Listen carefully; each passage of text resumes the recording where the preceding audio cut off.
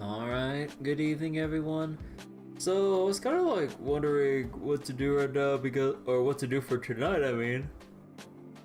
Oh, but yeah, like I don't really feel like, at least for tonight, don't feel like going through the map for PoE2 for tonight just yet. And still kind of like putting Borderlands 2 on the back burner just a bit longer because I still feel kind of burned from how ridiculous like Borderlands 2's damage scaling is. Like, it's really annoying. It's making me wonder if I could try to find a way to mod in damage reduction through like accident skills, or if I want to go that far, but I'm kind of leaning towards looking into how to do that if at all possible. Because, dear God, I don't like the friggin' bursty damage scaling Borderlands 2. But putting that aside, though, yeah, so kind of looking between the options, and I didn't want to start any new game just yet because we're still in the middle of Borderlands 2. I was like, yeah, I just do some Starro, go through side content, go farm Jades for Guang and everything, and hope that I get her and everything. But, yeah, so let's go take care of that tonight. We'll go through the event first and everything. And hey, Abdo, how you doing? We'll go through the event first and see what all the hubbub is about with that, and see whether or not people were right about their complaints with the mode. But at least from what we saw with the preview, it does look like it emulates how the Bazaar works gameplay wise. You have like your particular item slots that you put stuff into, and I'm assuming there's some kind of like adjacency set bonuses or whatever that'll play together for your build, and then you'll just kind of like hopefully auto your way to victory faster than the opponent. Oh, wait, what's that, Urban? You seen those complaining at HSR for not pulling character because some guy says you shouldn't pull or use Gilgamesh for what he's done. Yeah, people are like, a lot of people are getting weirdly like, I don't know how to word it, but yeah, some people are getting very weird about like pulling characters that have like pretty checkered history or beliefs, or just straight up bad ones, you know, like just given how Gilgamesh's like history is, or at least like with his portrayal in Fate Stay Night in particular and everything. But yeah, like I kind of just view it as like whatever. Like, he's supposed to be at times like the antagonist or villain, other times he's like a partner that will live and die and serve for or whatever, depending on, you know, what kind of Gilgamesh he's portrayed as in whatever story. You know, like when you see him in Fate Grand Order, when you see him Fate Strange Fake, when you see him in Fate Extra or whatever, or Fate Stay Night in this case. But yeah, people get really weird about characters in media who aren't just either straight up like idealistic, always morally right heroes versus villains they can easily label as such, and feel this weird aversion to, like, in this case, playable characters who don't necessarily line with our characters or main group's morals or whatever. But it's like, yeah, people get really weird with that stuff. Your entree is fully on the honor system. Please validate like, your own ticket before boarding. Yeah, I'm trying to like think of stuff off the top of my head, but yeah, I don't know, like, but basically people who probably have either who can't really, or God, I'm like having so much trouble trying to like find the right words to more eloquently like lay out my thoughts like this, but like, people can't really separate what nails it. Like, the way like people raise complaints like that about fictional characters and stuff, like, they seem to have a lot of difficulty separating their distaste for certain, or I'm sorry if I'm like stumbling a lot. Like, again, I'm not the most well-spoken when it comes to matters like this, but people can't put aside their disdain for characters and mistake it for, like, or no, it's not necessarily that up to, God, fuck me, dude. But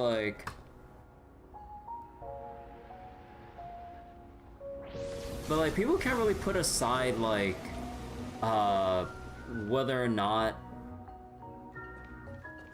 a game character should be playable or not, just based on how they're written. Like, I'm sure there's probably a better way to put that, but yeah, I don't know. Because otherwise, like, by that logic, like, basically most characters in whatever game or fiction wouldn't be playable unless they're always lawful good heroes that can never do no wrong, and like from their perspective, like, it's just like they know absolutely everything that should be right in the universe or some shit. Anything that goes against that, or any morally reprehensible individual or people with like conflicting beliefs or something, like, are just something they shouldn't really, or something, like, they think that like like fictional characters like those should be something that no one should ever view in any favorable or fanatical light or whatever. I don't know. I'm not trying to word it more eloquently. Sorry.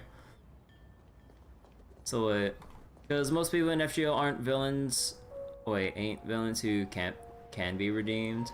Yeah, like there's a lot of like heroic spirits that we put up with despite how terrible their histories can be, whether it's Castor Gilles or Christopher Columbus, or, you know, Ashia Doman and Sicilian Chiara, given how she is in Fate Grand Order with how terrible of a lady she is. Like, as much as we like lean into like the whole sexy fan service with her, which is basically the whole point of her character, like, just given how much it centers around all that kind of stuff. But like, yeah.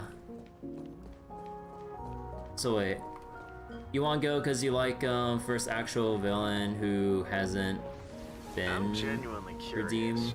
Wait, exactly to a certain degree we can redeem it. I mean, like, not every villain needs to be redeemable, as long as they're like either, I don't know, like well written, portrayed, or just like have something like, I wouldn't necessarily say deep, because like you can have good villains that are just simple villains,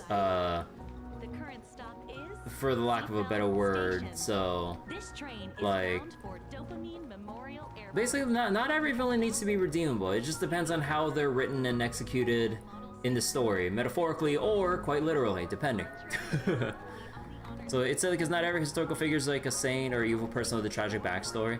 Yeah, like not all heroic spirits are innately good people. Like specifically like anti-heroes are a thing, and like just other like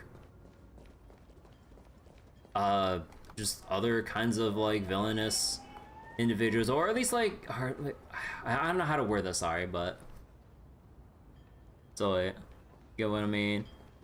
You think the same was said of Skaramosh? I'm not sure how to pronounce that name, sorry. In Genshin. When he became playable, he's one of the playable quote-unquote villains. Meanwhile, the Traveler reenacts the... Wait.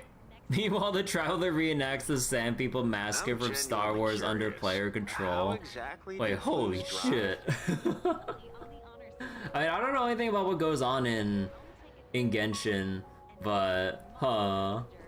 But yeah, like, I think like the main thing that comes down to it, like, people get very, very weird when it comes to anything that isn't that idealistic portrayal of a hero in fiction. Thanks for bringing me here. I think that's what it basically comes down to. Like anything that's like either morally gray or in this case just straight up morally black or whatever. Like in terms of like how immoral like some characters, historical figures, heroic servants in this case can be. I don't know, like people just can't seem to stand for just having them exist as if it's some kind of affront to the game and it's like whole existence or something. I don't know, it's really weird. So Gilgamesh, egotistical guy who can back up his words, did some messed up stuff but people love him. I'm not saying like Gilgamesh has done and said some like truly reprehensible stuff. Like there's no excusing that. But despite that, like you can still have a good character that does reprehensible stuff. It's like people seem to be adverse to characters that actually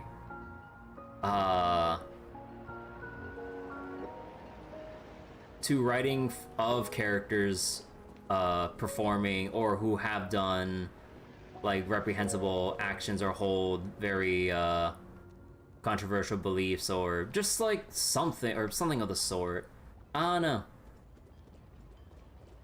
So wait, we got confirmation in most recent main story that the last witness has been silenced. Holy shit. Impossible Kirei as a character. Need to be another one of the characters that people would try to tell us not to pull for.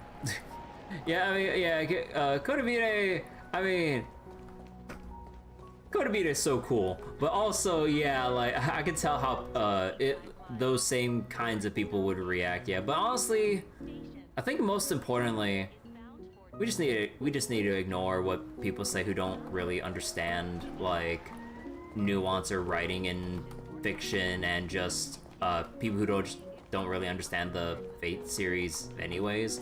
At that point, it's just kind of like people who aren't familiar with the property just talking shit to talk shit, or trying to drum up like outrage going over like, oh, I shouldn't pull this character because they're bad. You know, I'm being a little bit reductive in how some people might be portraying that, but yeah, it's kind of weird how people just can't seem to stand Yellow Ducky Nibble's flagship store.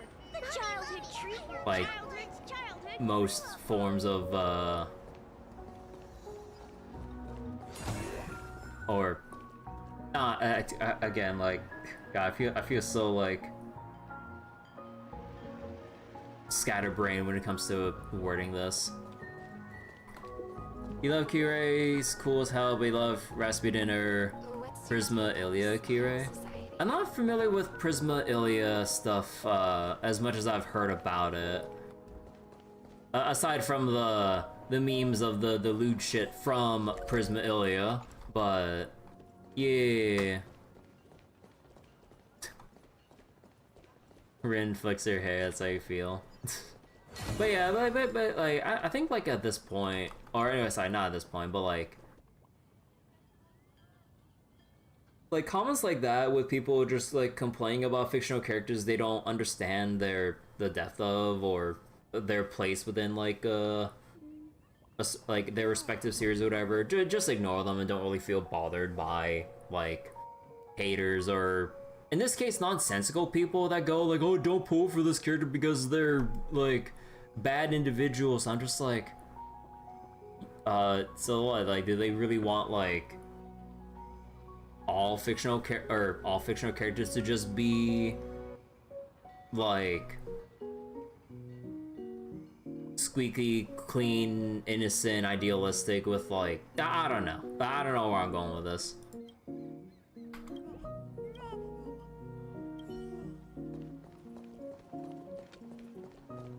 Prisma Ilia Kirei killed the cast with the spicy mapo tofu. I mean, that shit is lethal. Come help with the cleanup in a couple of days. That shit is lethal. Wait, where is this? Oh, is it down there? But yeah, okay. So, let me go get started with the Pixel Plane event.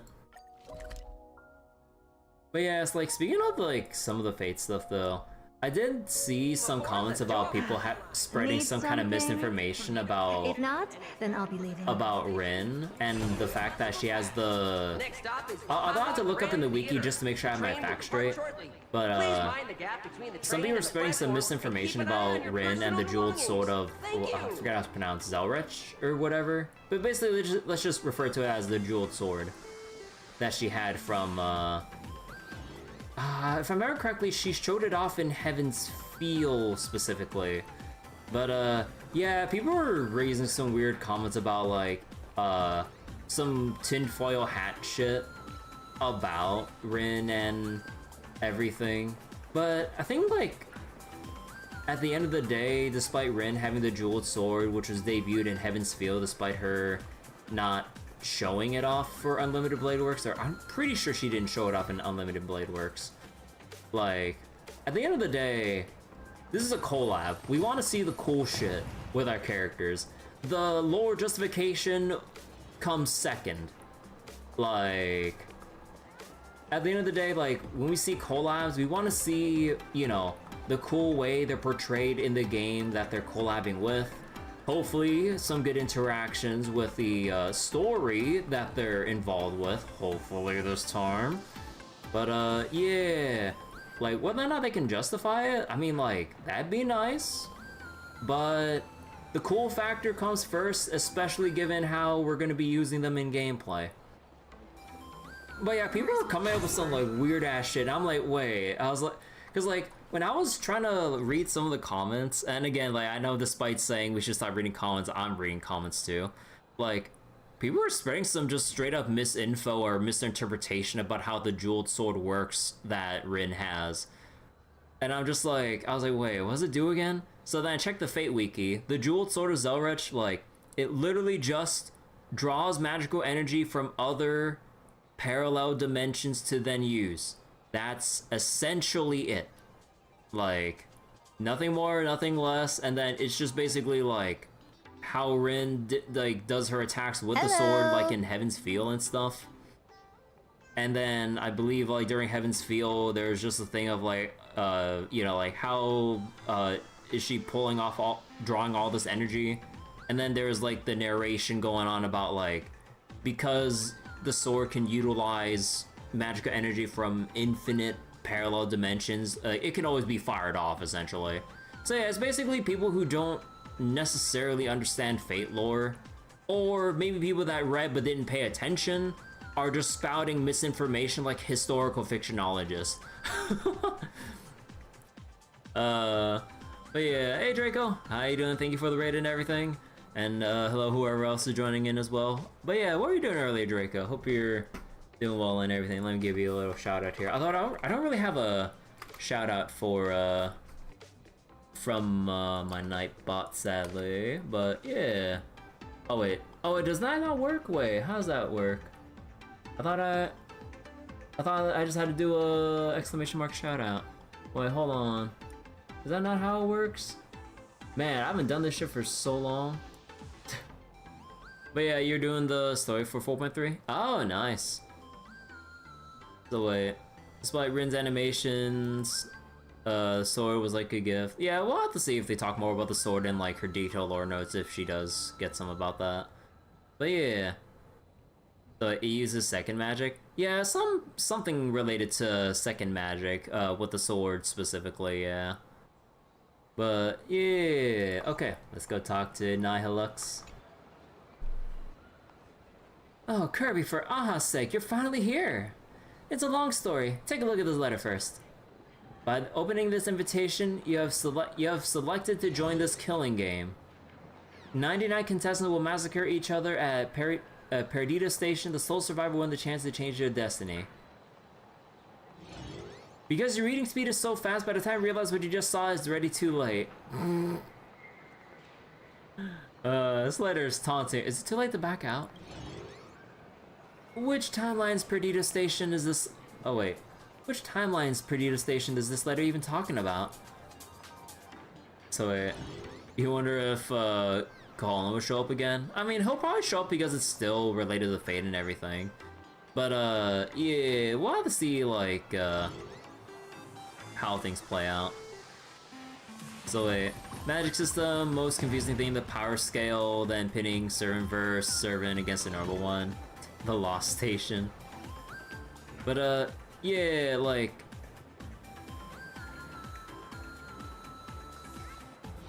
I don't know. You probably heard about it too. That bloody dark and cruel underground game. Exploiting human weakness, desperate people are lured in by massive cash prizes, risking it all just to survive till the very end. Wait a second. So, you're here to gather material? No, I'm here to join. I was a bit strapped for cash a while back and got tempted by the hefty bonus. Truth is, I couldn't help myself. Human weakness. But there's no way I could survive to the end on my own. Everyone's waiting to pounce, like right now, for instance. This killing game already started the exact moment we stepped into the station.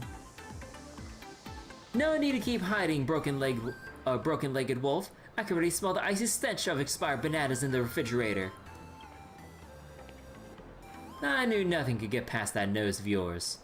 Since you chose to come here, you should have already made peace with the thought of getting dragged into the game, right? If you don't fight, you will die. This world is just that cruel. Cruel yet beautiful. Sorry, please accept my challenge. Huh. I thought if we just roll over and die... Oh, wait. If they thought we just roll over and die, they're incredibly naive. Kirby, use it and turn the tide. But aren't you using the baseball bat? In principle, pilots aren't allowed to personally engage in combat. Because this is a combat game where honor is on the line. It's a fight to the last person standing. Pixel Plane Rumble. Looks like I've got no choice but to fight, and probably 30 minutes of tutorials. Don't underestimate a veteran's resolve. Kirby, I believe in your beginner's luck.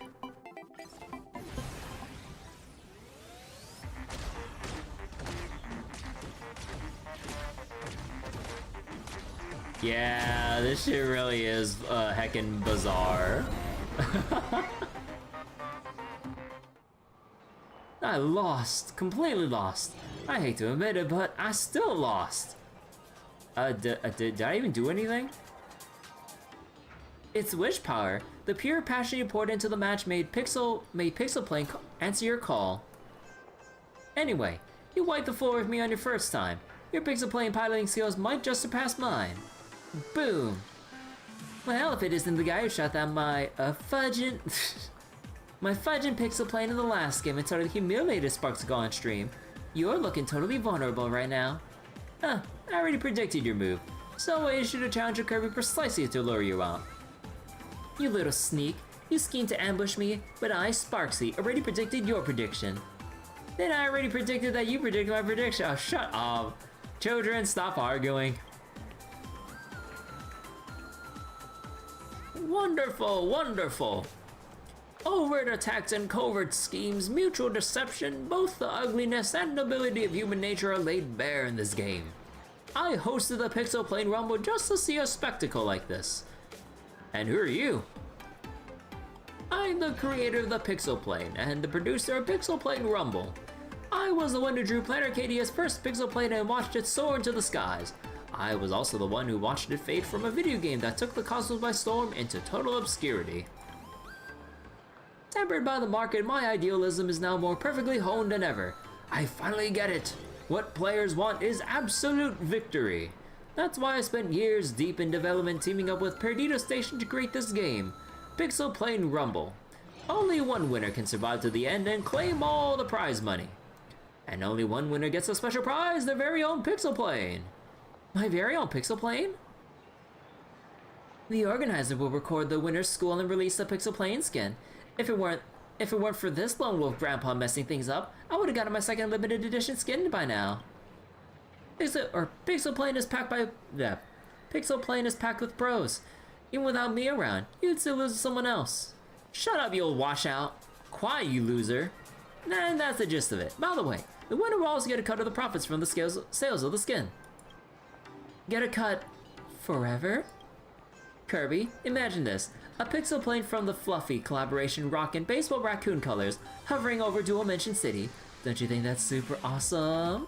As a comic artist, I think it's way too cool.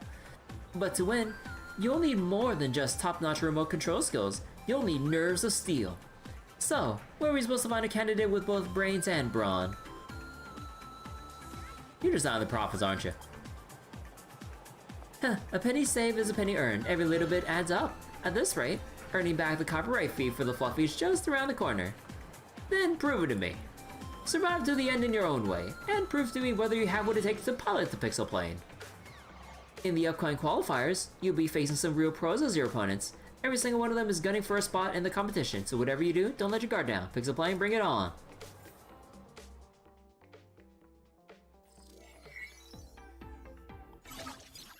Take advantage of the qualifiers to experience a full round of Pixel Plane Rumble. The goal is to defeat every enemy you encounter, make it to the finals, become the winner, collect equipment. Every Pixel Plane comes with one piece of core equipment. I install a piece of damage-focused core equipment for Unit 1, the Dip Pen Nib. Another excuse to procrastinate. Alert for... wait. Enemy attack is our first opponent. When forced into a battle, the first to reduce their opponent's HP to 0 wins. Let's take on the opponent. Once the charge is complete, the equipment's ability will be triggered. The Dip Pen Nib's first ability deals damage. Let's show the opponent the power of our pen strokes.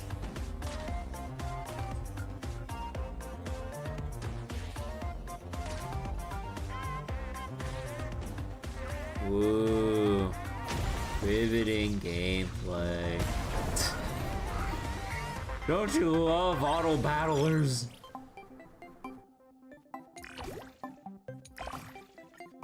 The pen is mightier than the proton torpedo. This is the power of our pen. There are still open equipment slots. You can equip more equipment. Let's check out the sales platform. Spend gold coins to purchase equipment. These two pieces of equipment can also deal damage which lines up perfectly with our core equipment. When you have open slots, purchase equipment will be installed automatically. We still have plenty of gold coins, buy. Armed to the teeth, keep pushing forward. Equipping this much damage-focused equipment is more than enough to handle the opponent. Let's take them head on.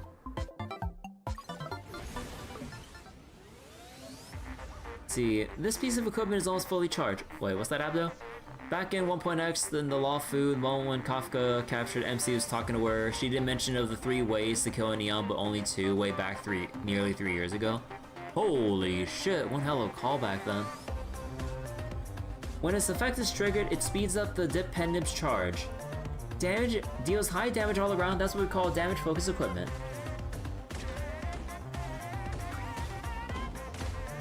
Whoa. Damage build.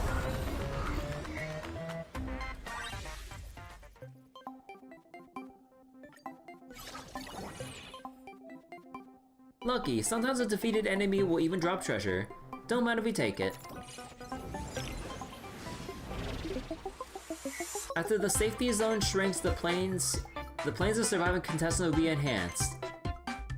So it's basically like a battle royale without really being an actual battle royale you run around in. Obtaining more gold coins provides a greater advantage. And more equipment slots, meaning you can install more equipment.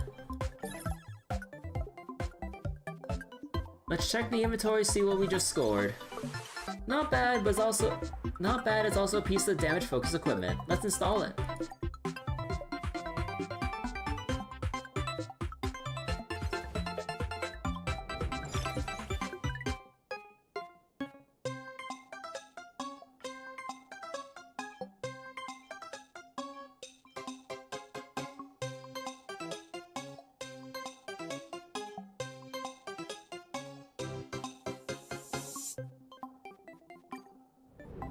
Burner's OP on this. We'll see.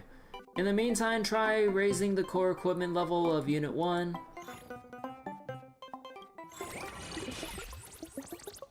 Whoa. Oh yeah, also on a side note, tomorrow is gonna be Summer Game Fest, so I kind of wonder what they'll announce. But also, on another unrelated note to Summer Game Fest, on Saturday, I was kind of rolling my eyes about the IGN Live Showcase, but you know what I saw announced? Apparently, they're gonna have a little thing about MapleStory Classic on IGN Live this Saturday, and I'm just like, oh boy, let's go. Maybe they'll actually announce the next, like, beta period to register for, and then maybe the actual release date of Maple Classic. Please?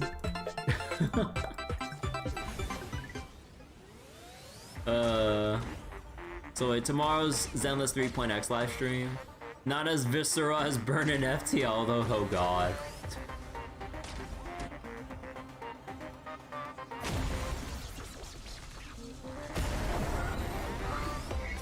But yeah, surely, when they show more stuff, or hopefully when they show MapleStory Classic on the IGN stream or whatever, surely it wouldn't be a nothing burger that's just like milestones and random statistics from their latest beta period, right?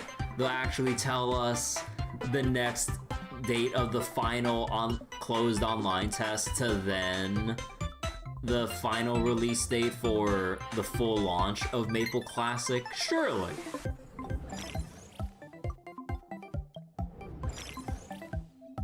Let's see, obtaining duplicate equipment will increase the star rating, purchase it to level it up. Whoa.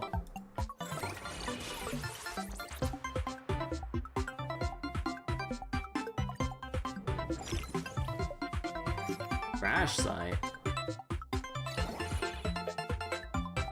When adjacent equipment deals damage, increases this thing. Oh, right. So wait, let me just do a thing real quick. So wait. Let me just mute the audio real quick. So wait, IGN just leaked 3.x gameplay footage early and they took it down. Oh yeah, I also heard that IGN fucked up as well with oh fuck. Well, they leaked like a whole bunch of stuff, right? That I believe Sega took down or something. Or wait, was it actually related to Persona 6 or some shit, or Persona 4 Remake maybe?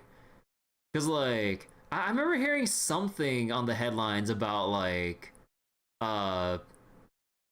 Persona related leaks or something like that. Cause like I remember when I was chilling in voice chat like earlier in the day, a friend of mine came up saying IGN fucked up, and I'm like, okay, what did they do today?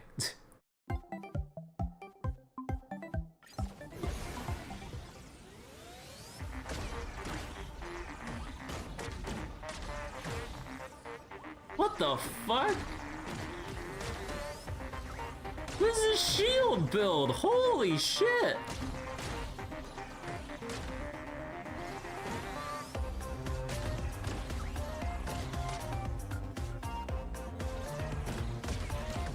But yeah, okay, so the whole point is me scaling up my thing enough so that I burst it down.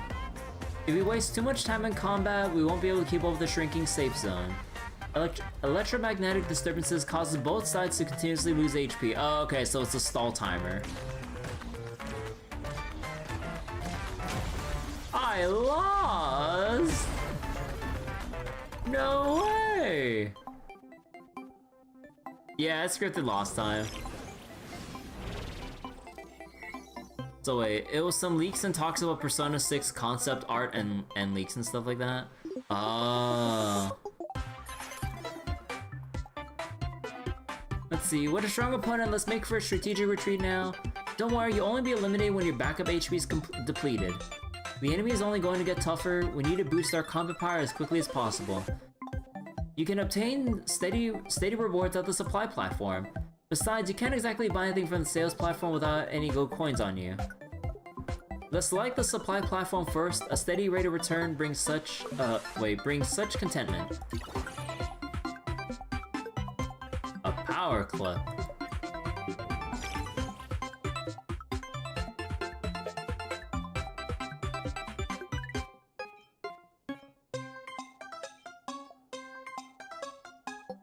So wait, deals.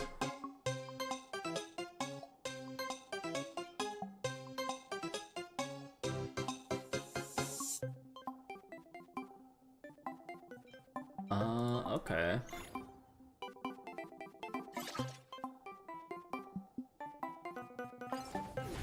And that's the only HP you'll ever lose. Hey, Bretsu. Let's see, we already got plenty of equipment that deal damage. See what the dependent can do. Glad to get IGN be glad to get a second chapter remake a 7 out of 10. Oh hell nah.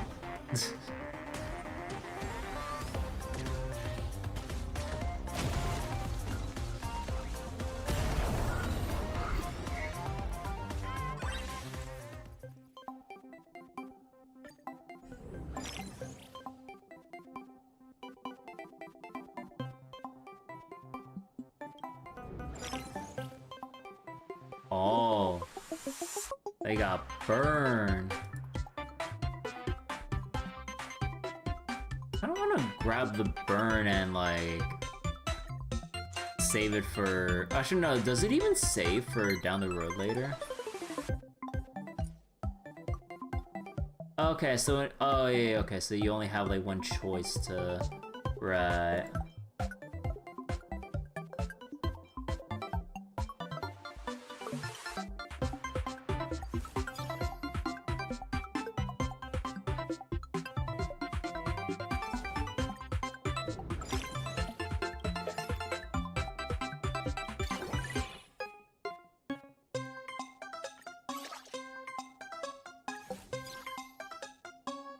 When other equipment gains damage, this equipment also gains the same damage. It's 3 seconds.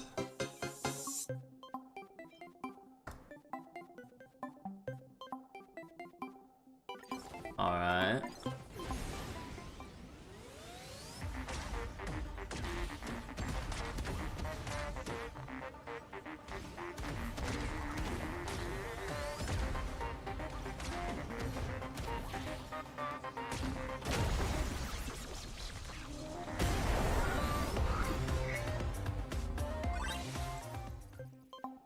You make a comment about the absurdity of mung bean soda, but nitro brew coffee is also arguably a bean soda.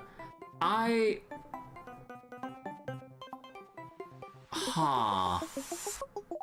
I mean, technically, yeah.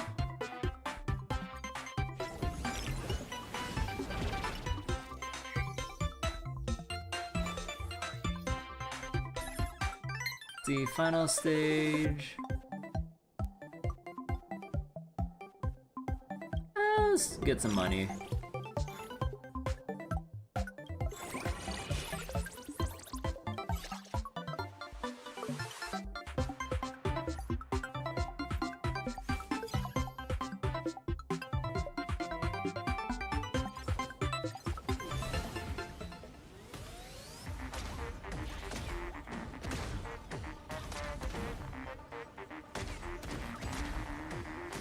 Oh, so that's how the...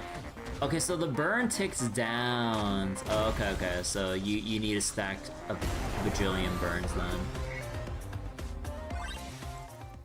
Yeah, speaking of coffee, I'd ordered some, like, earlier today. Or, sorry, not earlier today, earlier a couple days ago. Can't wait to try it out, like, once it gets here. Like, it's like some kind of, like, this time around, there's, like, some kind of coffee beans from like Mexico and stuff, so I'm like, ooh, I haven't tried that out before. So I can't wait. Alright, so I think we could get coins here. Yeah, okay. It's pretty obvious that they want us to upgrade everything here. Ooh, big upgrade.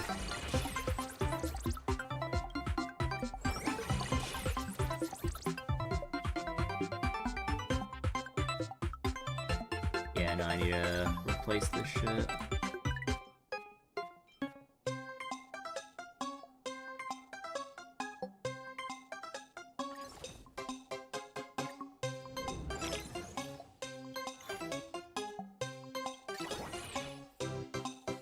Utility knife?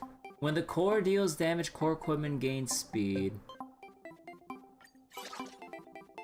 No, the wubbaboos.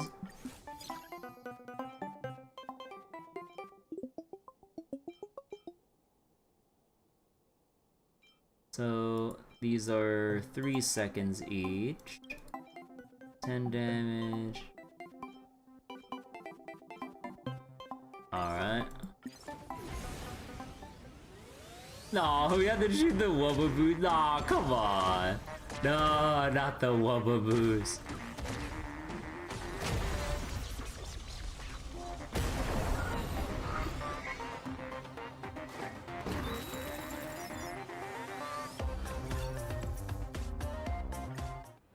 Another exhilarating victory. I knew calling you in was the right choice. I'm on fire. I can shoot down 100 more. Huh, your journey in Pixel Plane Rumble has officially begun. Will you forge your own legend in this pixel arena? I'm looking forward to it. If you want to pilot a pixel plane and show off your skills, come find me to sign up for the competition. I can't wait.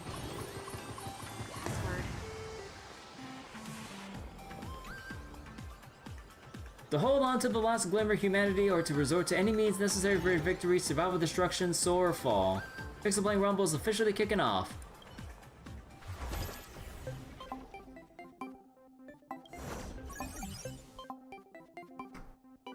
Let's see. Okay. Pixel Core cartridges, 1 in matches can unlock new models. Let's try this one. Use it to join the match. Knowing yourself as well as your enemy is an important tactic.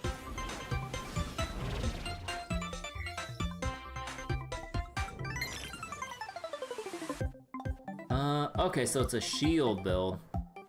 Gain 40 shield and deals damage equal to current shield. When other equipment triggers a speed boost, this equipment gets shield. Okay, so we want speed boost and shields.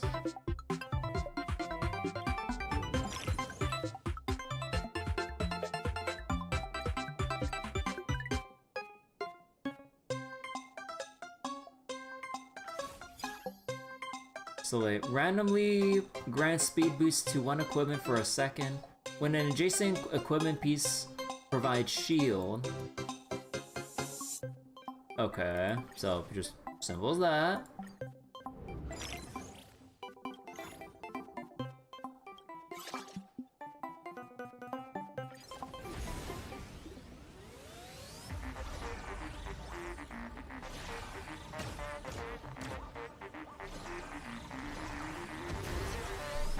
Holy shit.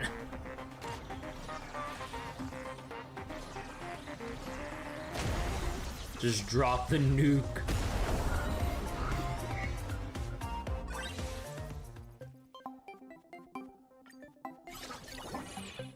Alright, so explosive data packet glitch speed boost causes 1 enemy equipment to malfunction. When the player's other equipment triggers malfunction, this equipment receives a speed boost. Oh, so you just have like malfunction items just like bounce off each other. Alright. I think we'll check for equipment.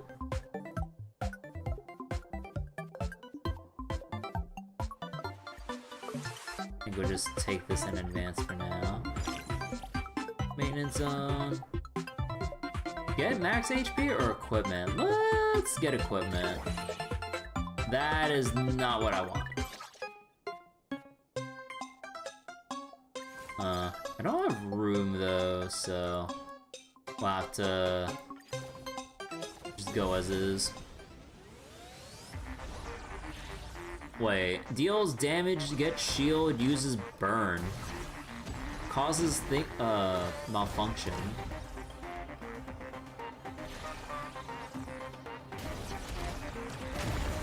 To one shot.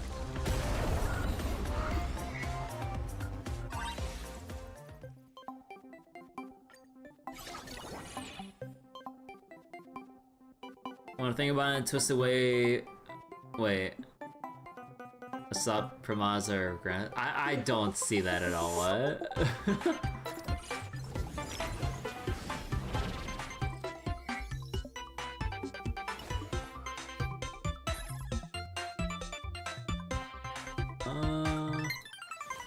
Yeah, we can go into the shop now. So more shield, speed boost, and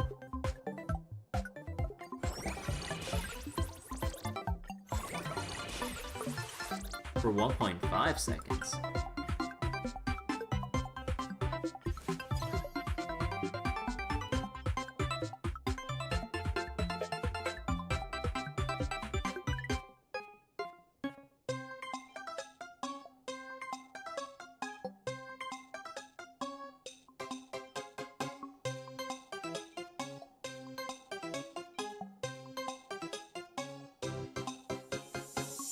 Oh wait.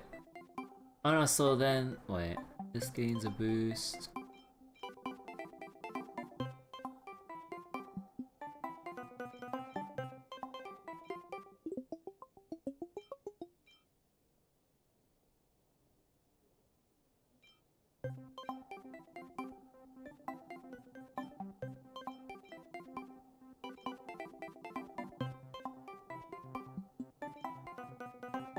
I think we'll just work with this for now.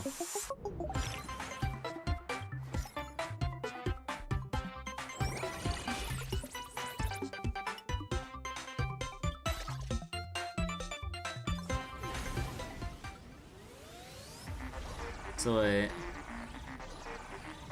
You do believe that 4.4 is the end of part 1, but that's just how you feel. Wait, what do you mean of like Planet Arcadia? Like, didn't they say 4.5 will literally take place at the IPC's like resort area or something? But I believe that's what they said their roadmap plan for 4.x was. Like, the first half of whatever patches for 4.x will be Planet Arcadia, then afterwards, like, we'll be in like some other places as well. When player triggers malfunction, speed boost to malfunction.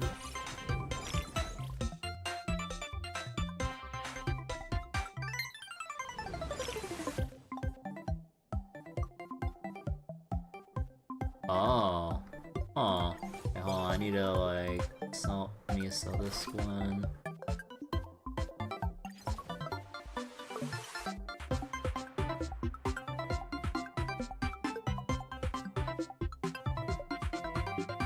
So wait, when players' other equipment generates shield, this gains 20.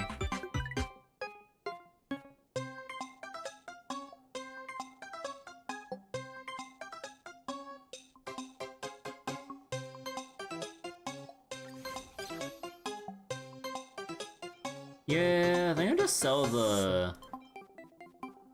Yeah, I'll just have to sell the stuff here, or the glitch stuff here. I can't really make use of it.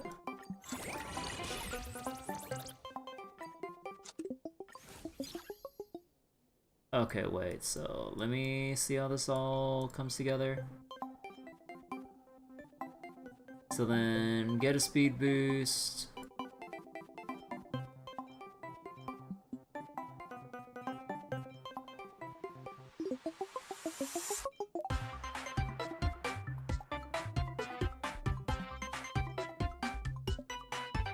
When using an adjacent shield type equipment, this equipment.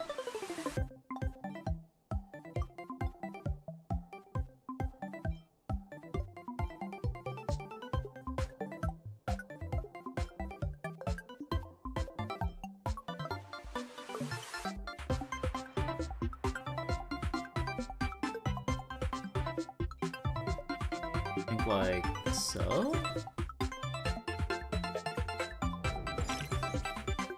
Crossfire. Gain 500 points of shield in the next fight.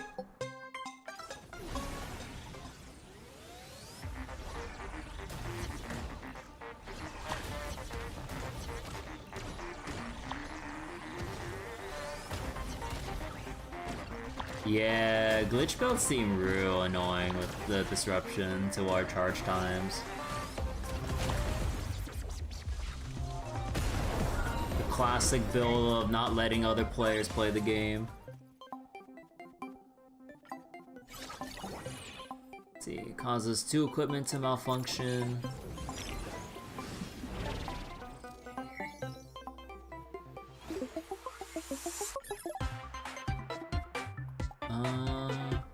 I'll save my money.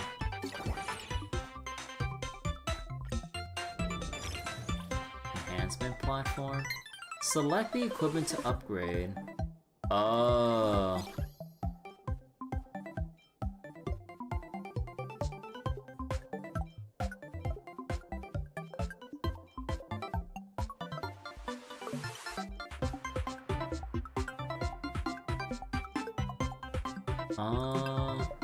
I think we'll upgrade the wheel.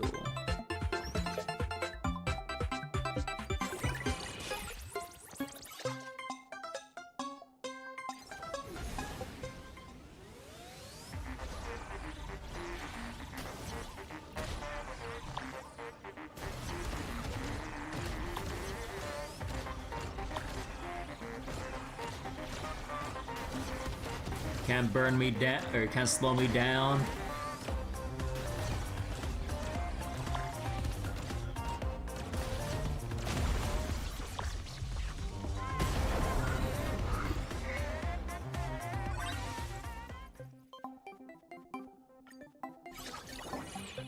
Alright, uses burn. When the player's other equipment triggers a burn, this equipment gets a boost. Well, not doing the burn build.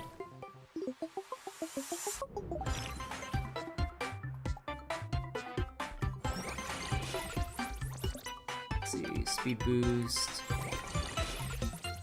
20 shield, and refresh.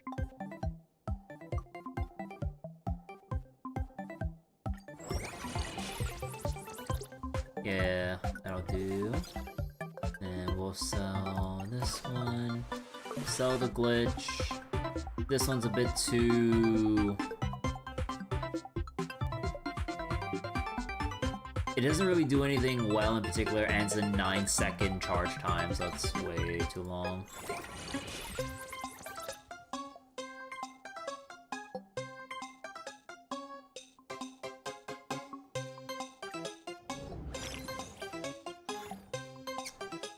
Yep, 500 to start with. Should be an instant win for a shield build.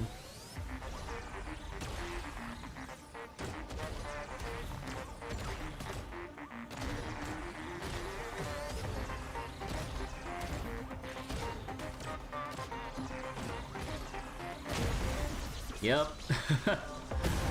God damn. But yeah, probably like if the other ships or the other planes are built more optimally, the counter build would just be glitch builds because it just disrupts our shield charge.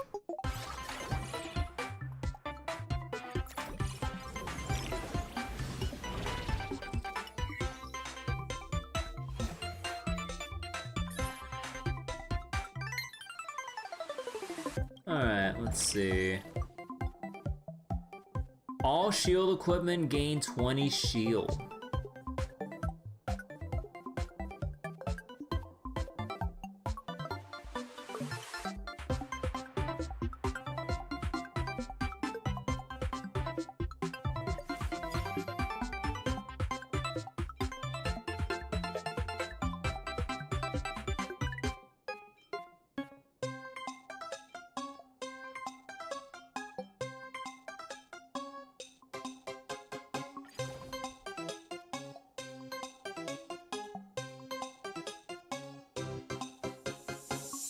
We'll wait for the next one. And core level up.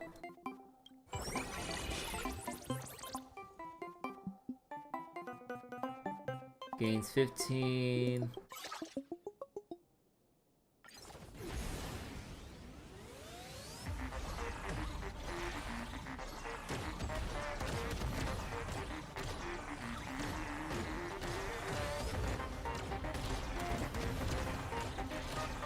We're scaling.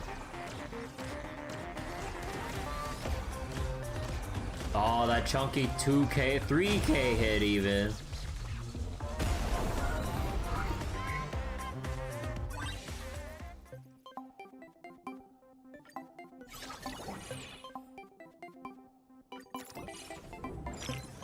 Purchase level 3 equipment? Sure. Gain 500 shield at the start of each combat at the same time. Deals 20% damage to the enemy's max HP. What the fuck? When triggering a speed boost, increase 30 shield for all shield equipment. Cause one equipment to malfunction for 999 seconds. Holy shit. That's insane.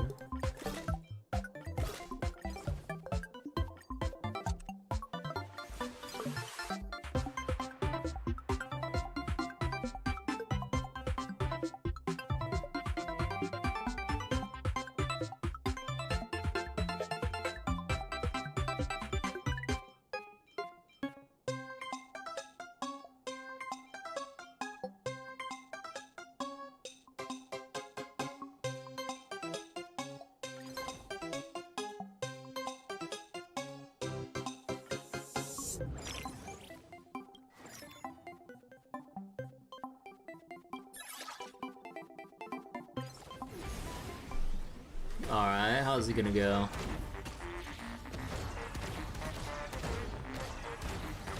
Oh. Jesus Christ. Oh my god. That's a ridiculous scaling already.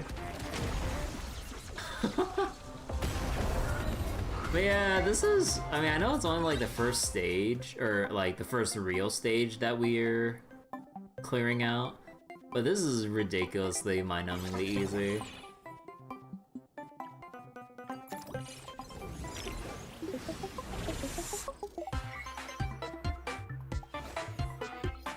Hole.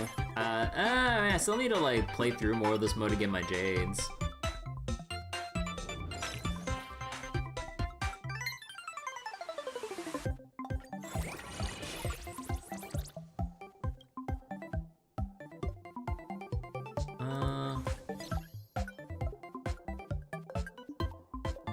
Increases their shield.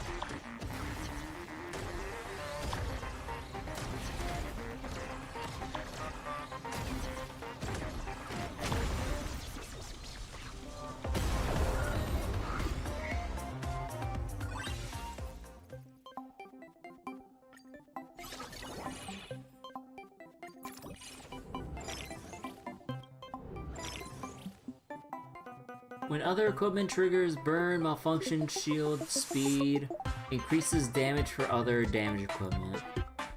Upon entering combat, instantly activate leftmost active equipment.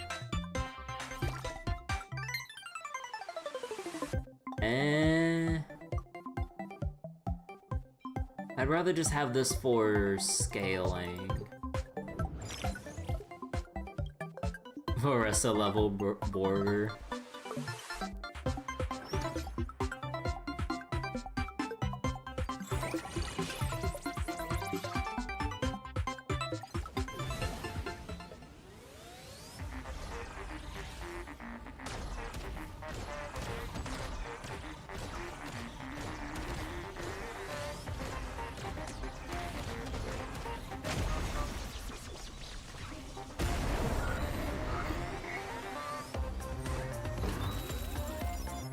Ultimate Survivor. Whoa. Tournament salary, the playoffs. Is this gonna be the... Yeah, this is like for the perma progression rewards. Limited time is all down here, but we'll claim it all at once we're done with this event.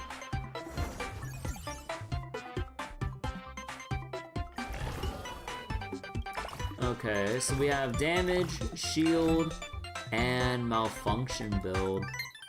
Oh wait, there's more. Yeah, there's like some other section on the bottom there, I assume for challenge stuff or extra Jades and stuff. Deal 100 damage when other equipment triggers malfunction, this equipment gains damage. When other equipment triggers malfunction, this equipment gets a speed boost.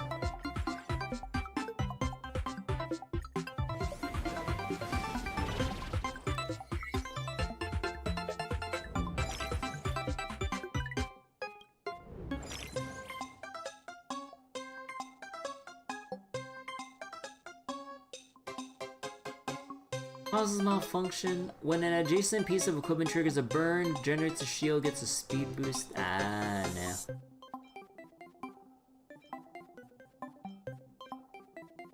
Alright, we don't really have much of the choice here, so it's kind of like... Get 1 speed boost equipment. You know, I don't know what else I was expecting.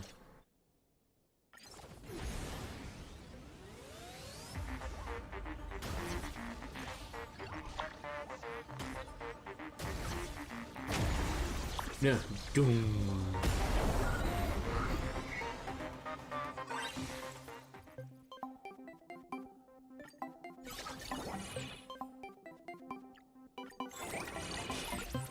Let's see, cause a malfunction for 2 seconds. Oh. I think we're fine for now, right? Let's just get more gold for now. And then we'll shop in the next zone.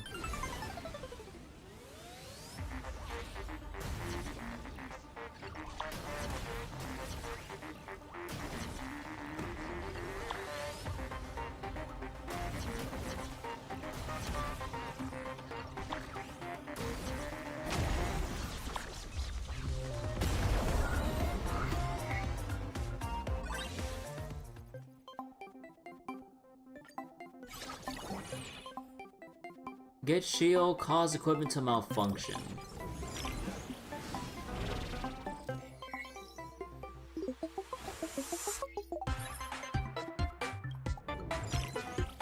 Alright.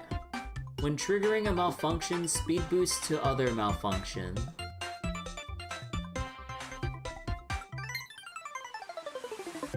Randomly grants speed boost to 1 equipment. When an adjacent piece generates a shield, this equipment gets a speed boost.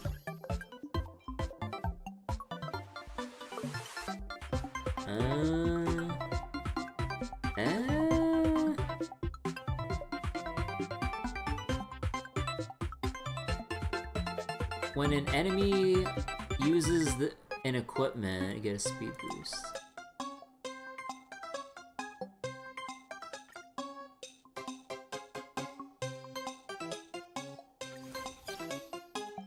So wait, when other triggers malfunction... Oh, okay, so placement doesn't matter with the items I have so far. Okay. So we can just move on.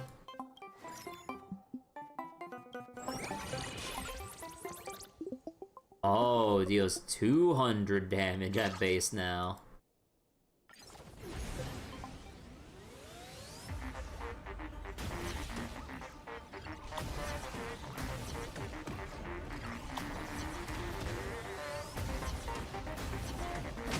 But yeah, that's also nice to throw off other glitch builds too when you have equipment that doesn't even have anything to charge up. Unless, like, the malfunction blocks the buff they provide if other items would trigger its effect normally, then actually maybe it would be good then. Still. Or still be useful.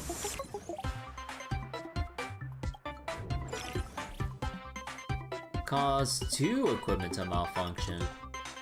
Would you rather cause malfunction to 1 equipment or 2 equipment?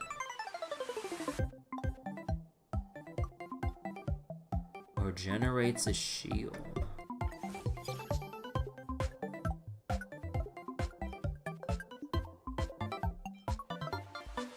You know, like this one we can sell. This one we can sell.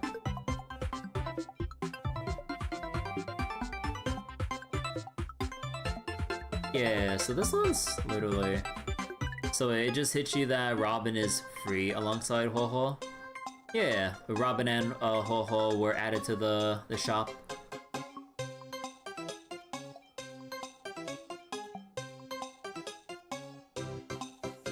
So, causes malfunction.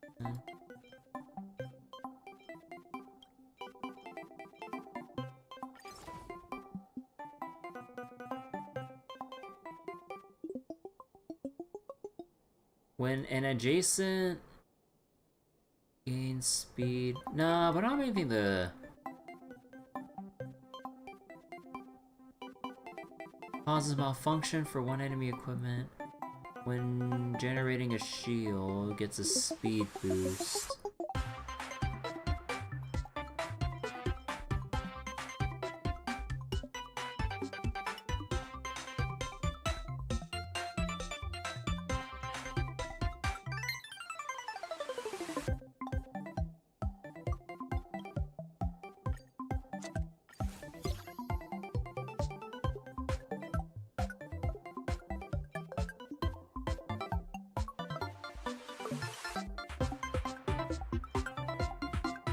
Oh wait, no, actually no, I don't have room.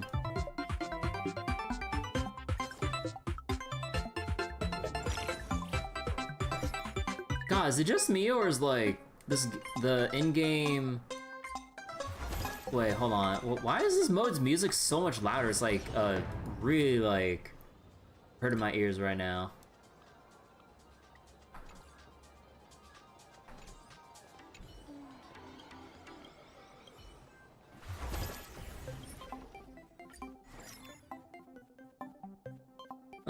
Get 300 max HP.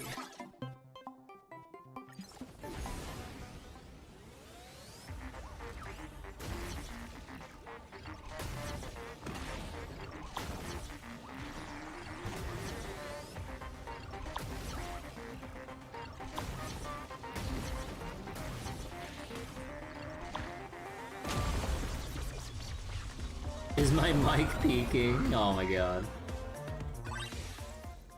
Lego Racers-esque music. I never played Lego Racers.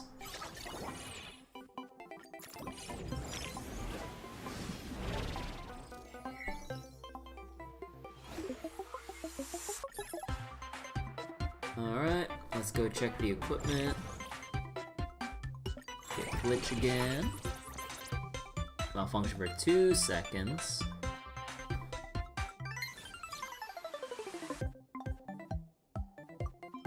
And yeah, we can just sell this one, sell that one, sell that one.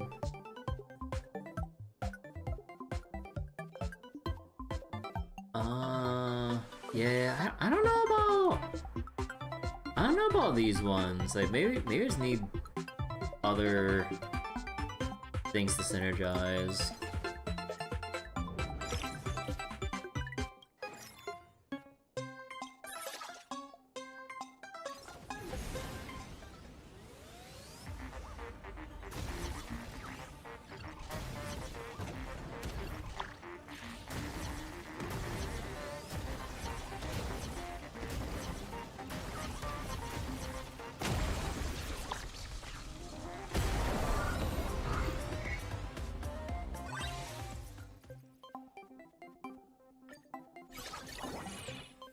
Let's see. Damage shield causes malfunction, 9-second charge. Okay. So wait. Add a unique take on power-ups. They're static as opposed to randomized.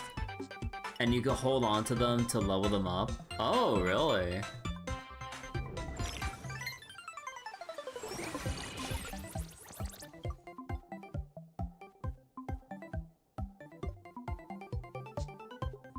Uses burn when dealing damage or triggering malfunction. The burn equipment gets extra.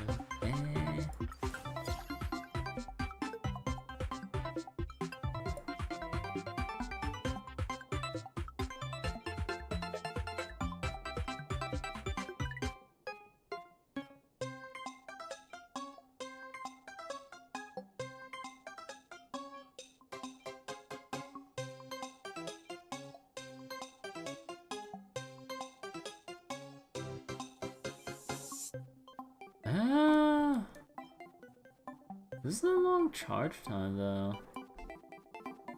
And yes, can't remove core equipment.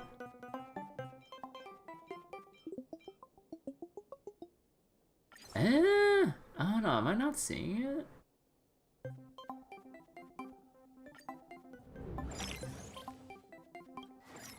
Hey Greenblade, how you doing? So wait, Mod Nation Races on PS3 actually use the same system and like 1-for-1 the same power-ups? Oh my god, I forgot about Mod Nation Races or whatever it was. Like I remember like seeing YouTube videos of people playing that. People really love that game. Lego Races OC is also very much its own kind of jam.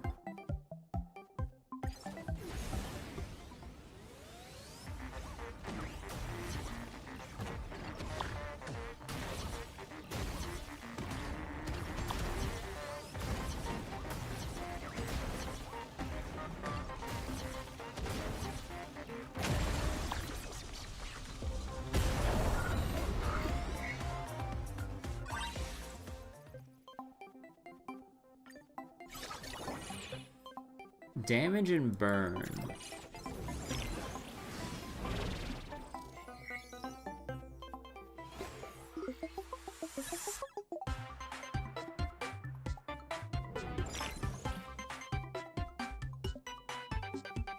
Randomly grants another... Wait, one other equipment speed boost for 5 seconds.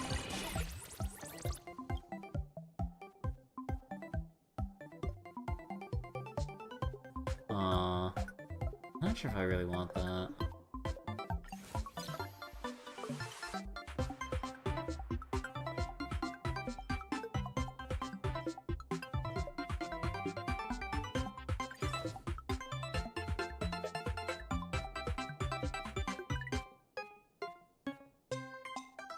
Maybe the credit gun?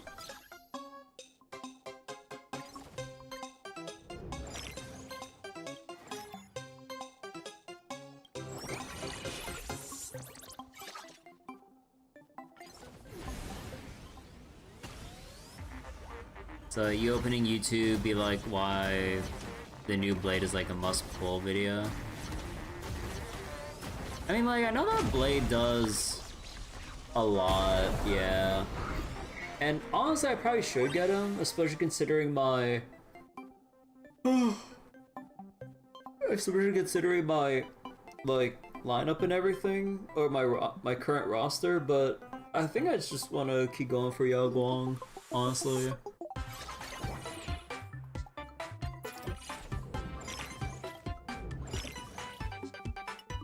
Calibric Bomb. When other equipment's trigger, burn, malfunction, shield, speed, increased damage.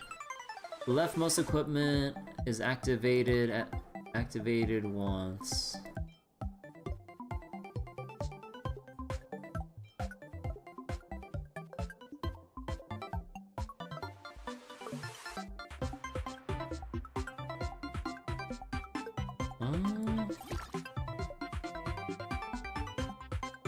At the start of combat, causes all equipment to malfunction. Oh shit.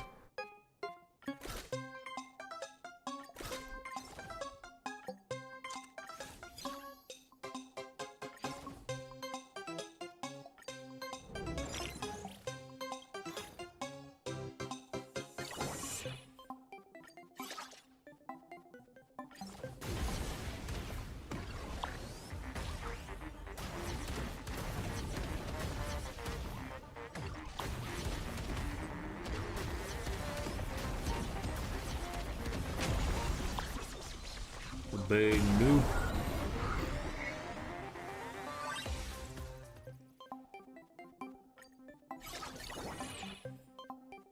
Now let's see, crossbow. Wait, I forgot. Oh yeah, we have like one more step to go through. I mean, I guess we just look through the equipment.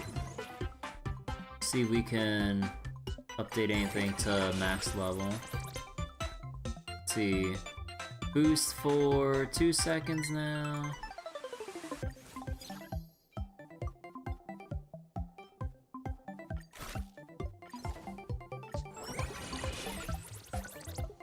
Free equipment.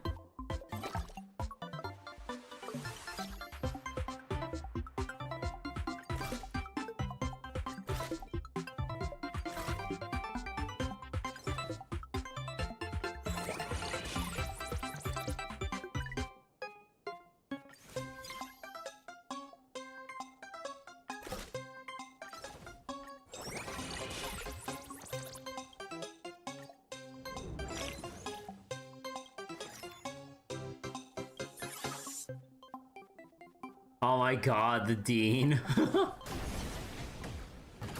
looks so goofy.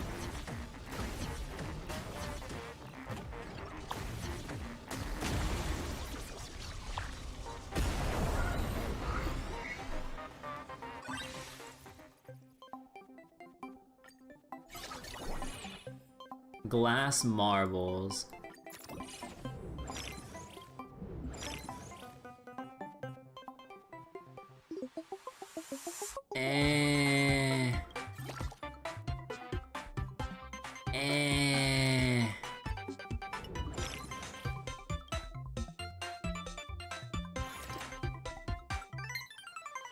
Inflicts burn. And ideally you want to put burn on stuff that would trigger often.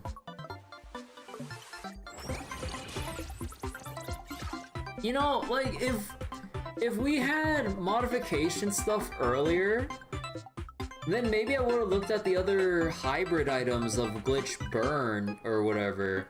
But this came at like the final fucking boss. Like, I can't pivot a build when an upgrade like this comes so late that I didn't even know it exists.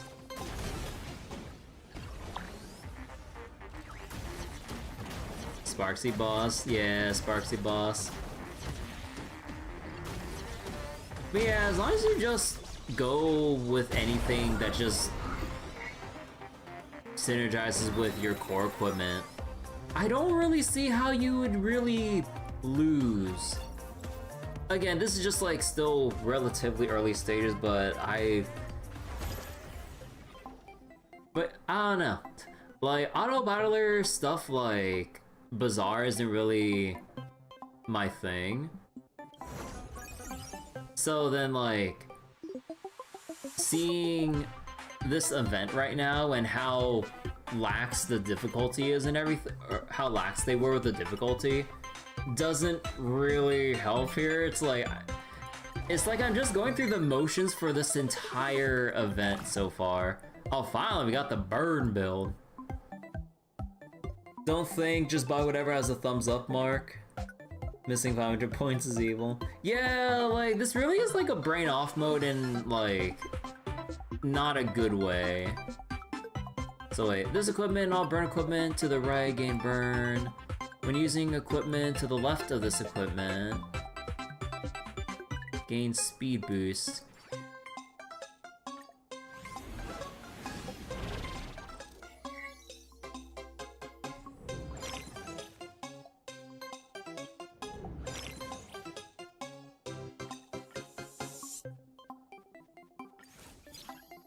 Yeah, they said you can move this around. So, wait. The stuff on the right gets extra burn, stuff to the left gets extra speed.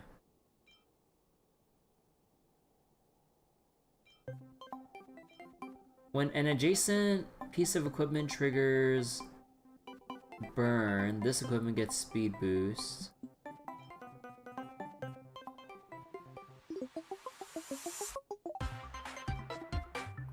Wait, so then... Oh, wait, when using equipment to the left of this, this gets a speed boost. Oh.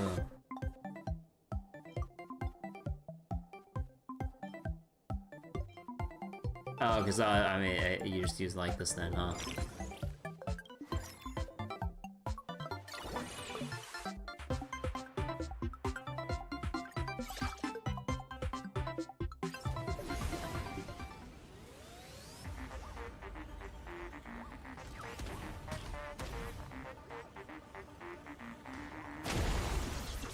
Oh boy. Dot build.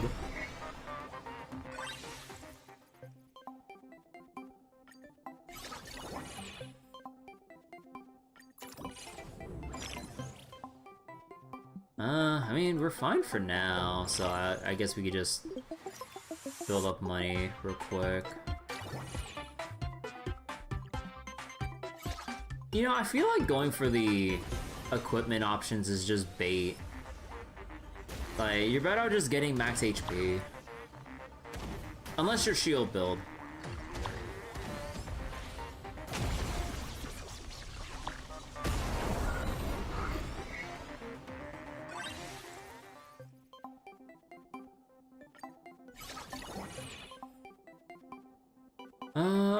When adjacent piece triggers burn, this equipment gets a speed boost.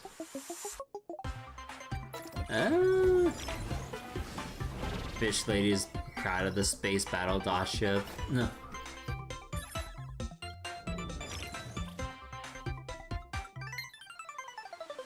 Oh boy, none of this really does anything for me. There we go. So wait, I'm using equipment to the left. This equipment gets a speed boost.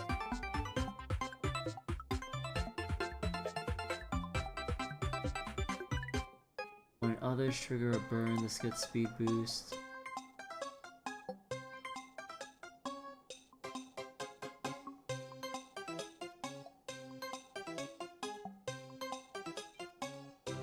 I forget, so do you want to like...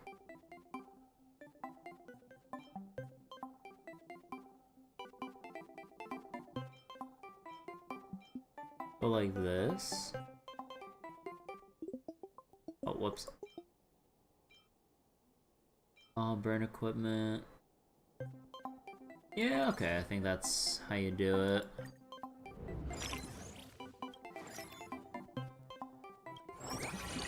Alright, level up core. Let's see, equipment to the right gain 4 burn instead of 2.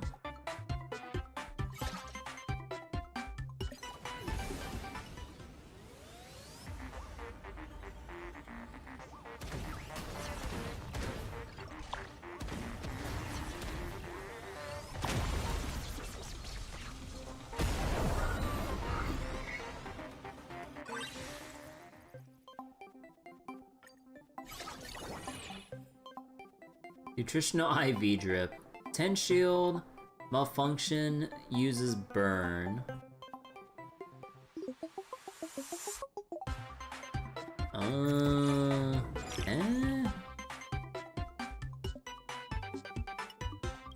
Let's just see what's in the shop. Let's go upgrade. You just saw Himiko LC picture frame. Shocking when you realize what it... Wait. Anvils? You mean unveils? Let's see. When triggering damage or malfunction. Yeah, blah blah blah.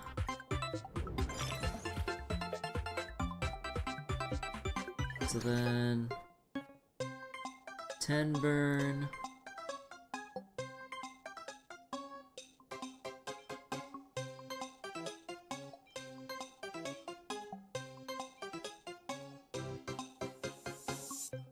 It doesn't really... nothing really changes with any of these.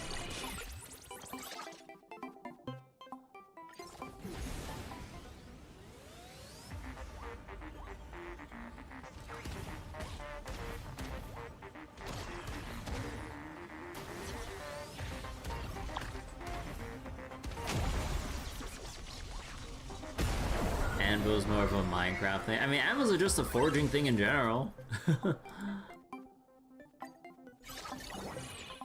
Okay, that one's useless. I wish we could just sell equipment that we get right away if we know that it's not going to be useful. Alright, so upgrade the bottle, refresh.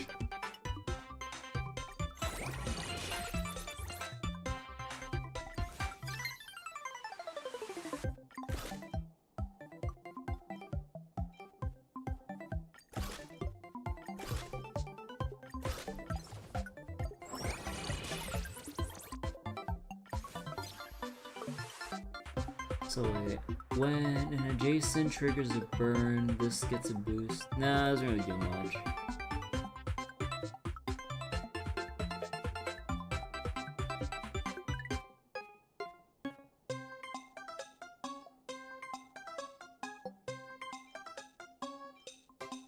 Suppose we'll do it like that.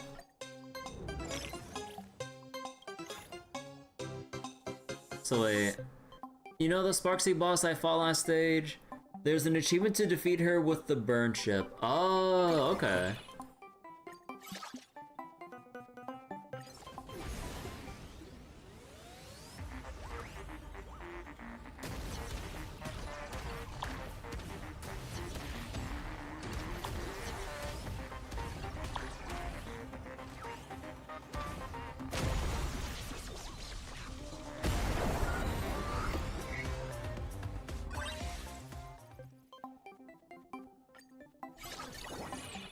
Malfunction, reduce cooldown of malfunction equipment.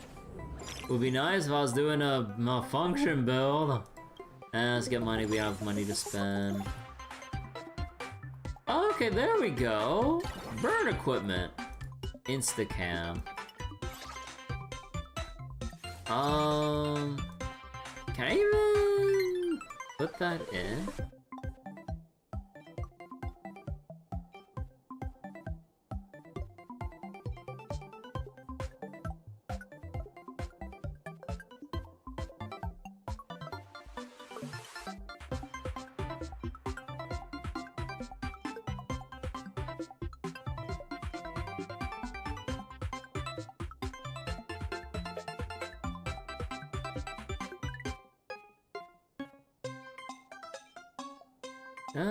Sure.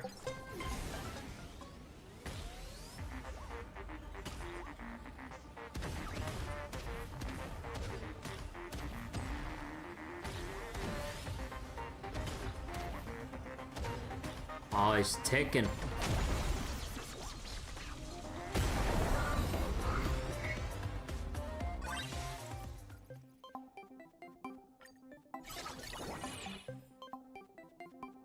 Deal 8 damage, combo 8 times. What the heck? If only I was doing the damage build.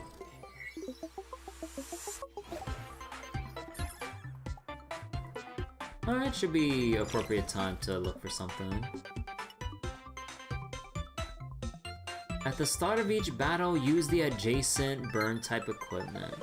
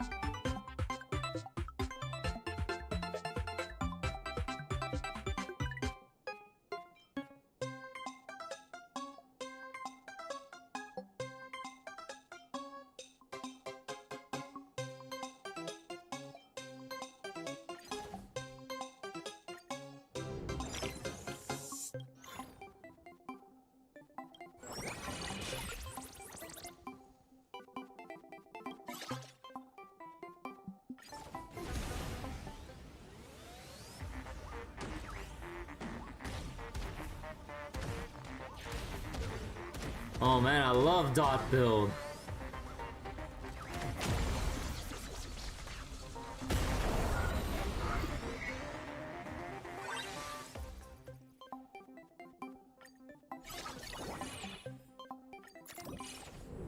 Alright, brother. Equipment. When using adjacent equipment, inflict burn combo 5 times. Inflict 20 burn at the start of each battle.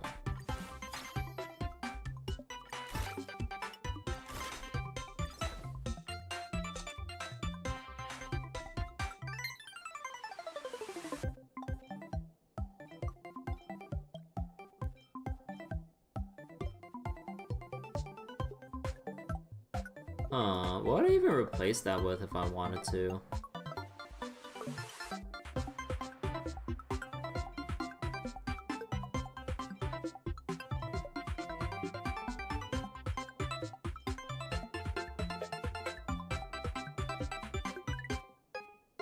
Eh?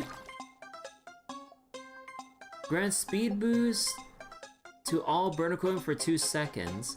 When players' other equipment triggers burn, this equipment gets a boost. Oh.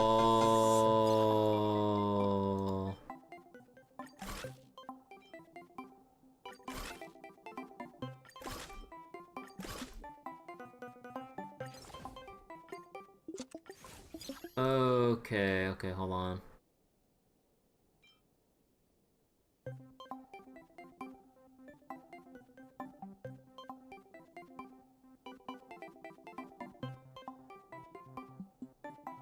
When the player's other equipment triggers burn, this gets a boost. Then I'll put this over here so that we boost this more and more often.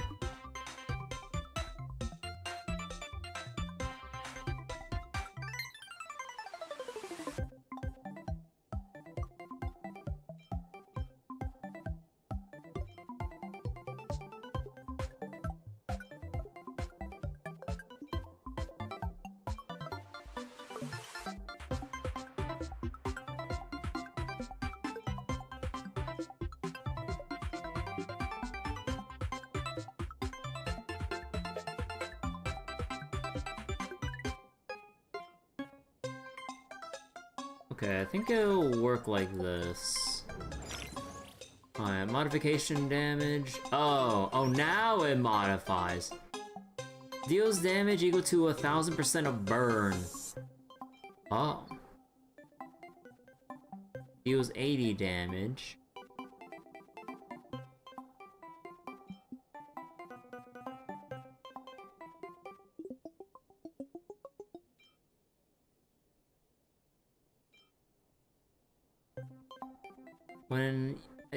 When using adjacent equipment, deal 10 damage combo 5 times.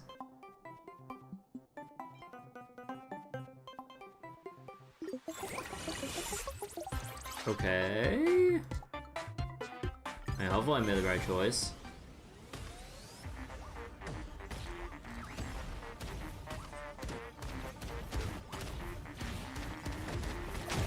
Holy shit.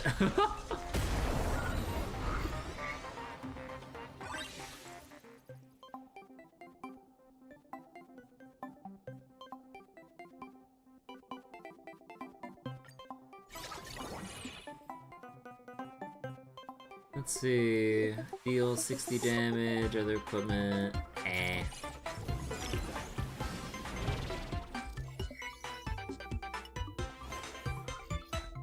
Not sure, Rinme. Let's not discuss any leaks because I'm pretty sure they didn't really unveil anything official with that. Or did they? I'm not sure.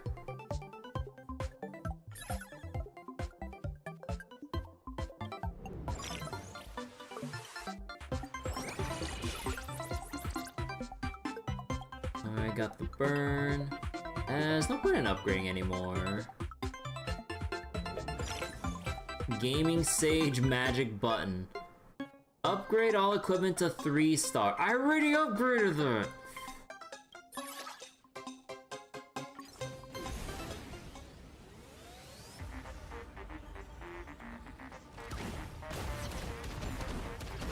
Holy shit. The number was just scaling. Oh.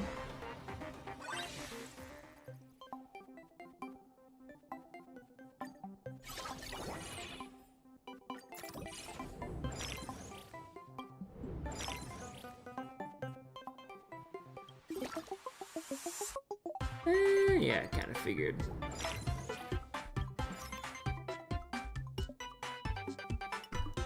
Oh, I was leveling up the equipment like over here then. Just get extra HP. Evanesia.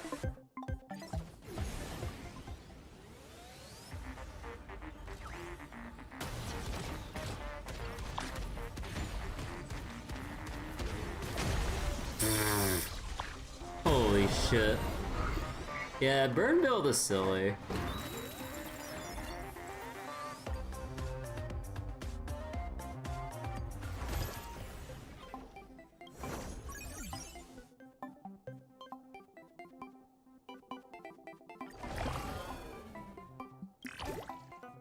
Equipment combos.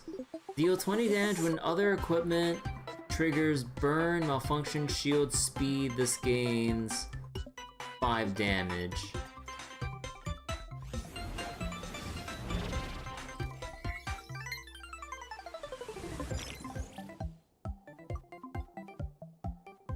Wait, what about Zenless Leaks? Like, we're just talking about Star Wars stuff.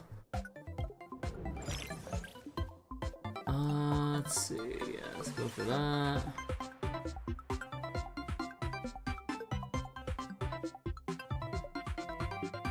Do I bother refreshing? Sure. Use damage and burn.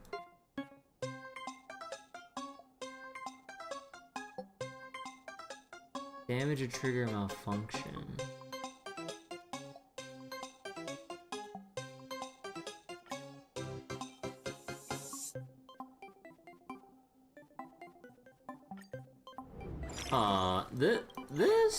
This ship seems kind of weird.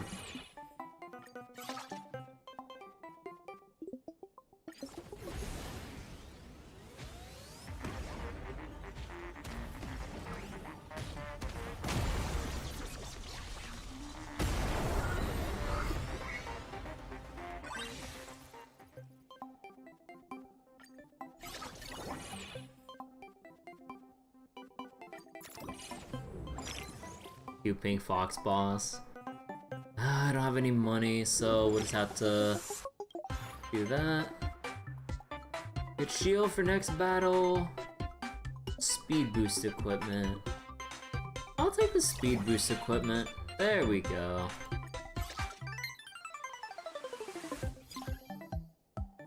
When triggering burn,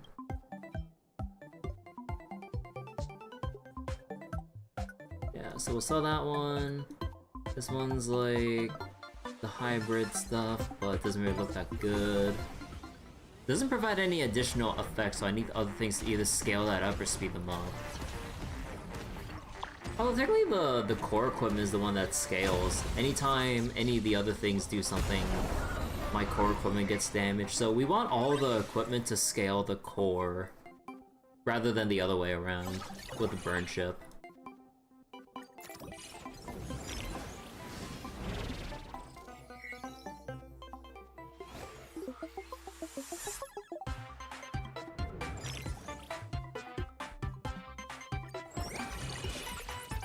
Alright, speed boost for 3 seconds. Shield, malfunction, and burn.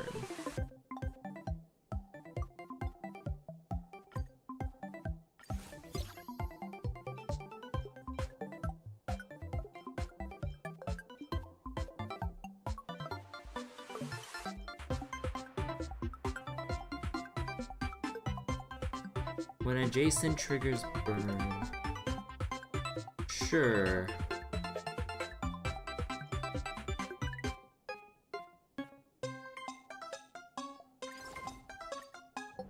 The decision paralysis ship. Jack of all trades. Yeah, it's Jack of all trades, and I don't know how to... I don't know what to, like, really aim for in terms of, like, how to scale this. Like, on the surface, it seems like anything works, but I don't know.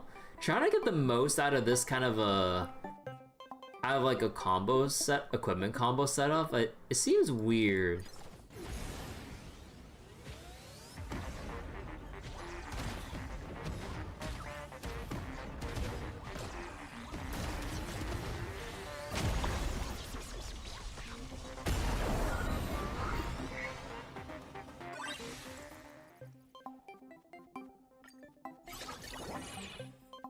Let's see, when triggering malfunction, grant speed boost to other malfunctions. Let's go grab...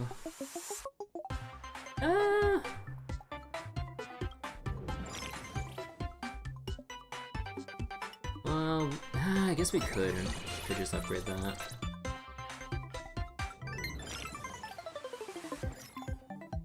Shield, HP, just get HP.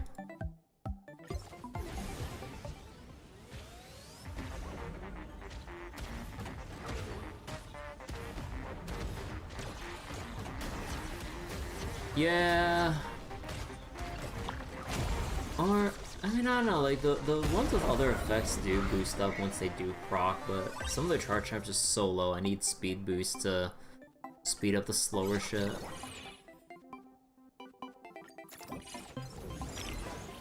I don't know, I'm not sold on this shit,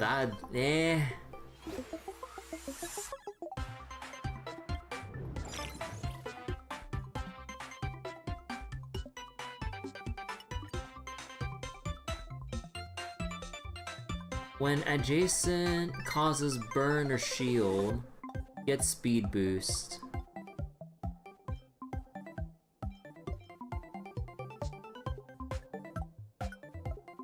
Okay, there we go. Oh, okay, we got something.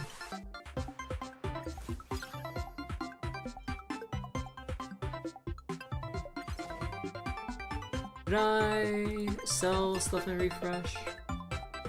So we could sell that, sell the burn.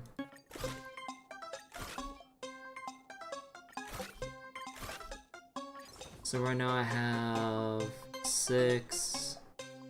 Nah, let's wait for the next one.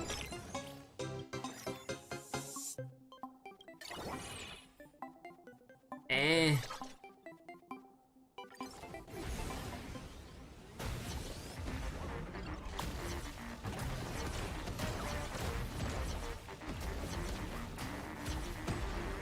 Oh no, the disruptions. Although it doesn't seem like this enemy's really causing much stuff either. Yeah, his build is pretty shit. Didn't really build up much burn, I was so slow to do anything with its equipment. Randomly grants other equipment a speed boost.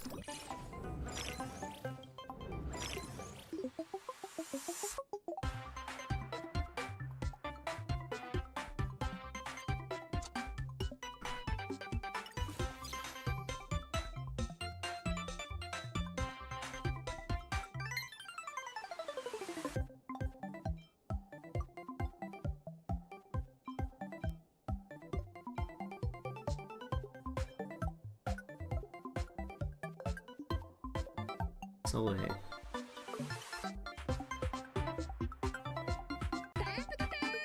Oh, whoops. Wait, no, I think I wanted... Oh, wait. So wait. What hurt most is when I lost my 50-50 pulling for Iceland's. Don't remind me of my lost 50-50s. Nothing good will come of it.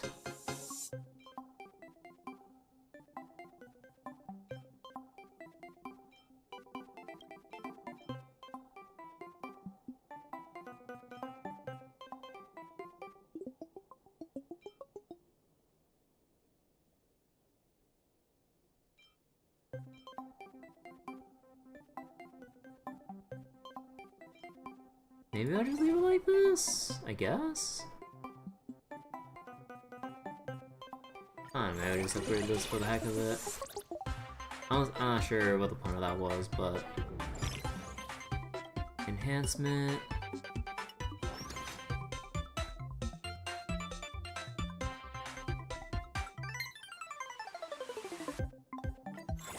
Sure, let's level up the lighter.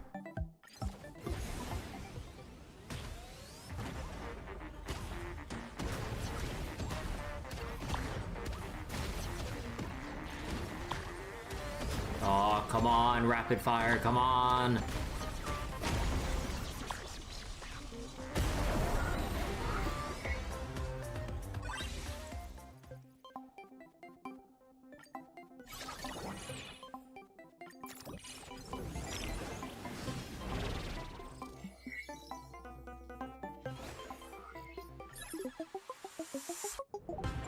Alright, equipment, caloric bomb. When other equipment triggers burn and whatever, increase damage of other adjacent... Wait, increase damage for adjacent damage type equipment. Oh.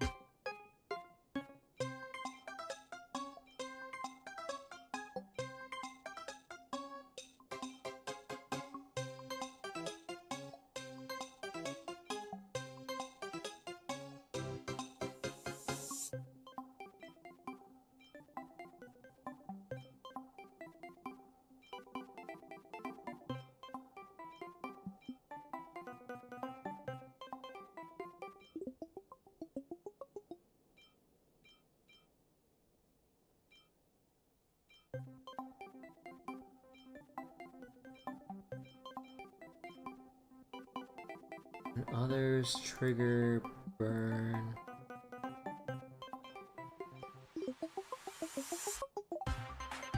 Maybe we get rid of the credit gun.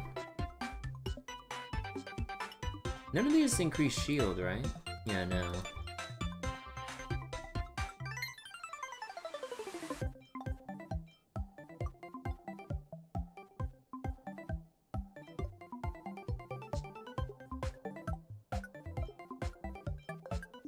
Yeah, actually, I'll just go with this.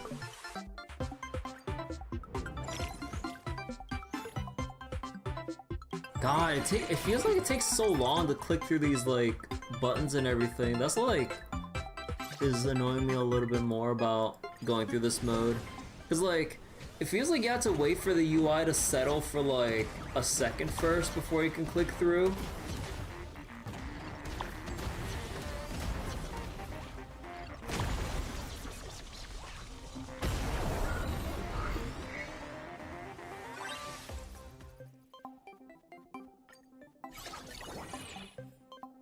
Let's see, deal damage when the core deals damage, this gets a boost. Ooh. Oh, you lost 50/50s, about to get ROI from C6 Chi-Chi. When dealing damage, grant speed boost to any other piece of equipment for— Oh, I see the vision.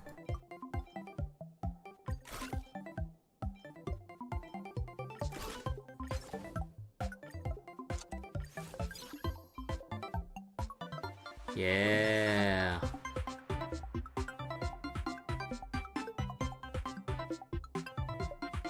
When dealing damage.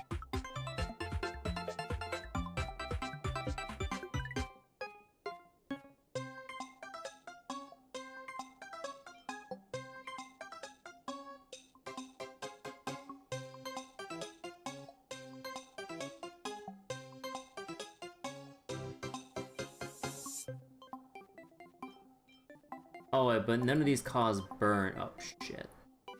Oh wait. Oh wait, I'm dumb. Increases damage for adjacent. Oh, whoops. Right, I'm dumb. Okay, so these ones stay here.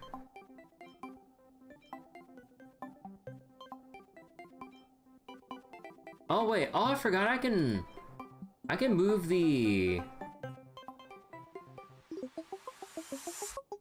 I forgot I can move this around. I thought I was like stuck in place. Wait.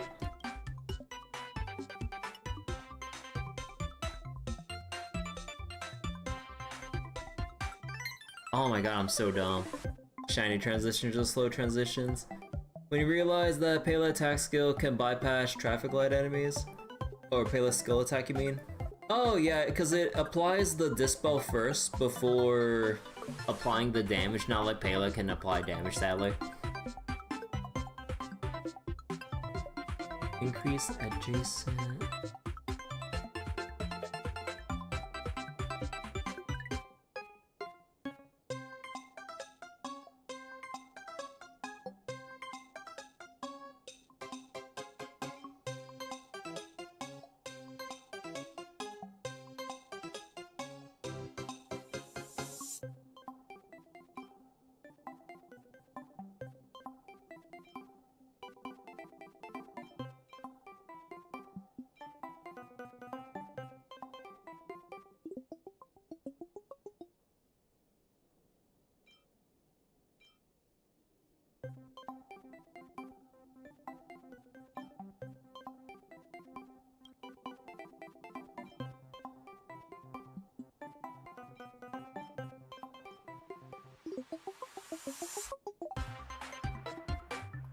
Yeah, I think I'll go with this setup.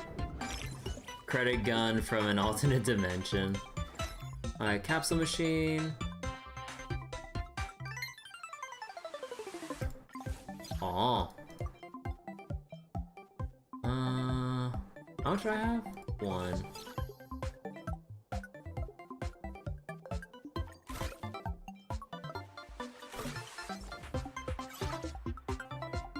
Okay, so I got even more money from that.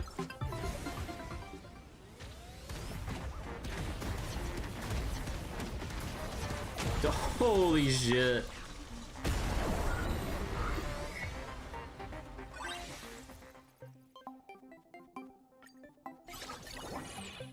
That scaled rather quickly.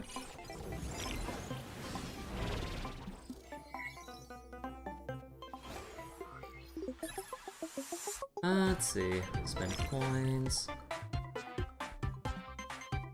Launch horn. When triggering malfunction, this gets a boost and gives shield.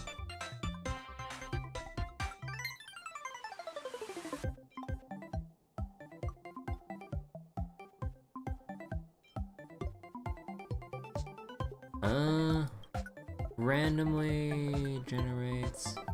It is like from the equipment I have in here.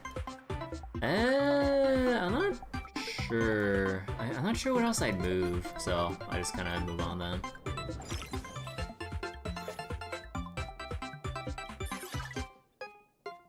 Silver Wolf.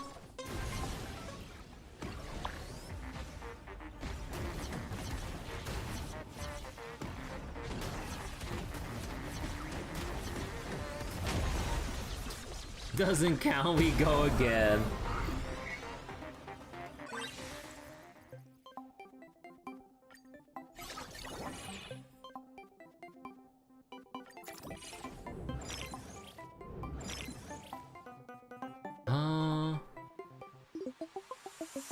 When using adjacent equipment, burn, malfunction. Doesn't really synergize. Get speed boost for all burn when equipment triggers burn, gets speed boost. Activate leftmost at least once. Yeah, no, like, I mean, this build's pretty much done.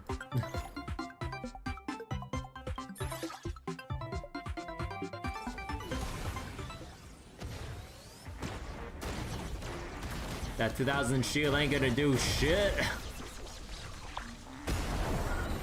Pile on the rain.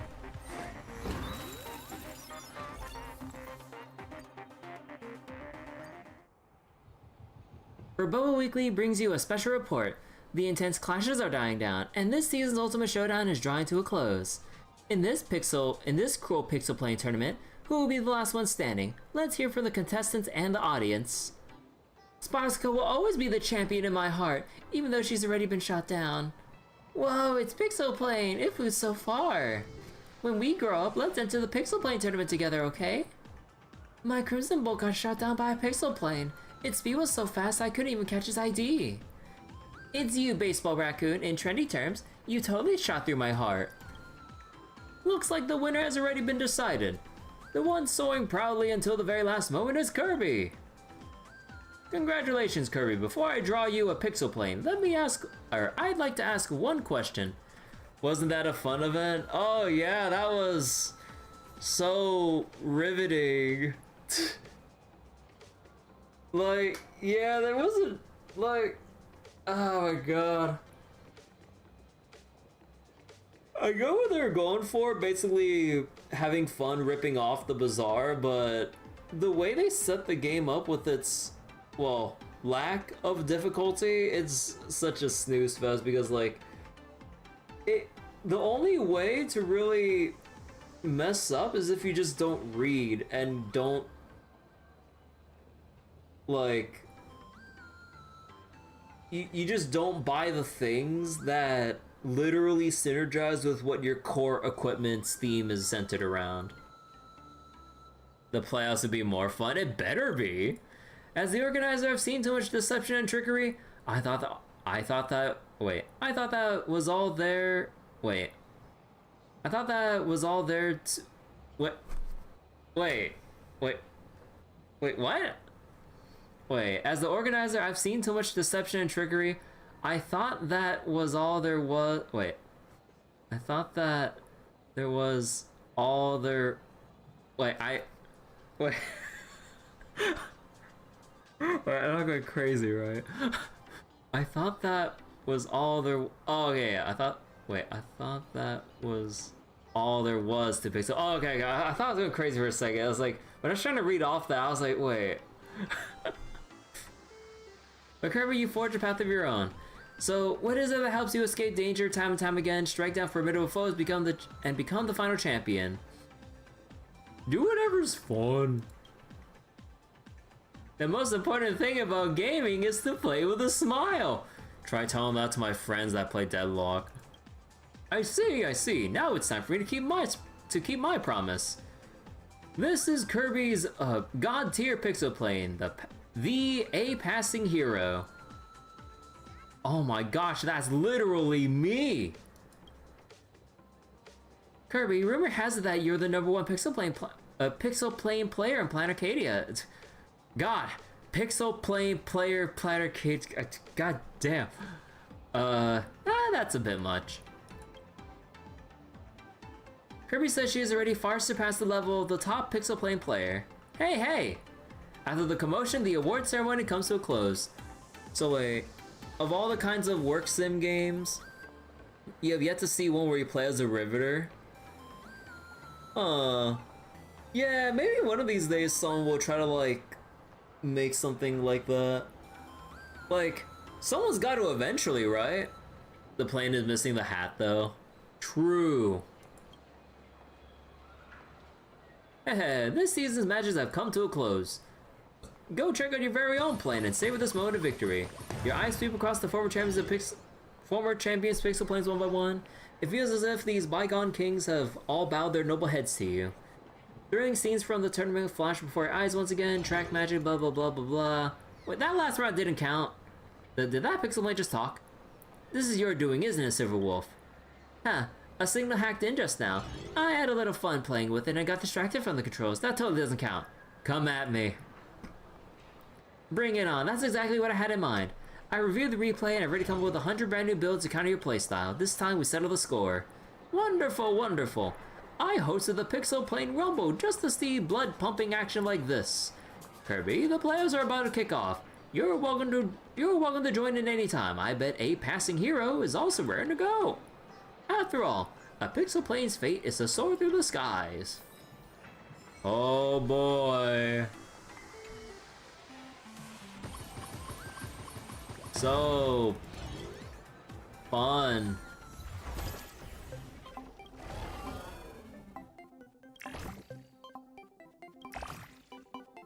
Mix and match equipment, use all equipment.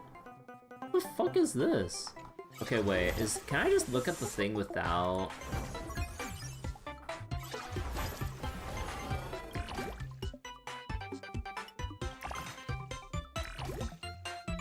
Wait, what do you mean?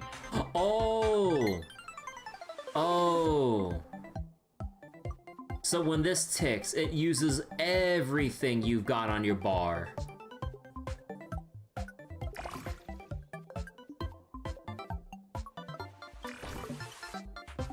I would assume it uses it regardless of... Aw. So, what do we do burn build with this then? Since we're at that point, no longer bound by the restrictions of the burn plane's positional stuff.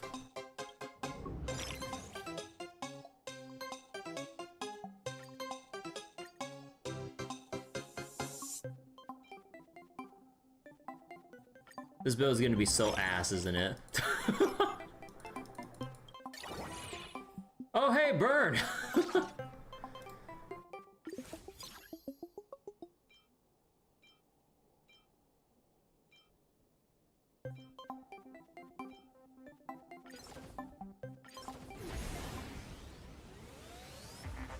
Oh my god, it's so slow.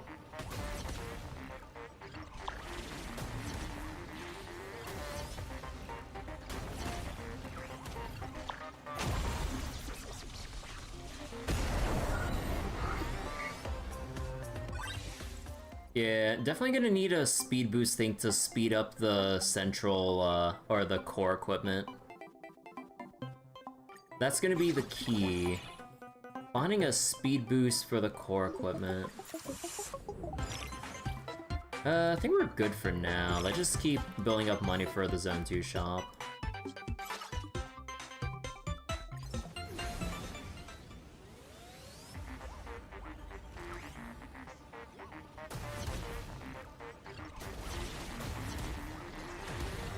So wait, when it says uses all equipment, let me see.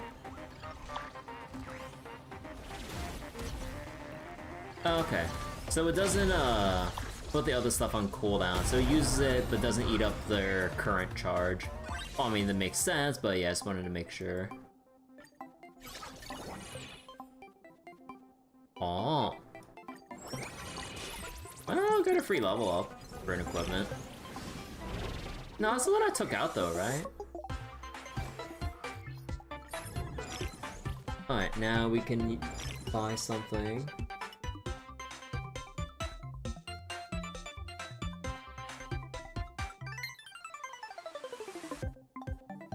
Randomly gives speed boost when triggering a malfunction.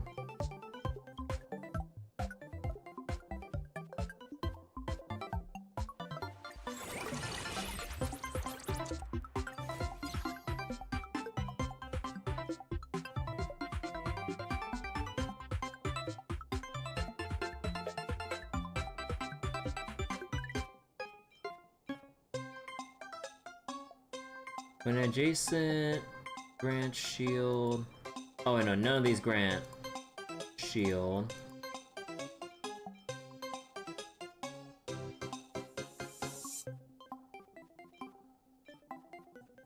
Oh wait, no, I kind of fucked up with my money.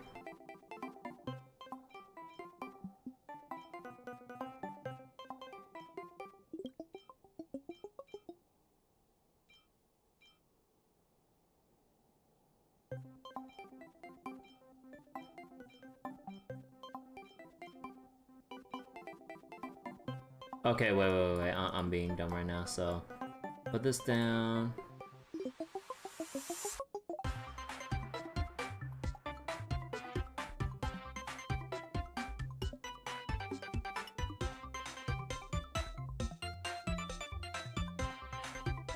Okay, so this one would just have to wait in the corner.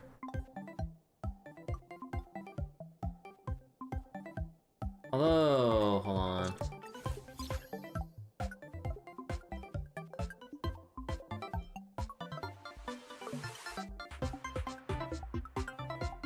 This one is a longer cooldown though.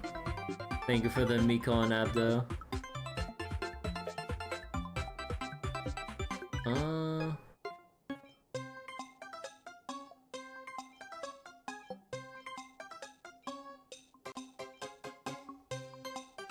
This one provides shield.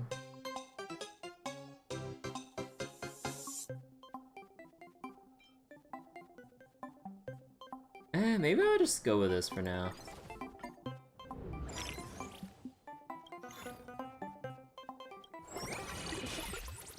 Oh, now the cooldown goes to 6. Oh shit.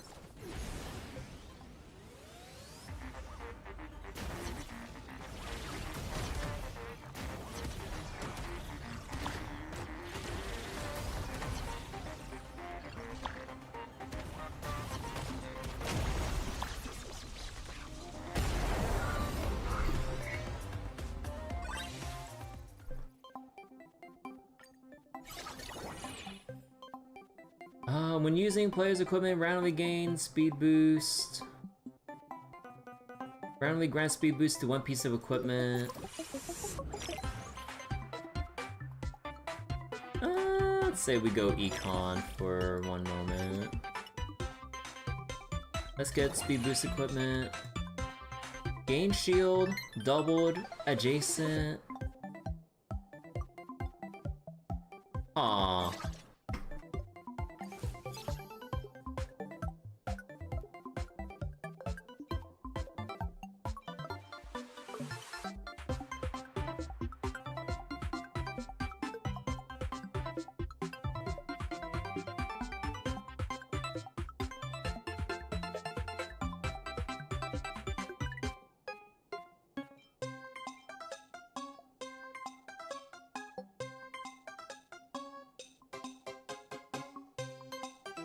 Wait, so let me see. So shield, double.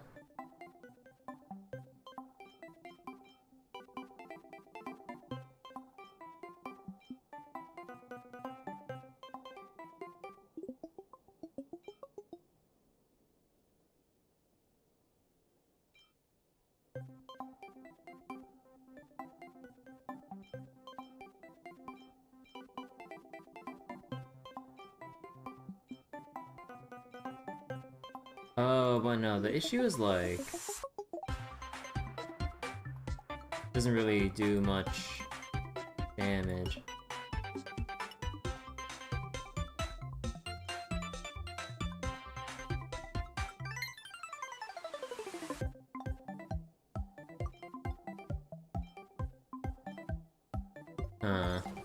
Yeah, I guess we'll just do this for now.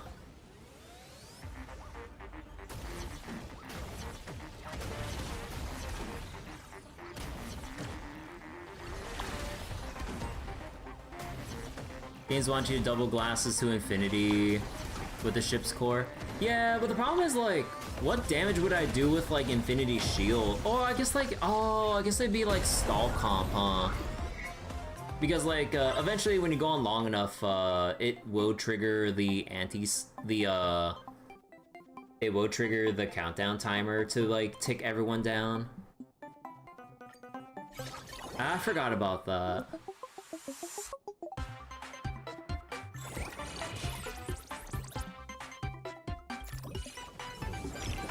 But yeah, I want more equipment slots first before I think about that.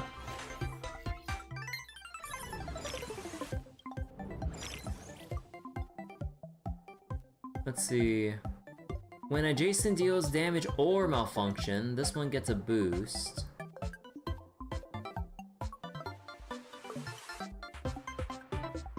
Malfunction.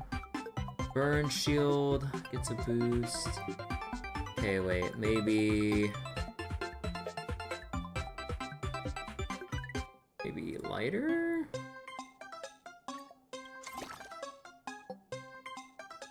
Man, they really want me to use these glasses.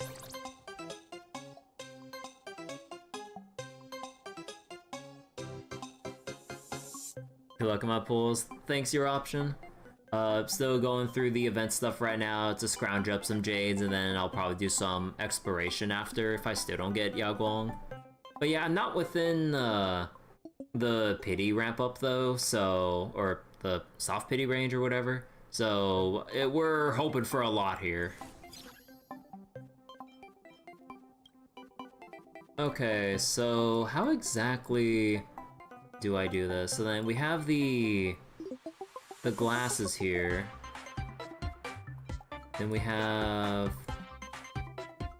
the adjacent shield stuff here.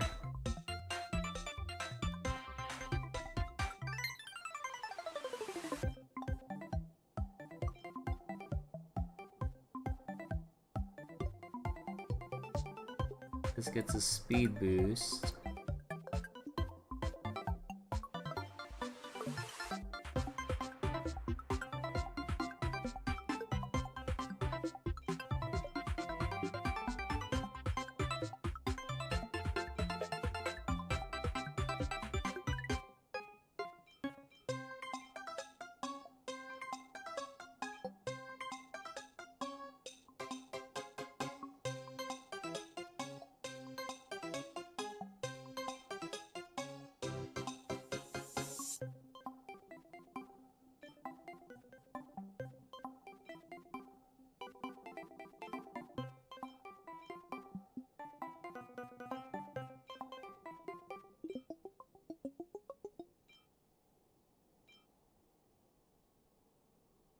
Deal damage or...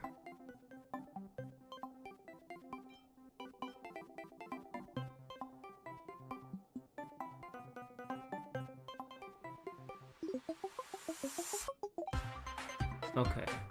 So then, when this deals damage...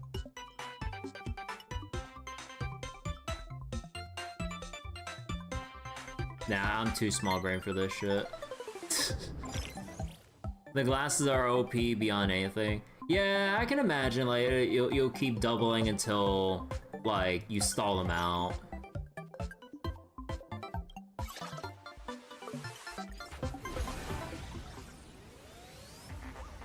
So hopefully I have the right idea here.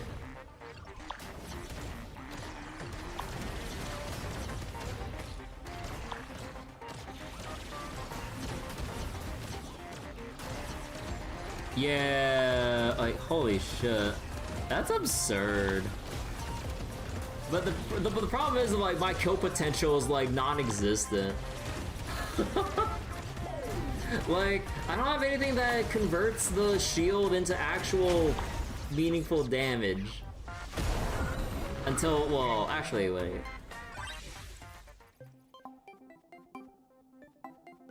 Yeah, like, looking at the details here, like, there wasn't much actual damage aside from, like, how long it took for the burns to finally stack. Or do anything.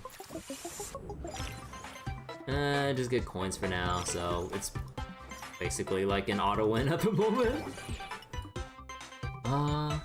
Burn. When other equipment triggers burn, this gets a speed boost.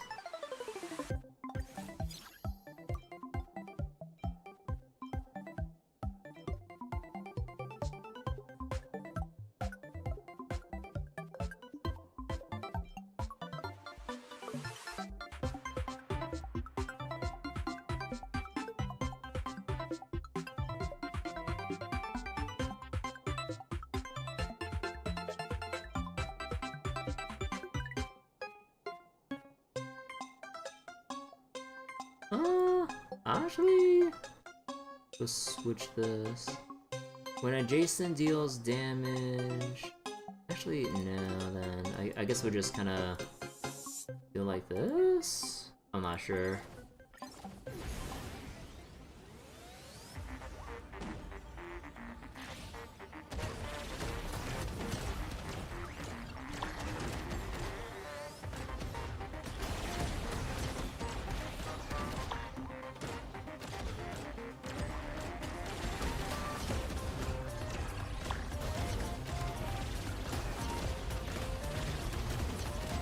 $80k shield. Yeah, like we're ready. Yeah.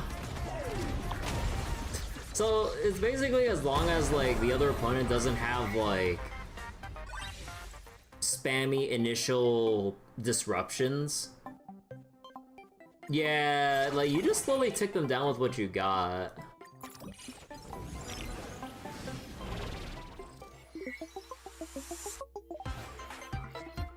Okay, there's our other equipment.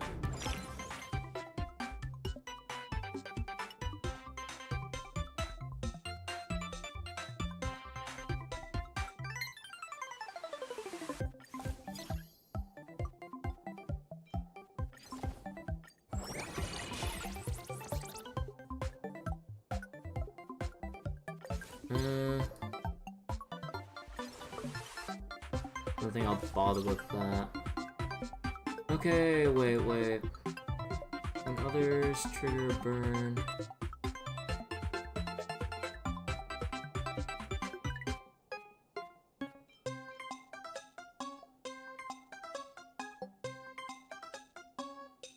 When adjacent equipment inflicts burn, this gains 1 burn.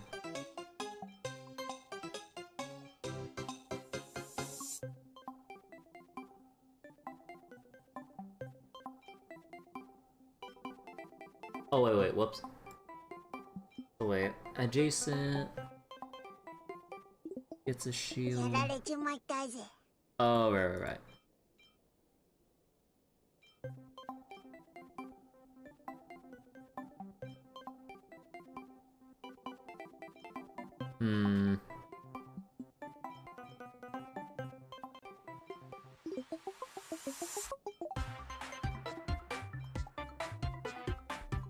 When others trigger a burn, this gets the speed boost.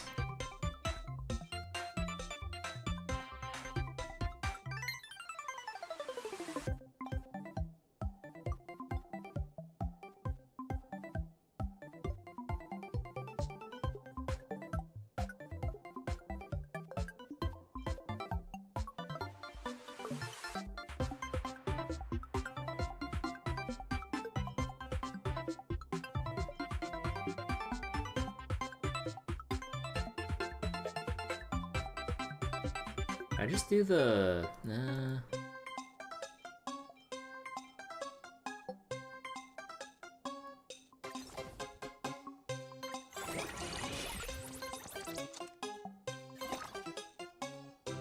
Let's see, grant 12 shield. Grants this unit 12 shield. Oh. Well then.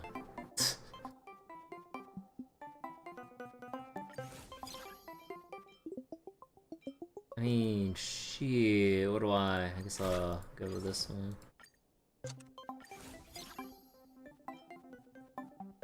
Yeah, like 3 seconds? Like, wait.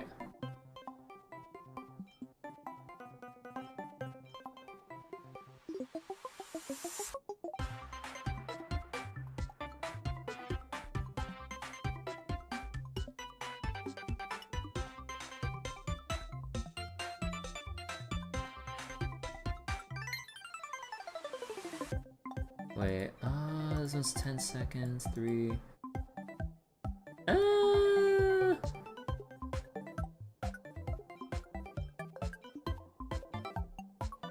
Yeah, okay, we'll see. We'll see how this goes. Down to 4 seconds. Oh boy.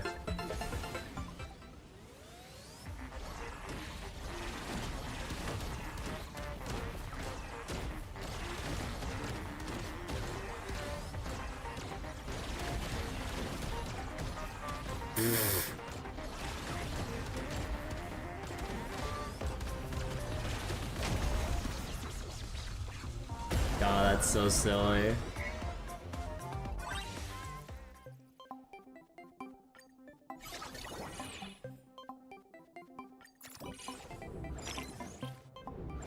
Alright, purchase level 3.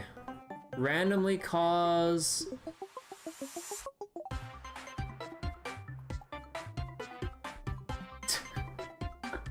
That's so troll.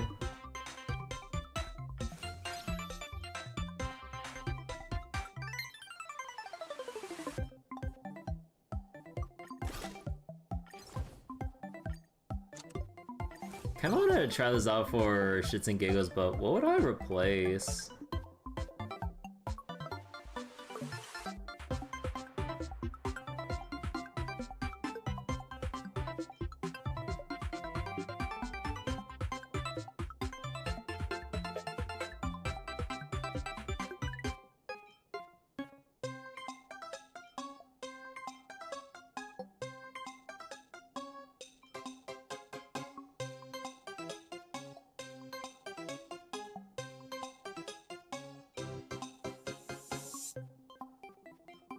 Well, let's just see how this goes. Dangerous transaction. I just spent my money. Spend backup HP to increase your max HP. Sure.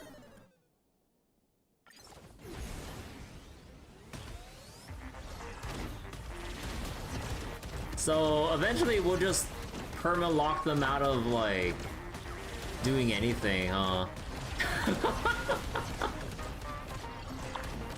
They don't even get to play the game anymore. That's so dumb.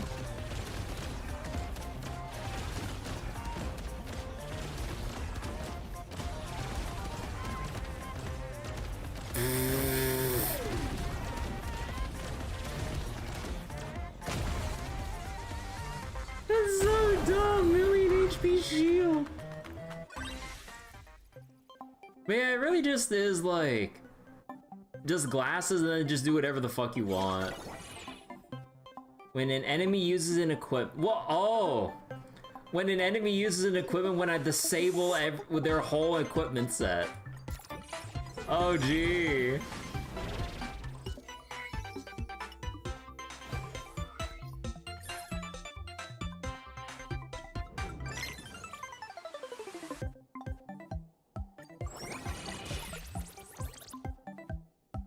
Triggers, disturbance, and all other equipment get a boost. When using other equipment, this one gets a boost. Wait.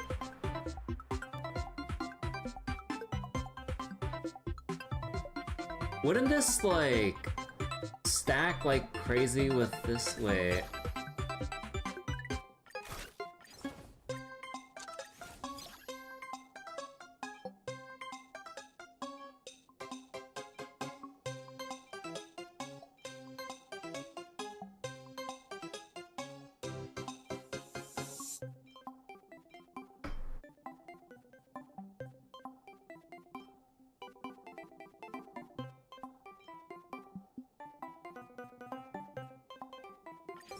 Literally capped out shield. Oh! Hold on, wait, I'm getting some instability on Twitch right now.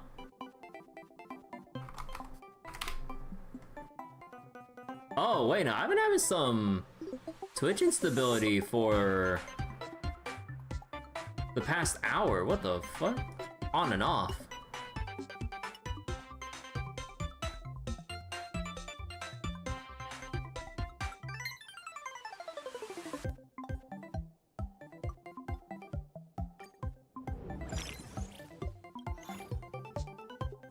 Let's see, turn the knob.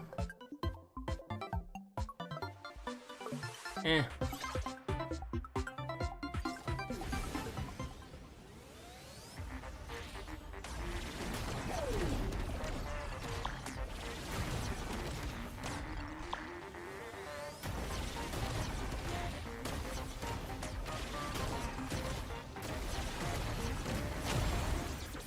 Ugh.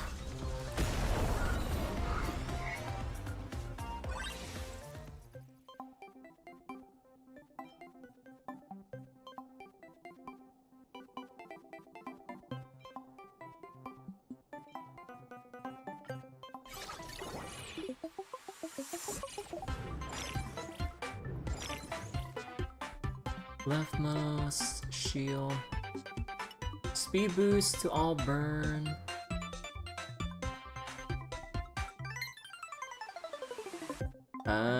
There it is, but maybe I can just like sell something.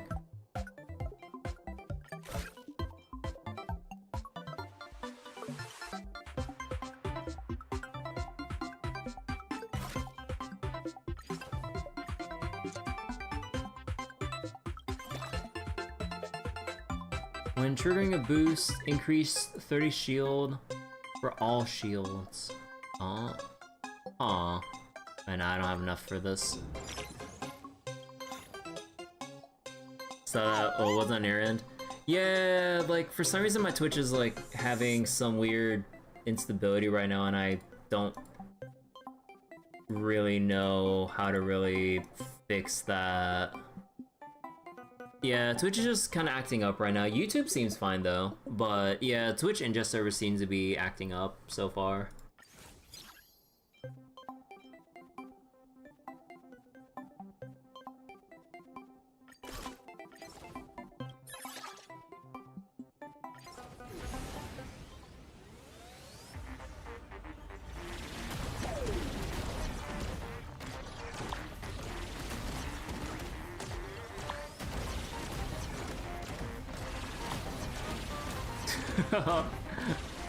The doubling.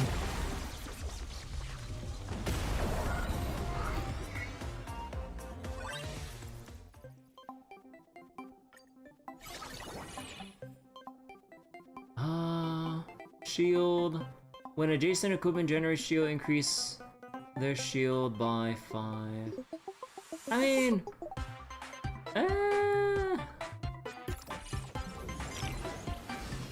yeah, we just need to keep running it down. Like we've already basically won.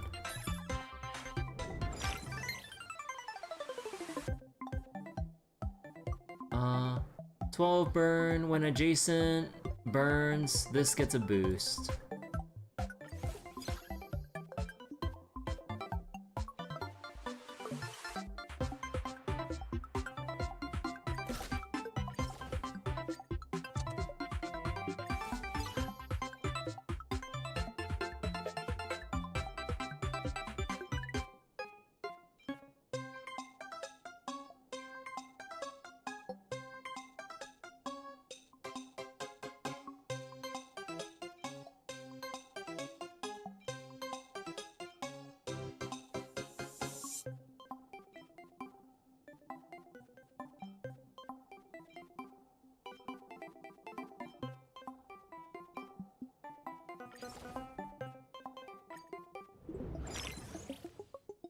Oh.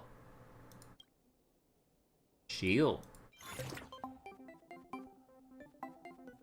Gain 50 shield. shield equal the burn.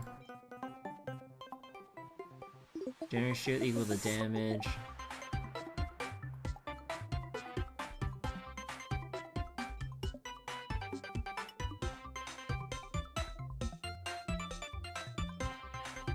Increases shield by 100%. I think we'll just have this feed into the shield. Oh my god! How'd they go against Little Wika? The cleaner. Holy shit.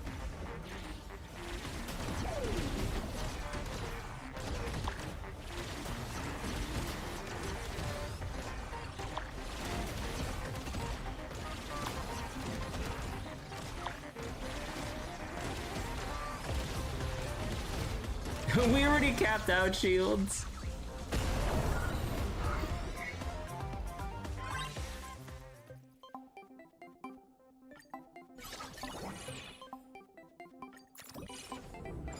All burn gets... Huh.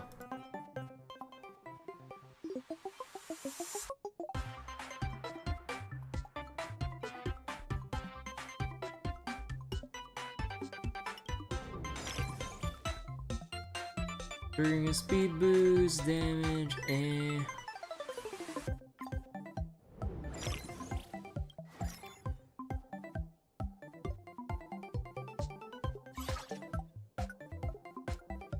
Genius Society Junior Screw Loop claims to be the Prince of Planet Screw Loop, but sounds like he has a bit of an accent.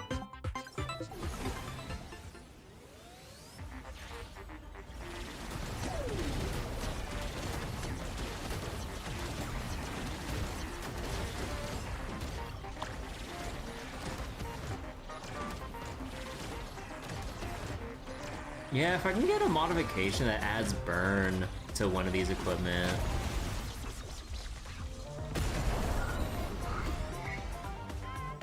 Would basically make this a little bit faster. But I mean, we're already getting our guaranteed win because we cap out on shield because of LOL. Oh wait.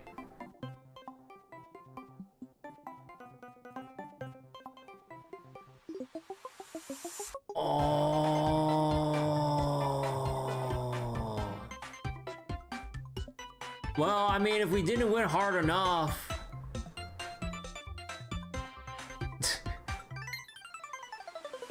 I mean...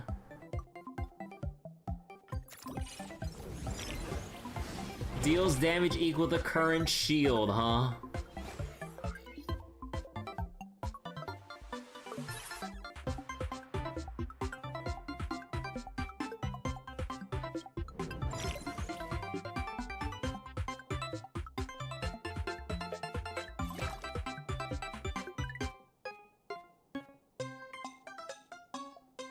When using adjacent equipment, inflicts burn combo 5 times. Oh! When using adjacent equipment? Wait.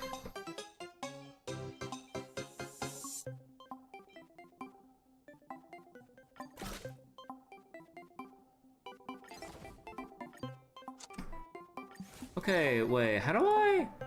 How should I speed this up more then?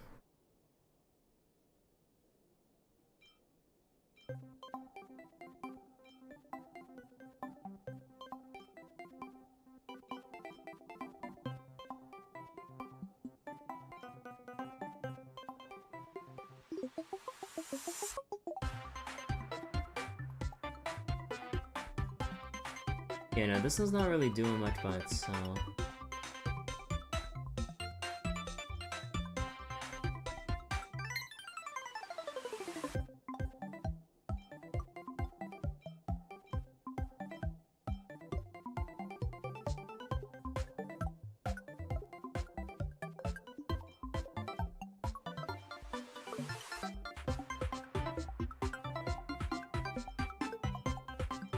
Yeah, no, the burn seems unnecessary here.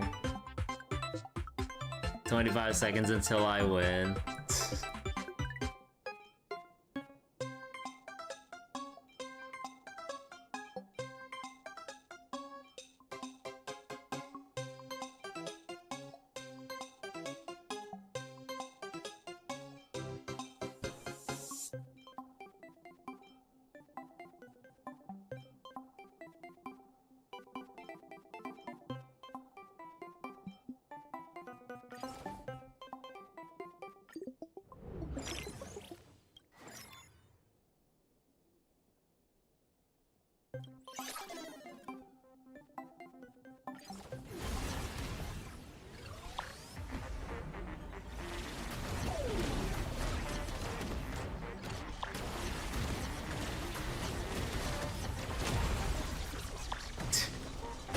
Like, now that I can actually deal damage, like, a lot more quickly, I can't even scale up anymore.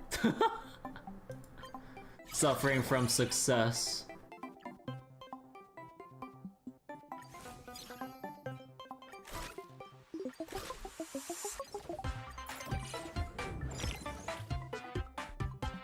Yeah, let's just move on. Let's see, Gaming Sage. Upgrade all equipment to 3 stars. Sure. There we go. All others get a boost for 2 seconds on start. Oh. And the cooldown goes down to 25 from 35. Oh.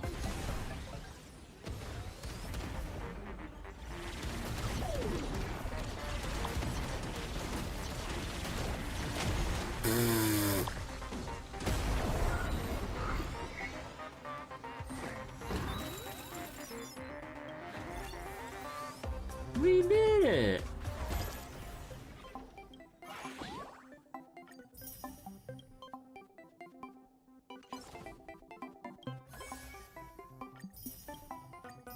Alright. Totally crushed.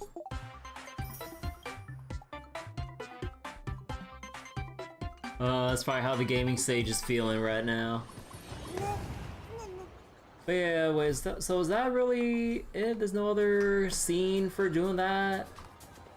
Man, like, it was fun for what it was, but it wasn't, like, it was kind of like a whelming amount of fun. It's like, we got our busted build and then we just kind of went through it. I know there's the achievement you told me, Mel, but I'll get around to it later or something. But yeah, like, it's so one-dimensional, and so it's just like, I mean, I wasn't expecting anything with like super deep levels of builds or balance for something that's supposed to be just a random side mode or whatever, but like, I feel like maybe if they wanted to keep doing something with this, they could iterate on it, but yeah, it's just, it basically just feels impossible to really lose with how loosely this is balanced. And yeah, there wasn't really many, there really weren't that many scenes to really go over with this event. It's just Nihilux like, hey, come over here, and then you see like a very brief mention with Evanesia. Yeah, it's like, yeah, like the whole event is just a nothing burger, unfortunately. Like, I thought there'd be like, and like, let me see, like, this event's gonna be around for, I mean, like, you know, it's gonna be a permanent event being conventional memoir, but this shit is around for 40 days for an event that's like, you don't even really invest much time into or whatever. It's like, it's not that deep, so it doesn't really have any lasting fun beyond getting through it just for the sake of the limited time rewards.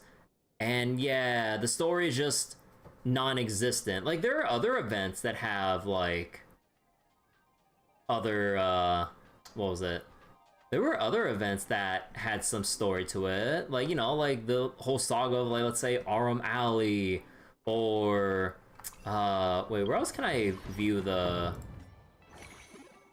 wait, can I not view the conventional memoir? Oh, you have to view it through here. But yeah, like, if we want to go like all the way down as well, like Ethereum War. Oh, they even have time estimates? Holy shit. They actually have time estimates for how long like events would take. What the fuck?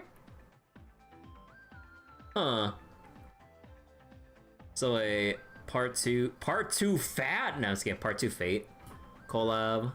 Yeah, I don't really have that many expectations for part 2 Fate collab. Like, I'm hoping, like, it'll be a little better, but I'm not really gonna expect anything to blow me like away, because they had their chance for their first impression with part 1 of the Fate collab. But then when you make the premier character Scott, who no one wants to give a shit about in terms of like the limited screen time available to showcase the Fate cast of a Fate collab, and the fact that like it looked like they were making excuses to like basically save on voice actor costs by having a silent movie portion for a collaboration event. I'm just like, bro, like that part way overstayed its welcome, and it feels like they cheaped out on a collab for something that they were hyping up for at least half a year, or however long they hyped up the Fate collab since its first announcement. So yeah, like I'm keeping my expectations realistic, but like if they don't like improve a substantial amount from like the first part, yeah, it's gonna be extremely disappointing. So wait, it's kind of funny how Genshin's silly minigame toolkit has more in-depth stuff going on than Hoyo can do themselves. No, we hyped how cheap it was. But yeah, like there's like a lot of other story going on with like the earlier stuff too, like, you know, like Oramali, Ethereum Wars, like the Ghost Hunting Squad was super fun, even like March's whole thing as well. And then yeah, like the bigger thing, like that was like definitely like a couple steps up as well, though the war dance and everything with like the focus on Luca, and hell, even like the Rappa stuff was like some silly fun. Seal Slammers, it's kind of whatever. The Fate collab, like even the Crisis Grand Restaurant event was like some super fun, silly fun shit that was like what was it, inspired from what was that one Flash game or whatever? What was it, Diner Dash or some other shit like that or whatever? But yeah, like, oh, and there's a lot more here. Hold on. Yeah, wait, Oramali. Museum was okay. Border Town Lane. No, some of these are battle events. Yeah, there was the K-Cat one. I mean, it wasn't like super. It was some silly fun when you like see the introduction of the K-Cats. That's what I really like about it. But yeah, even like the drink mixing was like a fun way of having character interactions too. I remember I liked that, and the sequel event for that. And then let's see. Yeah, some of these are just kind of meh. I like the Dromus event. This one's like super silly. Just like raise your cute little pet. But yeah, like we have some good things, some kind of like mediocre, average-ish, but yeah. Diner Dash? Yeah, the Crisis Grand Restaurant one was basically Diner Dash inspired. So like they can put out some pretty like neat events that don't overstay their welcome, or like, yeah, you basically have like well-paced enough fun to go through it.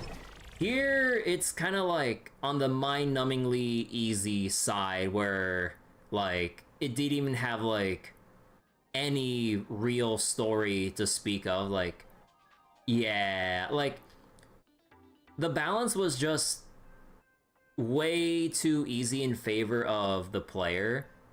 And so as you got through it, it's like, okay, so is there anything else here that like I would care about? There was, beyond the introduction cutscene and the ending, that's just it. Yeah, and Zenless has like the whole Bang Boo extraction platformer event. Like, you take the essence of like extraction shooters of like, you load in from your entrance, you go in, loot random chests that slowly unveils item slot by item slot. And then when that happens, your inventory gets close to full, and then you have to make a decision. Do I want to leave and bank all the goods that I got, or do I want to keep going deeper for the rare loot at the risk of more dangerous enemies and encounters and stuff? And yeah, like, it was so silly. Like, I mean, honestly, like, it wasn't like super deep either once you kind of like get further enough in its progression, but honestly, for what it was, like, it was neat that they basically made a single player extraction, like, well, extraction minigame. Again, like, it's not a shooter. Like, you're playing as Eos, just smashing shit with a hammer. Like, and what surprises me lore-wise in that event, you're in a legitimate hollow. It's not a simulation. It's not practice. You're in a genuine hollow with the other Bang-Boo fucking shit up with the other ethereals. And fucking Eos is soloing, or at least with his teammates, with his other Bang-Boo teammates, taking on the fucking dead-end Butcher and the Marionette. And I'm just like, what the fuck, man? And also Lockspring, like full mech and all. I'm like, goddamn! Like, Eos is stronger than the proxies and even like arguably as powerful as the other agents. You can take down the dead-end Butcher and like a single marionette. It's not the twin marionettes, it's the single marionette. Yeah, Extraction Smasher. It's so silly. Also, wait, there's a message here? Oh, the chat box for... Oh, okay, Pixel Plane. But yeah, let me go claim some of my other stuff real quick. Unlock all the planes without losing a life, 7-star equipment. Okay, let's go warp finally. So, am I gonna cry?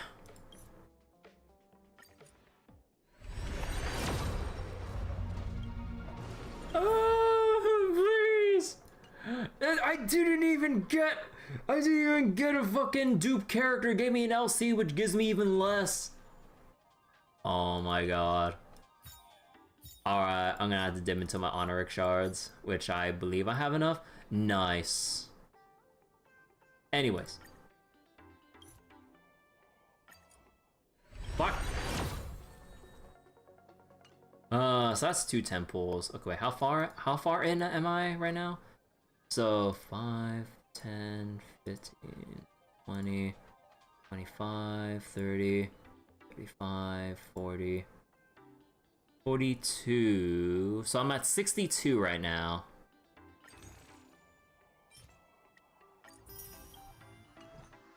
$63, $64. And yeah, I'm skipping instantly because, like, the moment I don't see that the express ticket is, like, slightly darker, if you look at the lighting, if you want to pay that much attention, that's how you know you don't have the 5-star. There's, like, the little chromatic aberration or whatever, like when you see the red, green, blue traces from, like, the ticket as it flies out. No, you can tell even earlier. So, yeah! Well, shit. So I'm at 64 right now, and I have maybe gotten one of the top-ups, but or some of the top-ups, but yeah. Okay, now finally we go to like exploration mode for chest and shit. So okay. Also, they said there's like a... Say there's like some kind of secret here? Oh. Oh. But yeah, I think I need to do more side quests for... Well, I forget.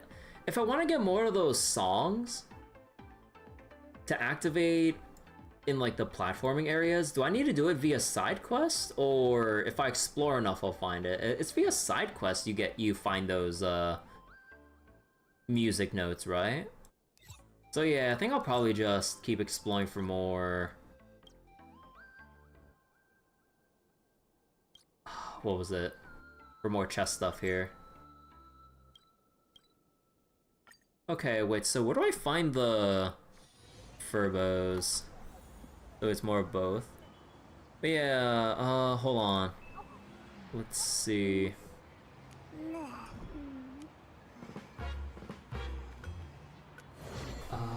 Furbo. Wait. Furboba treasure.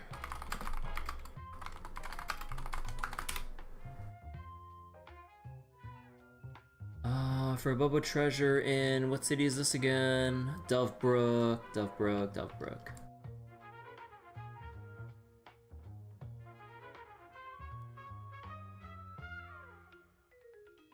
Okay, so there's one.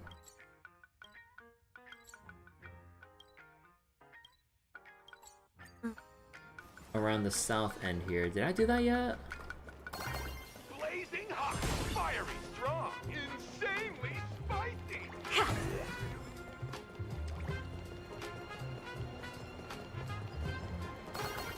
Thank you for your interest in the research. Oh, it's literally... Wow.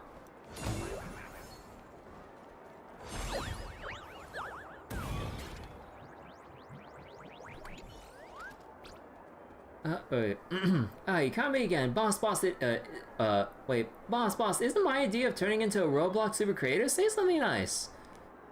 Oh, so you work for the magazine too? Yep, so what do you think? I'm way more creative than the others, right? You're fired. Boss, that's a joke, right? You're not actually firing me, right?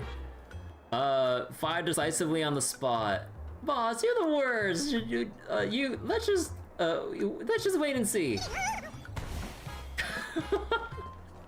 You're fired.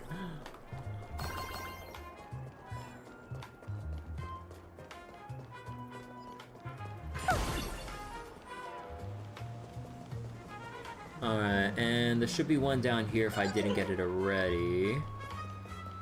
I like them.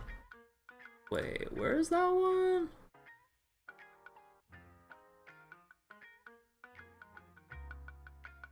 Oh, this is one where he mimics your movement. Did I do that one already?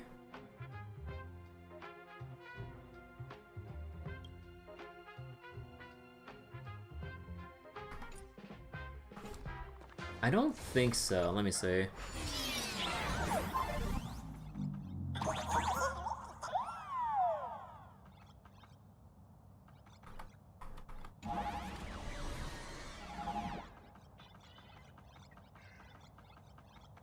Was it around here?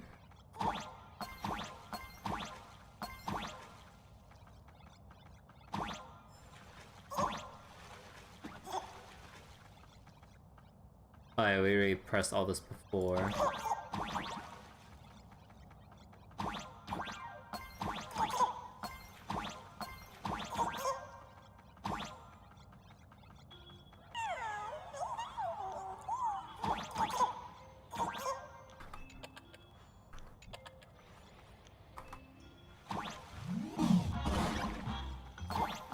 Oh, I was missing the Wispy down there.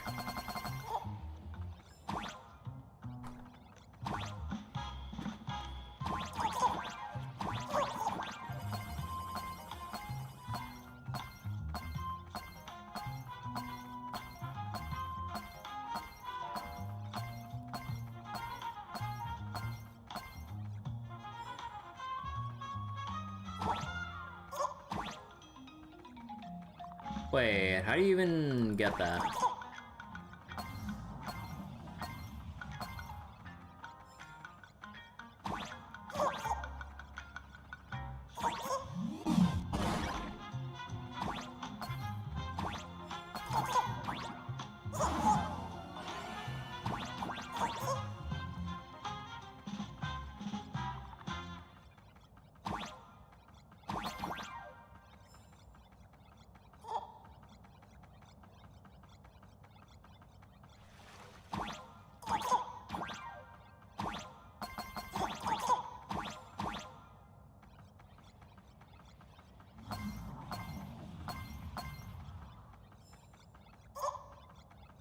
Wait, so how do you...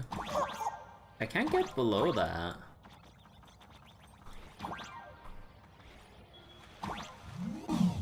Oh, is it because of this? Wait, that's so far back though. Would that still apply? No. Wait, what else activates it? Wait, what the fuck?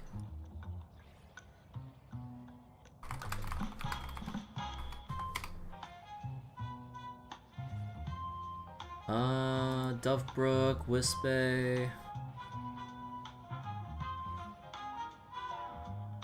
Go through the hidden pathway underneath exploding blocks of the puzzle. Wait, what?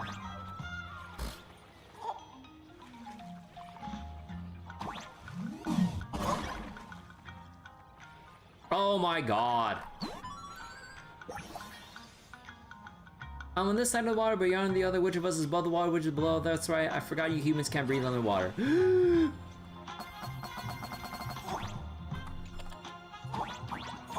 Okay, so now that's 100% exploration. Okay. Dark Souls wall.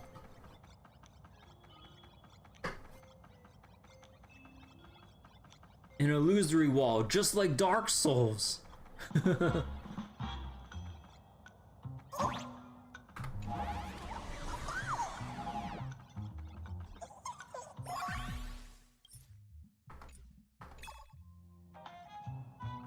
Okay, there's something here that I can play, but like I don't have any. Oh no, I think like playing the song brings up this place, right? Was that it? I don't remember.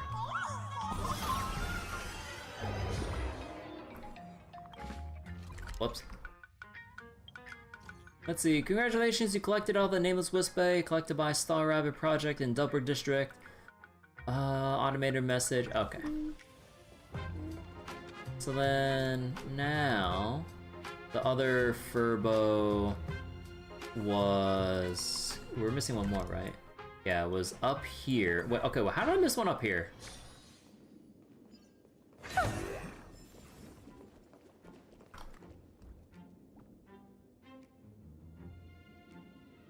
Oh, you son of a bitch. How did I miss one when I was doing my sweep here earlier off stream?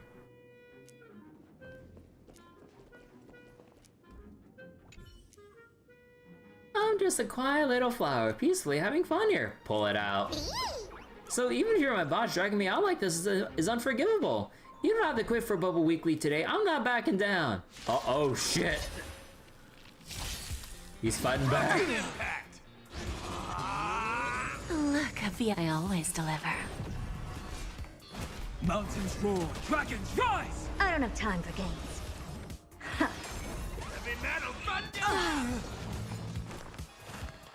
In this mortal, I will watch over you and guide you on your path. Torment and doubt, farewell. Open sesame. Curious, endless riddles. Nothing but a void. Time for a lesson. You're not home? Wait, what do you mean? Never seen. Expand your thinking. Watch it crumble. There are chests in traffic areas that you saw missed for 5 years after. Wait, and that's after going through with the chest radar? Oh my god. Jade? Wait, how is Jade like Rin? So you guys are really hopeless, can't even slack off better than my boss, can't even win against you in a fight. I'll give you the chance to quit. I've been wanting to quit this last reporter job anyway, might as well do it now. Boss, this is goodbye, one day I'll be strong enough to defeat you. I'm gonna fire so many people that could have been working for me. Okay, so that's everything within Dovebrook. Now we got Perlux Tower, so oh boy. Ladies and gentlemen, to Perlux Corp. All Mechatron units. Even devoid of life, this Leviathan leaves visitors awestruck, making them acutely aware just how small they truly are. Never forget that these colossal titans were first shaped by such small hands. These were the same hands of the architects who millennia ago had already built creations far beyond this. Driven by the urges to fly farther, run faster, leap higher, humanity forged extensions of its own form, then conquered peaks, soared in the clouds, and ultimately carried its will into the stars. Seen in this light, the giant they revere is none other than human civilization itself. Oh, wait, did I reread that? Okay, I guess I did. Hang on a sec. Is there really no... Oh, we didn't finish exploration for that. If we fire all for Bobo in the wild, are we better than Nihilux? Yeah.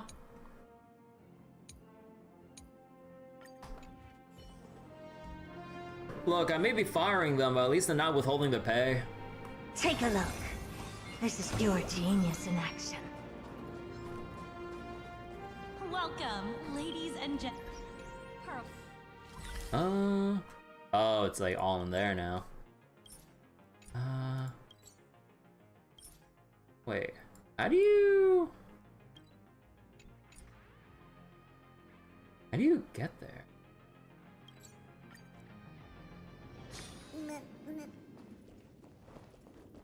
Oh yeah, I don't think we ever talked to Pearl like outside of story stuff here. See, hello Kirby, Madam Pearl, am I interrupting anything? Wait, I heard you watch the Fluffy when you're off the clock. Yes, same reason everyone else loves it. The Fluffy has the most adorable character designs. I wouldn't call myself a maniac, but if you calculate the expenses of my personal account, my cumulative investment in it, and its derivative products should be in the millions. Now, to the matter at hand, I take you to sudden visit me to something you'd like to ask me. I'm actually on a short break right now, so we can have a little chat. Let's have a small chat. Alright. Do you have any hobbies in your spare time? I spend so much time analyzing and recreating various masterpieces. The fluidity of watercolor, the rich textures of oils, the sharp cuts of a print. It's like translating the world into different languages. It's precise, yet it speaks volumes beyond words. Outside of painting, browsing and picking up items from secondhand shops is a whole different kind of fun. They often hide colors and textures more captivating than brand new goods, which gives me unexpected inspiration. I also pre-ordered 100 boxes from the Interastral Peace Entertainment's new blind box series. I'm sure you understand the anticipation, the surprises, the disappointments that come with randomness is utterly captivating. But even if it's all in the name of savoring the beauty of uncertainties, I may have gone a tad overboard with my purchases. I've already informed the corp specialist that if anyone's in the mood for a little unknown excitement during the downtime, they're welcome to swing by and grab one from me.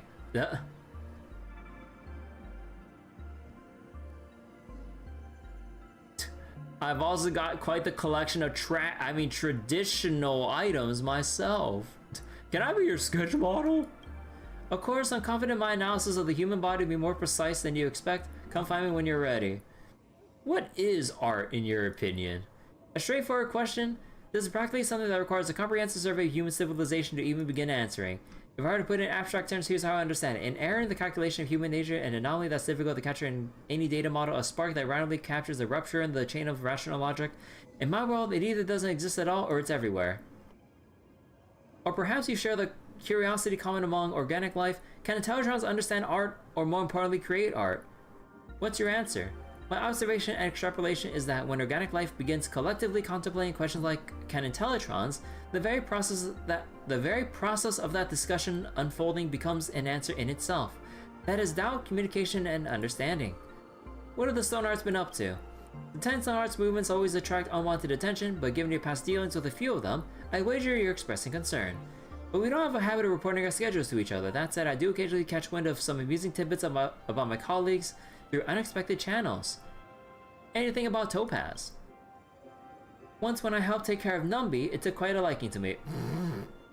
But while rolling over and showing its belly, it inadvertently exposed some habits and secrets about how it gets along with its master. But since they're secrets, let's just keep this between us. No, go on, tell me more. Anything about Jade? Being with her is like painting with a fine brush, elegant, refined, with no room for improvised ink splatters or unexpected marks. The only interesting thing is probably when she once publicly transferred Obsidian a sum of money labeled emotional distress compensation. Ugh. She needs a Nova Flare. The 10 Stone Arts movements, blah blah blah. Anything about adventuring? A reimbursement form running dozens of pages sparked quite a discussion in the finance department. I happened to be there and confirmed it had his signature style all over it. My guess, either it took on a project that matched his taste or treated that business trip like a vacation. Oh, right. Wait, so you can enter, but... Oh.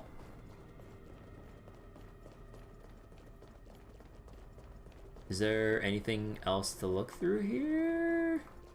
Maybe if we go to the very end, we'll trigger an achievement thing.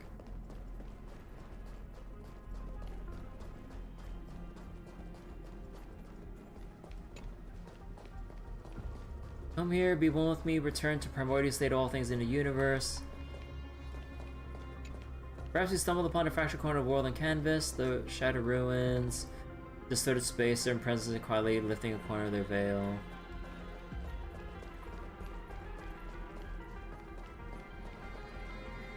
Okay, so there's nothing from here. Okay. I thought there might be like an achievement to gaze at a particular view. So can you not exit here, or?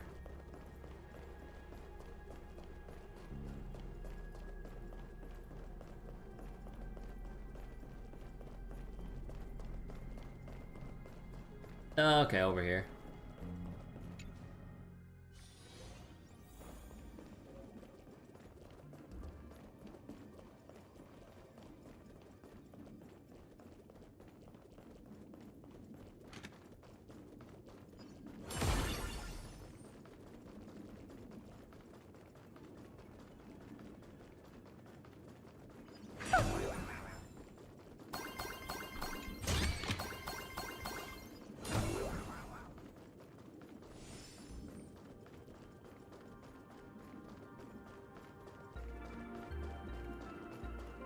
Alright, let's actually go inside.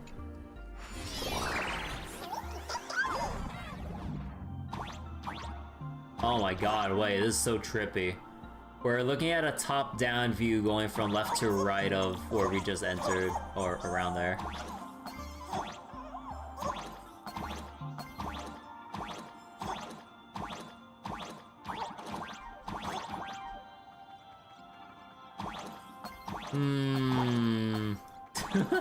This looks oddly familiar. We look at Madame Pearl from here, maybe?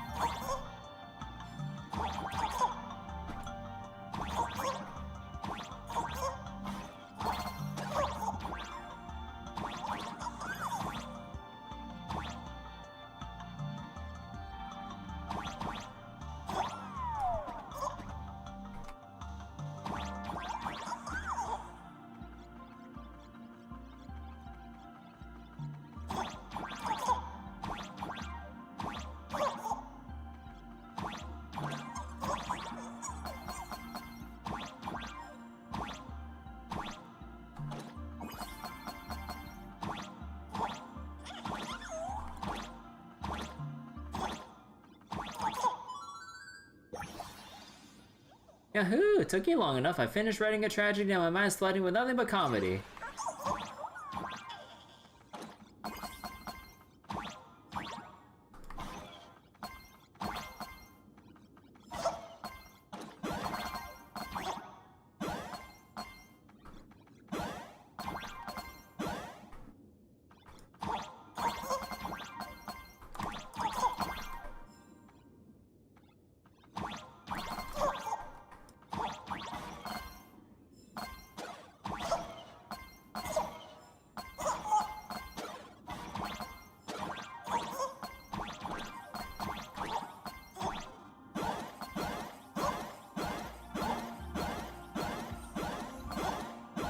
Skinner's pigeon. Wait a second.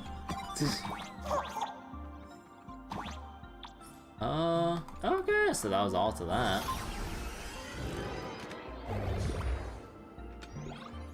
Oh my god, I gotta run all the way to the other side.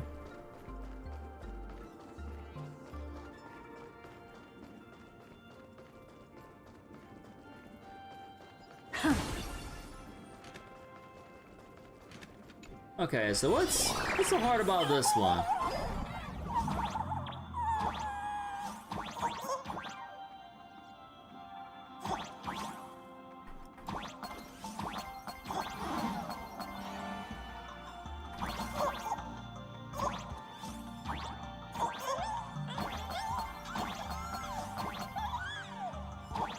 That's why I use Rappa for speed. Here's where I'd have my Rappa. Or here's where I put my Rappa, if I had one.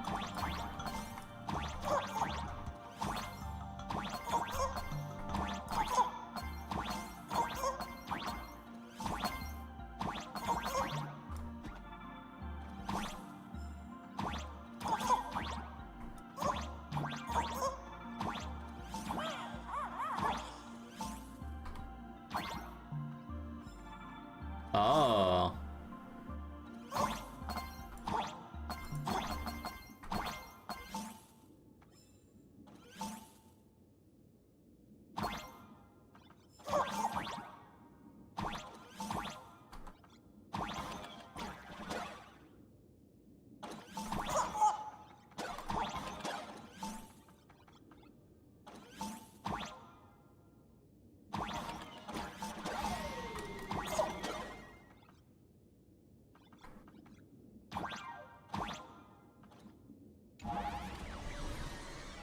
Whoa.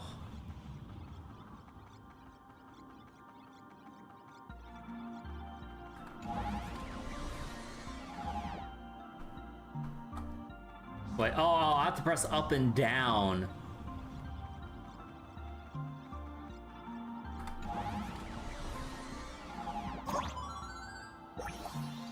Fear not, I'm in no danger from a literal fake mouth. Even if it's real, whisper wouldn't be enough to count as a snack. Seriously though, Neo must have such a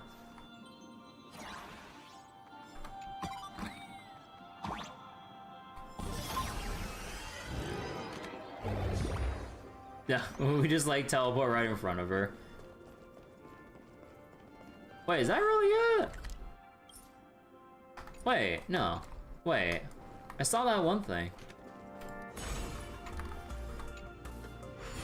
So wait. Vika and her motorcycle. Oh, I hope I pronounced her name right. Motorcycle that can drive up cliffs over water, take off across the air. No, we can do everything.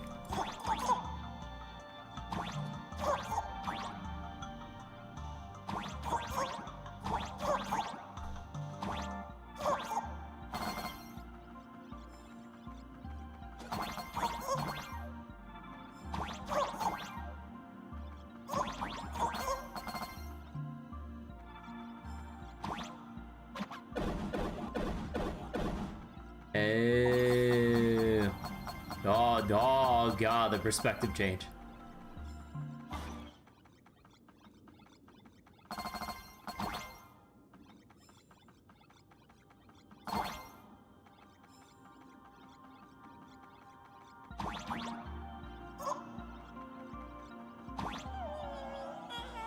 Oh, what is happening?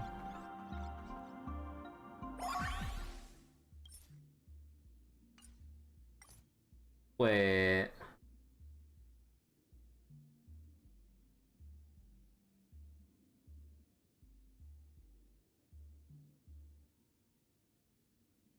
Oh, so I need. Oh, god damn it. So I don't know the.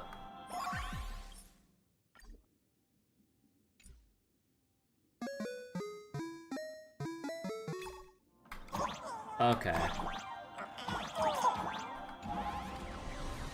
God, that's so annoying. Like, I don't know where to collect the songs. But I kind of wish like they would have the list of songs grayed out, and at least like point you in the direction of where to find the songs. Otherwise, I'm gonna just have to look up a guide or aimlessly try to like explore around praying that I stumble into it. Like, it's one thing to search for something when you kind of like catch clues, like, what was it? When you catch clues like for where something is, or sorry, follow the clues for where something is.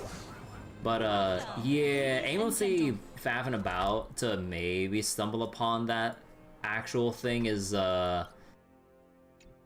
not the most exciting. Take a look. This is pure genius in action.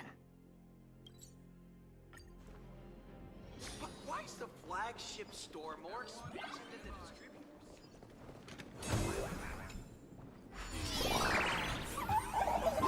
No entry.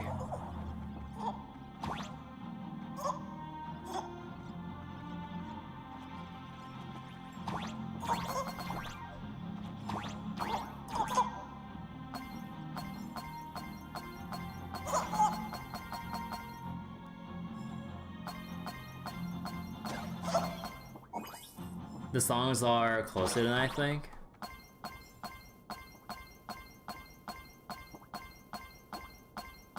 I don't remember how I found the original songs the first couple times. I think one of them was story related, but I'm not sure about the other one.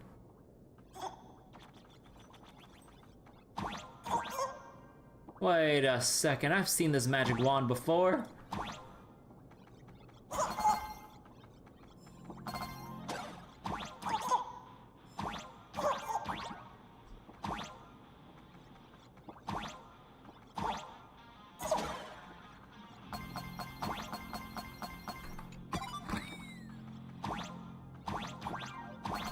Oh yeah, also, it took me a while to realize that these light blocks here, you can actually just pass through them.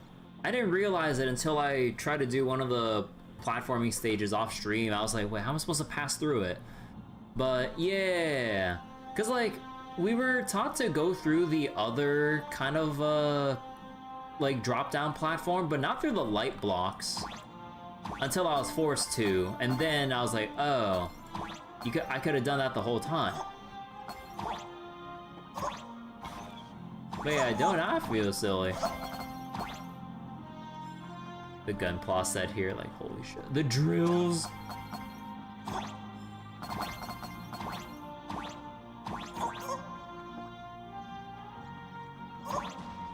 Oh, shit!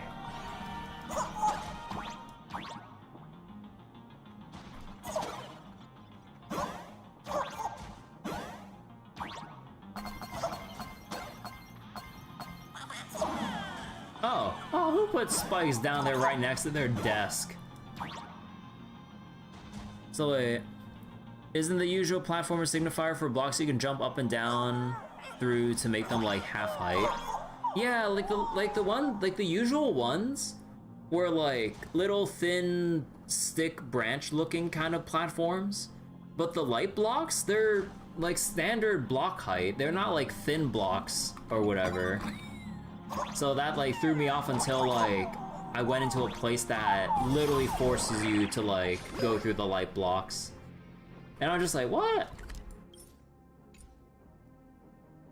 Okay, wait, what the hell am I missing? The area ahead is a working area and is not open to visitors. Welcome, ladies and gentlemen, to Pearlux Corp. To ensure your safety and comfort, please avoid running and move through the area in an orderly fashion. Thank you for your cooperation and have a wonderful day. Wait. How are we supposed to get into here?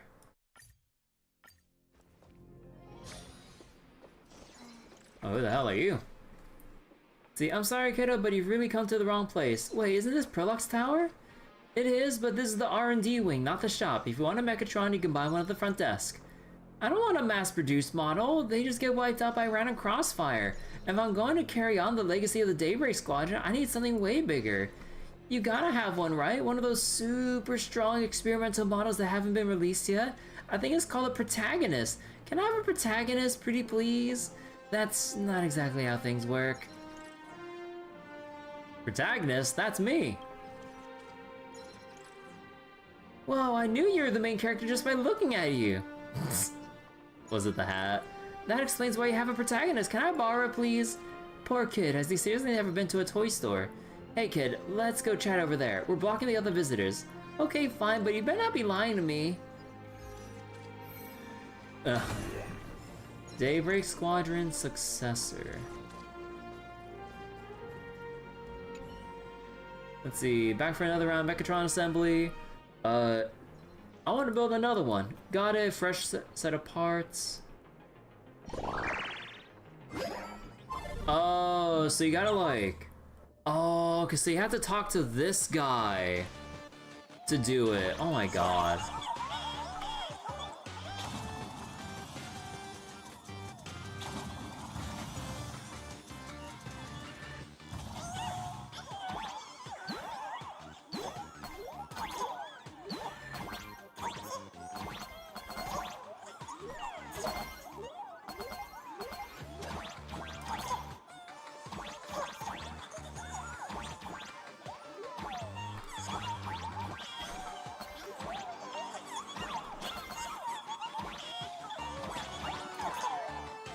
Okay, wait, is there anything like... Yeah, you can get squished by the wisp, eh?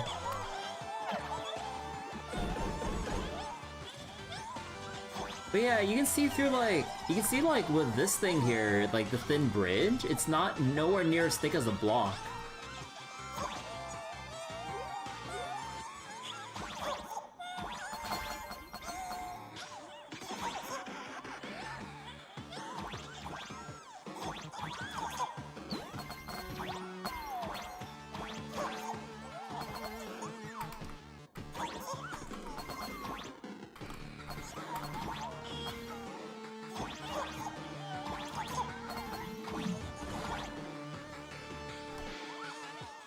Okay, wait. Let me see. Perlux Tower. I'm missing a for Bobo here.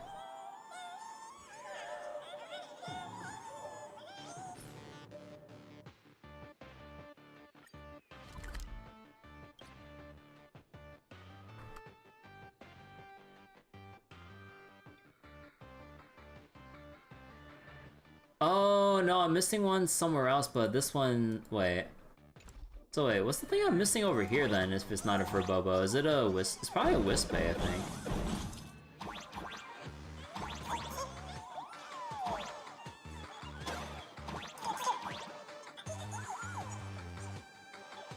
I guess we just have a look at it like that? Okay.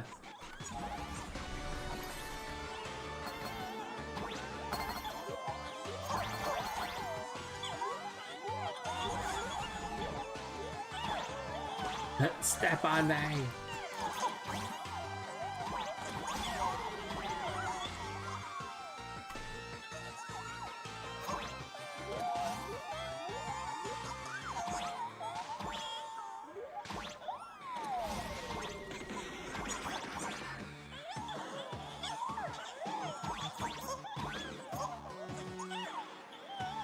Okay, so there's nothing I'm missing down there.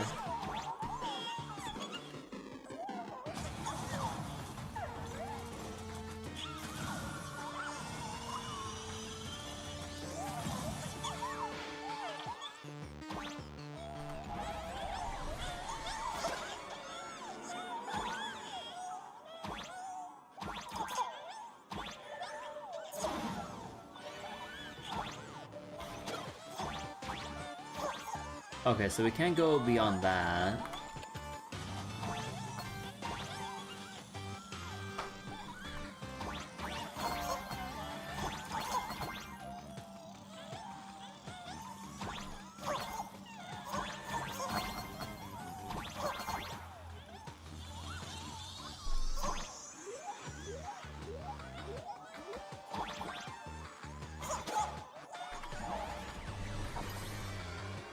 Oh, okay, there's one right there. Okay, how did I miss that one? Because I'm pretty sure, like, I would have had to... Wait.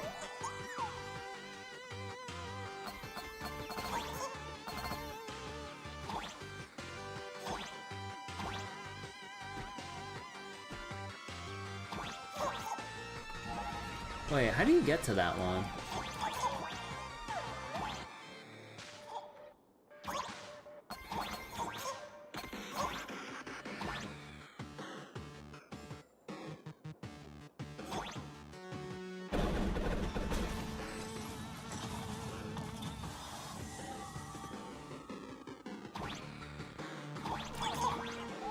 Oh, wait, don't I have to walk upside down and then...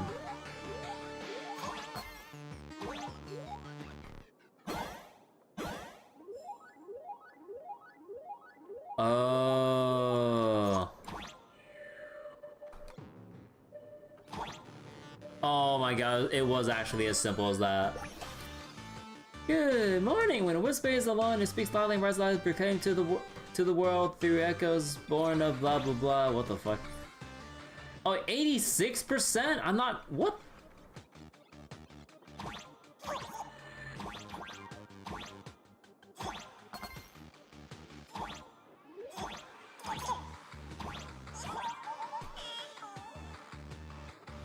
Wait, what other parts did I miss out from this whole thing?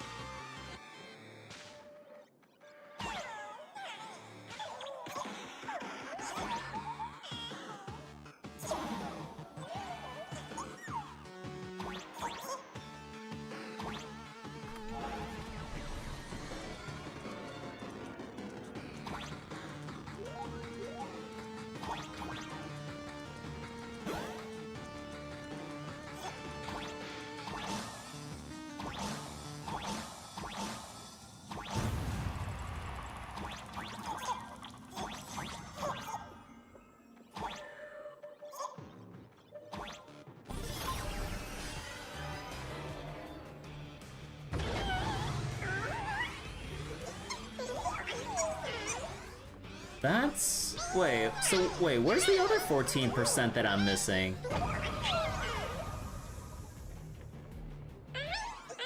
Because I'm pretty sure that's the finished sequence. Oh, no, okay, we're not exactly done yet.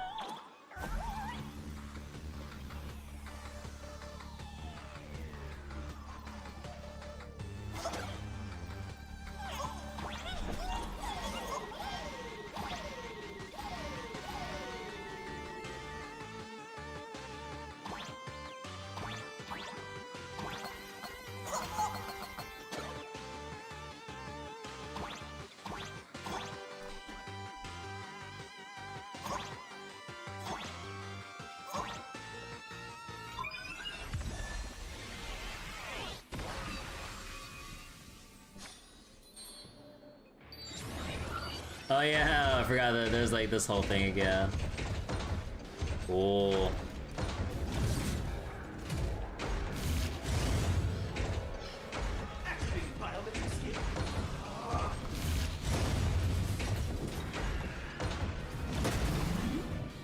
This is actually pretty cool, like, when we first saw this. Oh, so the Furball was right fucking here? Oh, because it wasn't here for the story sequence.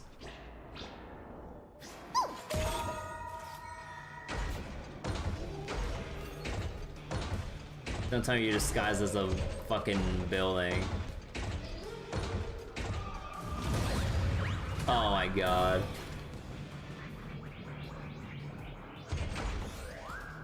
Hey boss, just so we're clear, I'm not like those who slack off on the clock.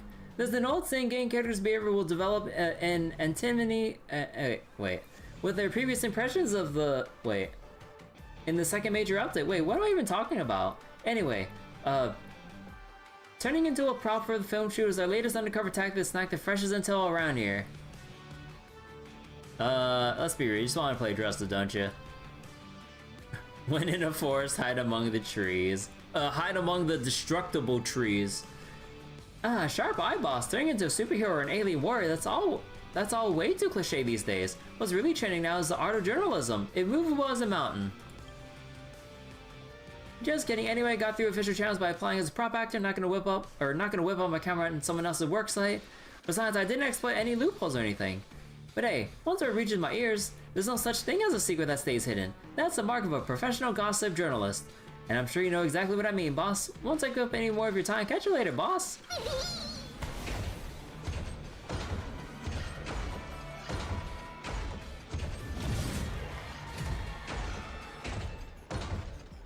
Oh my god, wait, you can't sprint. I mean, there's nothing else around here. Could you just, like, break this? Yeah, it was like nothing else to break or whatever. Oh my god, it's so slow. Or it's so slow once you realize you had to backtrack. Or once you start backtracking.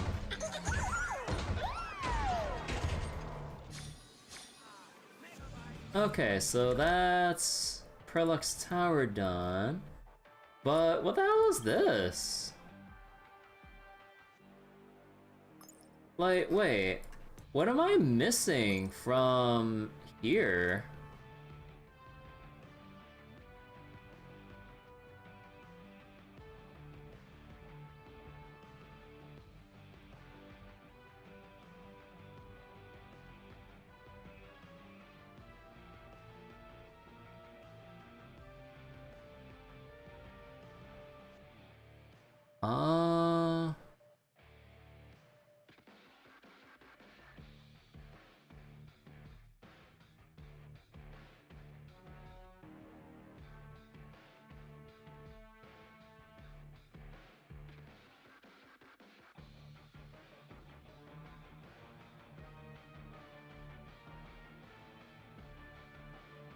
Okay, hold on.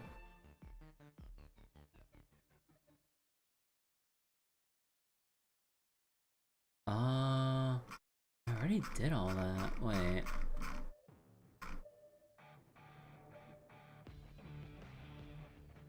Oh wait, no, wait, this website sorts it by difficulty.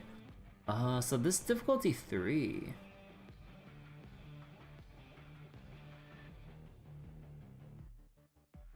So wait, you go through as normal. Then you go through the doors, you jump around for the Wisp Bay there. Then once you jump for the Wisp Bay, go back down. Assemble the Mechatron.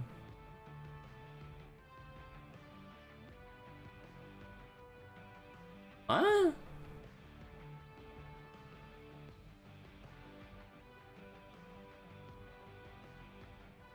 Wait, where does it say I'm missing something? Wait, this guy doesn't fucking help at all.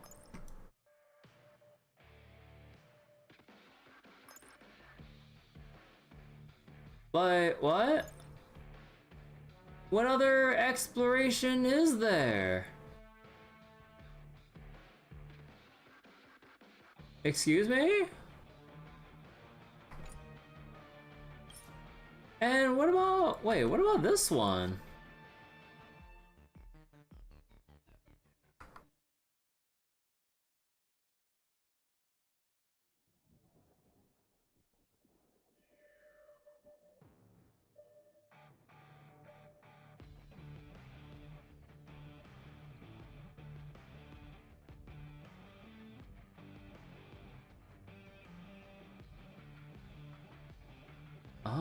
Wait, cause like, wait.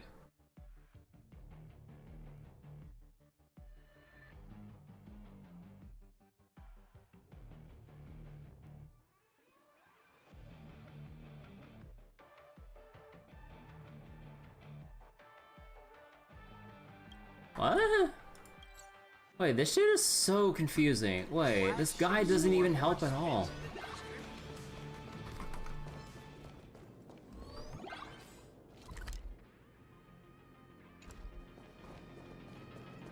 The area ahead is a working area. It is not open to visitors.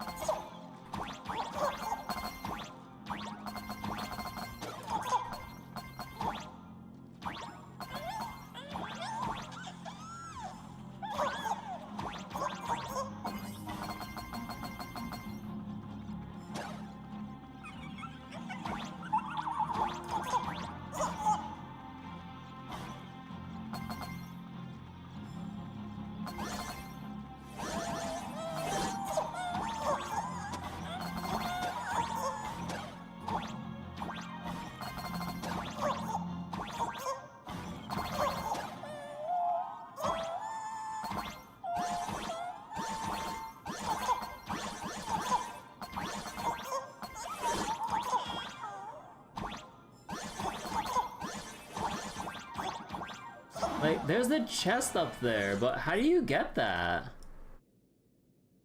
There's no way to jump up there.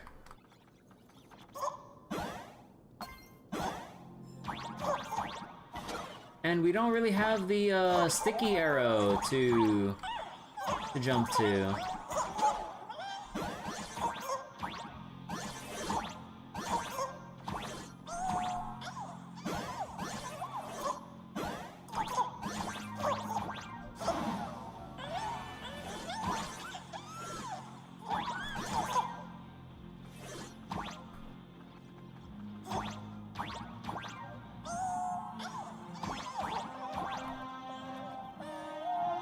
Wait.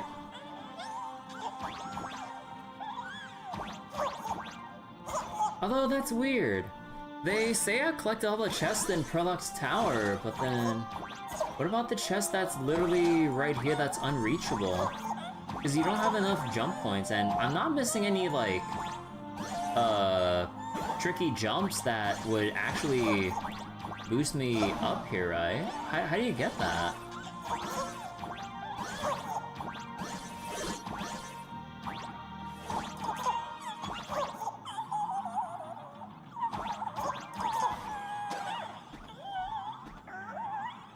Is there no way to get that? Or is that just there to tease you? Cause that's the biggest fuck you ever if I've ever seen one.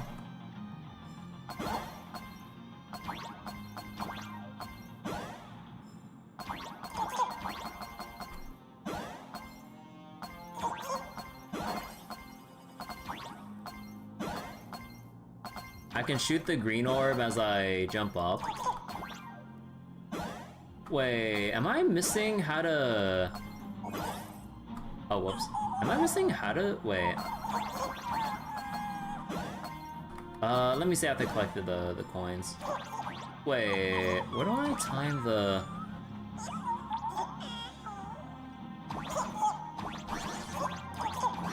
Oh, okay, that's clever. I'm dumb.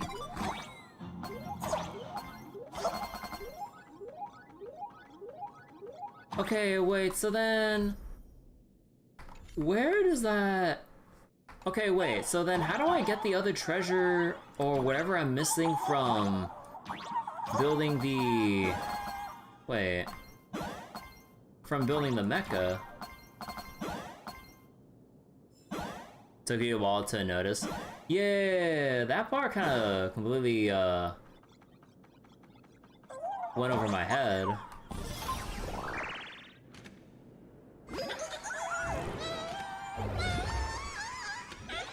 Okay, so then how does that explain? Ladies and gentlemen, to Pearlux Corp. To ensure your safety and comfort, please avoid running and move through the area in an orderly fashion. Wait, what do I talk to the guy again? For your cooperation. And how can I help you?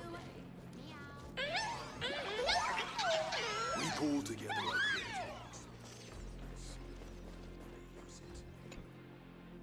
Let's see. Please, I'm begging you, I really need a Mechatron. This is the most important thing in my entire life. Why do you need a Mechatron so badly? Because the Daybreak Squadron uses them to fight, and I want to be just like them. I want to pilot one too. I heard the Daybreak Squadron got beat, but that can't be right, they're heroes. They always stick together and punch the bad guys. Heroes aren't supposed to lose. I don't believe. When Cinderborn came to see me in the hospital, he told me that a real hero never ever gives up. So I'm gonna carry on his legacy, oh my god, the hecking whisper, and show everyone that the Daybreak Squadron is still in the fight. They helped me when I was down, and I want to help them back. But without a Mechatron, no one's gonna believe that I represent the Daybreak Squadron. You said you said Cinderborn came to visit you once? Yeah, Daybreak Squadron visits sick kids at the hospital all the time. There's even TV crews covering it. Thanks to Cinderborn's encouragement, I'm better now. No wonder they say no virus can defeat a true hero. All you need is a Mechatron, isn't it? Oh, was I supposed to activate the... Oh. I happen to have a Mechatron at hand, the biggest, baddest one right there. Hold on, let me verify. Yep, that Mechatron is indeed registered under your name. Whoa, this was so cool. Can I pilot it in combat? Well, I'm afraid that won't work. Operating a Mechatron requires the pilot's wish power, and Daybreak Squadron's custom Mechatrons were all personally nurtured using their own wish power.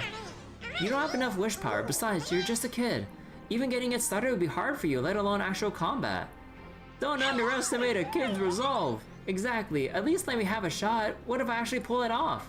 Alright, I can apply for the streamlined process and pull it off. Try your best, don't get your hopes up. I've got actual business to take care of, catch you later. Thank you so much, miss. I'll never forget you for as long as I live. Would you be willing to pilot a Mechatron for the rest of your life? Of course, I want to be a hero piloting Mechatrons in battle just like Daybreak Squadron, blah blah blah blah blah. I'm so excited. Miss, shall we get going? Don't I actually have to talk to the kid to actually do this? See, is there a point to the process?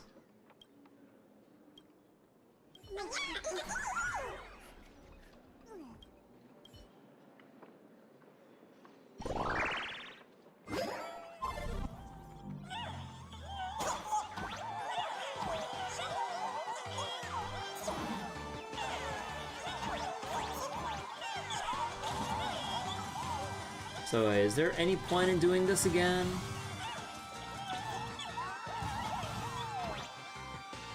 Wait, can you still exit if you move from here? Ah, okay, so it doesn't change anything. Okay, I thought they're being cheeky if, like, you shift the exit location. Okay, so what is that 14% I'm missing? Because we already got the Wisp Bay. What else is there?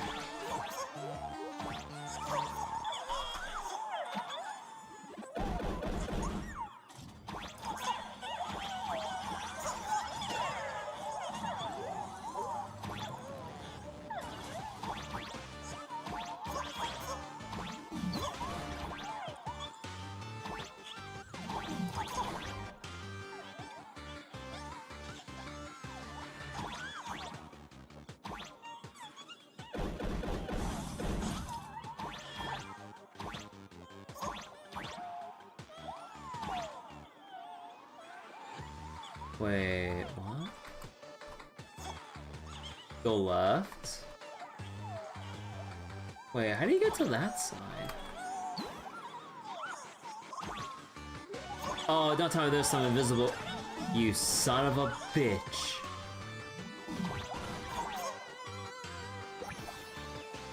What is a corporation? It is an organization that deletes both happiness and misery alike as if the blah blah blah. There's still one more! But yeah, thank you, Bretsu. Okay, so there's that. Okay, wait, what's the other one?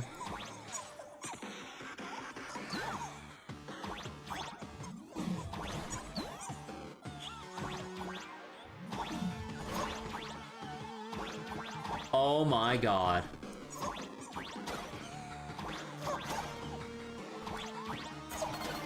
Oh my god. No, that son of a bitch.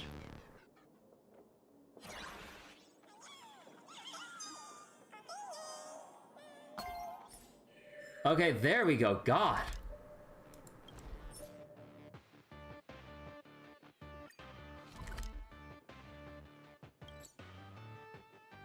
Wait, there's one more Wisp Bay I'm missing. Unfortunately, I don't see them having any cheat service to basically tell you where the final Wisp Bay is. Cause like, there's like the things in M Forest where they tell you where the birds are, right? So, is there anything that tells you where the missing Wisp Bay are? Oh, he's right here all along. They do at the console? Oh, at the console? Let's see, well, is that the Mechatron? What should I do? Provide serious guidance, make something up, impart Cinderborn's experience. The strength of an idol is infinite. Imagine if you're a Cinderborn, what would you do? Perhaps a story can give you strength.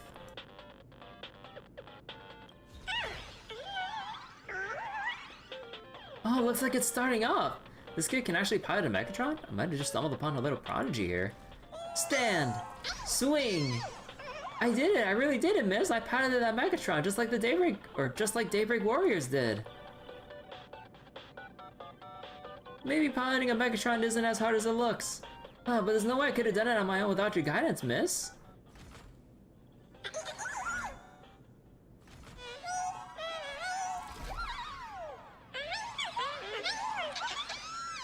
I dreamed about this day so many times, but now that it's actually here, my heart just won't stop pounding.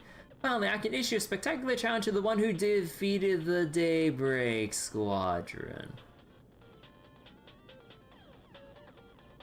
Oh. Ooh, about that. Just you wait, Baseball Raccoon. Wait, isn't that me? Huh, you're saying you're the Baseball Raccoon? How's it even possible? You're not even a raccoon. You've never seen Fluffy Across the Blue? Did I spend too long laid up in the hospital and missed the news or something? How is Baseball Raccoon a person? Maybe that's just how it's meant to be. The first person to help me after I got out of the hospital turned out to be the very enemy I've been searching for all along. Sorry, miss, but under the witness of Phantasm Moon, I, Silas, challenge you to a duel. I accept. I'll kick your ass. Cinderella once said that emotions are humanity's greatest strength, so let this battle be a clash of our convictions. I heard there's gonna be an intense Mechatron showdown here? Oh my god, it's well... A duel without an audience is incomplete, therefore allow me to bear witness and be the arbitrator. I vow to judge fair and square. Where did Mr. Yang spawn from? Considering we were guests earlier, it was only proper to observe the courtesies. But now my mech spirit burns brighter than ever. Baseball Raccoon has accepted your challenge. Now then, if you two will kindly proceed to the combat testing sandbox next door. I won't back down, let's settle this fair and square. An admirable resolve, kid. Now seal yourselves and go forth to write your own legend. Oh shit. Hey Seneca. I recommend dropping a satellite on the kid. Can I just keep running around here?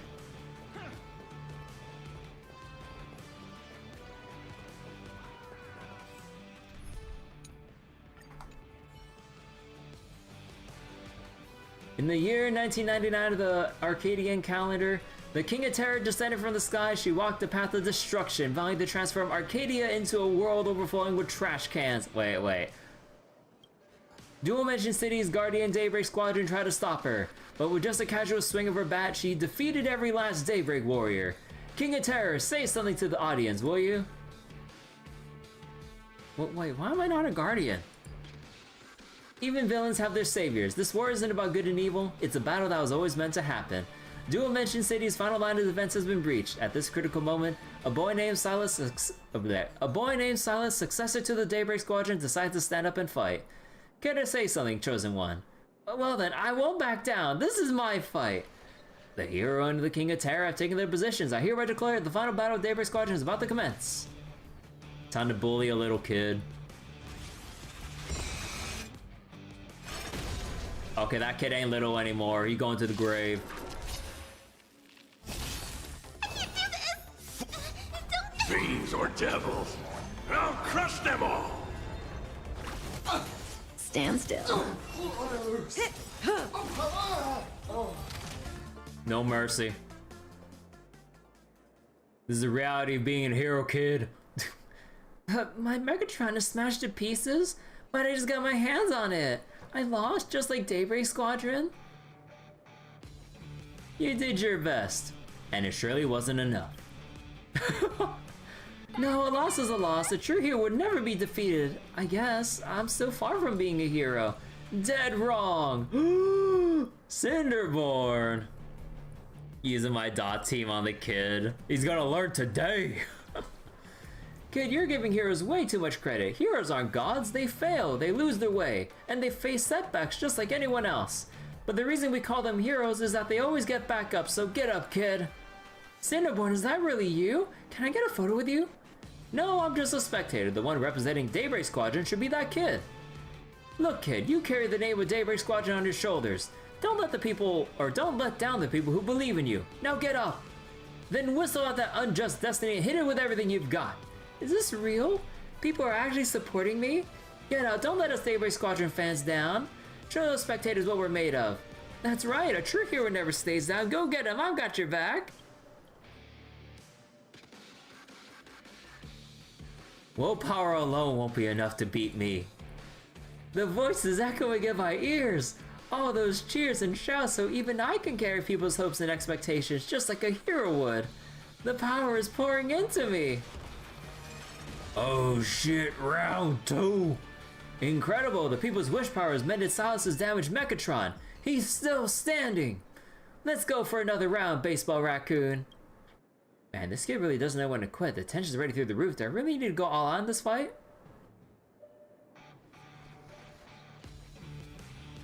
Oh my god. Okay. Do I throw? Or do I still beat this kid's ass into the ground? Nah, I'm gonna give this boy a reality check. Victory isn't something you get handed to you on the silver platter. If you want to be a hero, you gotta earn it with your own 2 hands. And let me show you my respect with a strike backed by everything I've got, Silas. Under your relentless barrage, Silas's rekindled fighting spirit was quickly snuffed out. Guess I still can't do it. I lost. I'm no match for you. You beat Daybreak Squadron fair and square. Can't argue with that. Once upon a time, there was a boy who resolved to become a hero who would save the world. But in the end, Baseball Raccoon mercilessly crushed his dreams. But the boy still remembered the wish he made as a child many years later when he sat by the window, his hair white, reminiscing about the past. Wait, what the fuck? Isn't this a bit too dark? Thank you for playing along with me, miss. Truth is, I know that no matter if I win or lose, what's already happened won't change. I just wanted to be a hero like Cinderborn, that's all. Repeat what was once said to Cinderborn. There's something I once said to Cinderborn, now I'm passing it on to you. Anyone who perseveres in their own life is a hero indeed. Yeah, I'll keep that in mind. Oh, speaking of which, where's that Cinderborn warrior? I still have so much I want to say to him. Making it real. Wait, just a second. Do you still remember me? I'm Silas. We once met at the 3rd hospital 3 years ago. You might not remember it, but I've never forgotten what you said to me. Your words kept me going all this time. Look at me now. I can run, I can jump, I can even pilot a mecha squadron. You can jump? I'll keep honing my combat skills and work to become a hero just like you. I really want to be a successor to Daybreak Squadron. You're doing great, kid, but I'm not worthy to be your idol. Real me isn't as dazzling as this suit. But as Salvador, the superhero once said, even if we're only chasing the shadow of Phantasmoon, the path we walk is real. Keep that fighting spirit alive. Who knows? Maybe one day you'll become a true hero. I'll be looking forward to it. Wait, I have questions to ask. Ignoring your attempts to stop him, Cinderborn quickly vanishes into the crowd. Oh, it looks like it's time for me to leave. Miss, I'll never forget what we had today. I have a parting gift for you. So, this kid is, since this kid is sewn to Mechatrons, I believe they love a limited edition model. Give King Pom Pom. This is the King Pom Pom Alloy 999, the very mech Daybreak Squadron piloted to their defeat. Now, I'm giving it to you. I hope the Astro Express and I can become heroes in your heart too. You bet. Goodbye, miss. I hope we can both make our dreams come true. Anyway, at least I hope Silas live out his dream of piloting a Mechatron. Was that Cinderborn just now Magnus? Good thing you got his contact info. Better go ask him about it. Oh, it's you, Miss Trailblazer. How can I help? You've got someone looking up to you now. You tell Magnus about Silas and his unwavering resolve to become the successor to Daybreak Squadron. Huh, didn't think I have such a passionate fan. That's good. After all, this world is always in need of heroes. Ever since the whole incident wrapped up, I've been stuck in bed resting at the hospital. Even popping next door gets me a lecture from the doctor, let alone sneaking out. What you encountered must have been the real Cinderborn. Well, I guess that's it. See you around, Mr. Trailblazer. What? A new draft, ready to publish. So, what did I just get? Show your respect to Silence with a full power strike in the combat test sandpit. Sneak into the staff office of Perlux Tower. Trigger the button that pops out coins. Okay, now there should be the console.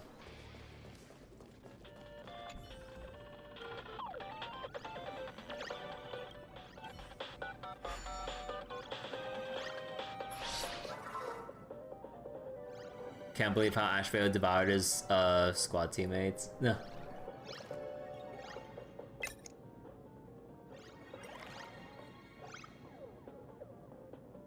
Wait, is there no, wait. Oh, is it the lower the difficulty thing? But, I'll do this first.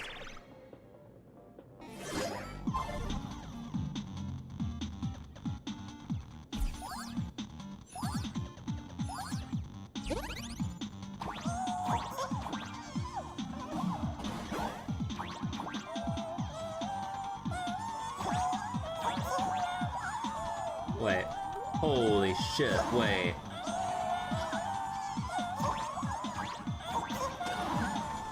Wait.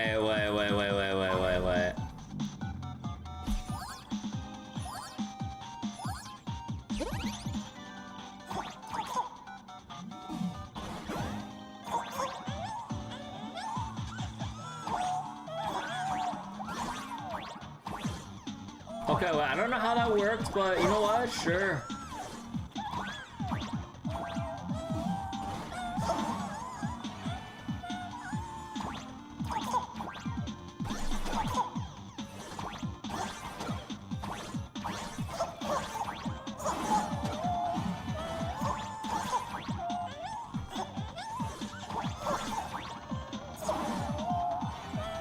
Wait, how the fuck?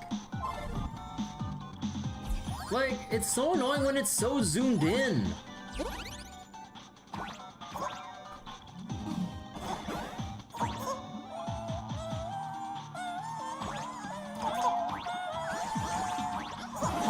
Wait, did he just deal with my jump?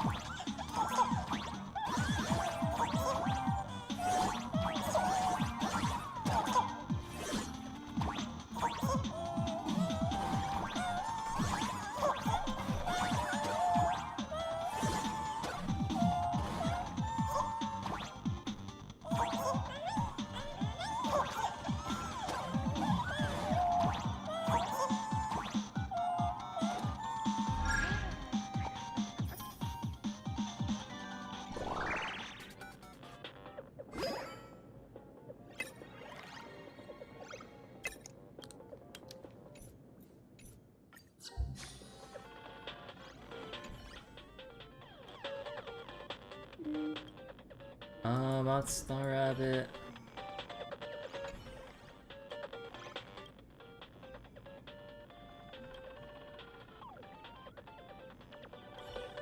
Wait, is it the difficulty one?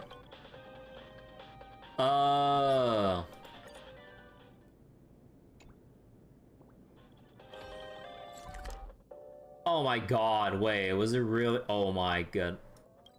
God damn, it's always in this shit that I meant, like... Wait. All Mechatron units displayed in the exhibition Where? area are available. Oh, wait, oh, how did I not look at this angle? Please consider nearby. It wasn't even well hidden. See, I'm exposed? Wonderful! Someone's here to get me off the hook. To be forgotten is a deeper wound than to be exposed. Opposition at least grants you a battlefield. So wait, if it turns out 4.4... Wait, if 4.4 turns out to be peak, you may consider 4.0 to 4.4 better than 3.0 to 3.4. I mean, like, the thing about that, like, I wouldn't say that's the most fair comparison because, like, with Amphorius and everything, like, 3.0 and 3.1 were very low points from, like, at the very least, the story presentation perspective and among some other factors. So then that heavily drags down, or sorry, 3.0 to 3.2 in my opinion, yeah. Or at least parts of 3.2. So then, like, even though, like, 3.3 and 3.4 were, like, extremely high points, it was heavily lowered by just, like, how rough the initial parts of Amphorius were. But yeah, Planet Arcadia has just been, like, overall, like, pretty good baseline. So, like, I wouldn't really say it's, like, the most equivalent of comparisons if you kind of, like, section it off like that. But, yeah, like, if you kind of, like, ignore, like, 3.0 to 3.2 and just kind of take, like, 3.3 to 3.7, that's when they keep, like, amping things up a lot. Although some people kind of have words for, like, 3.5 onwards, but for the most part, definitely a higher bar on average between 3.3 to 3.7 compared to 3.0 to 3.2 with the rough start there. Because, yeah, like, they wouldn't really change things, like, quality-wise until they get further in. Because of, like, or for however it was when they were writing the story. Because, like, you know, like, they wouldn't just write it patch from patch, but, like, they would write it several... Oh, sorry, they would start writing, like, way ahead of time, and then only once, like, they get, I would assume, they would get feedback, or whenever they adjust it mid-writing process or something, like, then they... Actually, I mean, I'm not exactly sure how the writing process works, so, I mean, I'm just, like, spewing random shit. But yeah, so basically, the start of 4.0 just is baseline, like, a better start.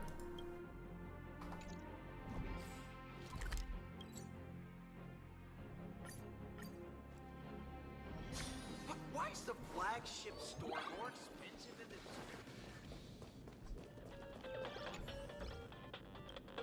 Let's see, reward for finding 10 Wispe.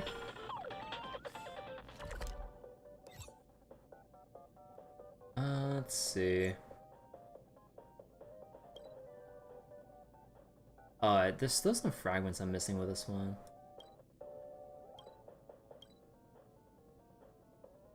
Oh my god, wait, there's other shit I'm missing from there.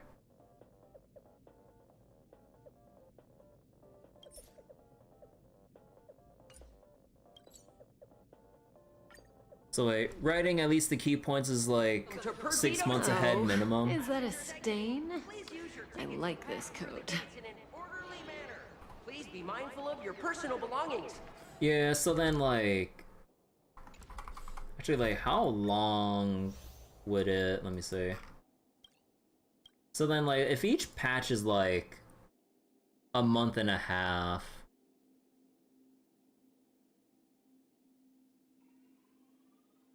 Huh. Well, I mean, like, again, we're spitballing about, like, behind-the-scenes writing processes that we have no idea about, but... Yeah... I don't know. But yeah, I mean, most of the issues was just, like, on the technical side of things. More so than, like, the writing. But, like... Although, again, I still have my qualms about, like, if I remember correctly, 3.2. But yeah, most of my main issues was just, like, the presentation of it, not necessarily the writing.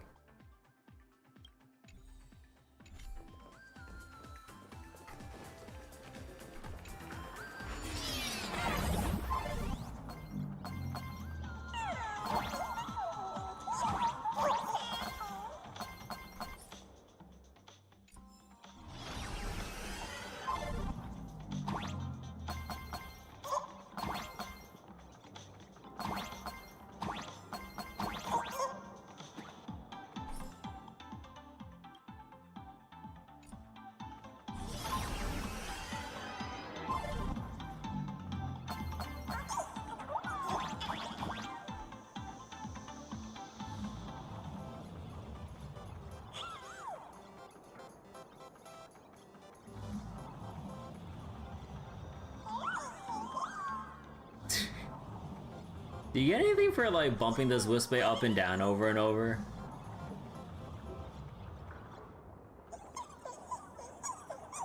Man, like, this reminds me of, like, this one game I saw on, like, a PlayStation demo disc. I forget what the game was called, but it's like... But it's like a multiplayer game where you and either AI or, playing against AI or your friends or whatever, like... The whole game revolves around rotating an entire room's perspective to change the gravity to have them fall into, like, a bunch of spikes or other environmental hazards. Oh my god, I remember playing, like, even just the demo of it with, like, my brother and stuff. Like, that shit was so fun. And my cousin as well. So then, like, the whole, like... flow of the game was just like, okay, everyone's trying to, like, run around and position themselves so that, like, they wouldn't fall into, like, a pit of spikes, while also trying to, like, mind game the other person's movements so that, like, they'd accidentally position themselves into, like, a lethal spot or whatever. So then, like, you press a switch, or you'd, like, kick, like, a switch or a button or something that will, like, shift the whole room and, like, and everything. Wow! Oh my god. You can jump so high! Like... Wait, was it, like... No, exploration is 100%.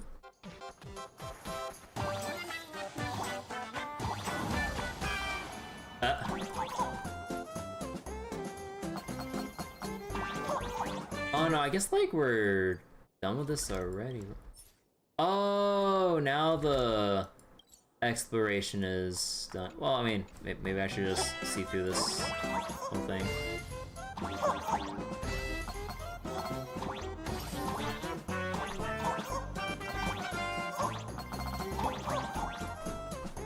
Ah!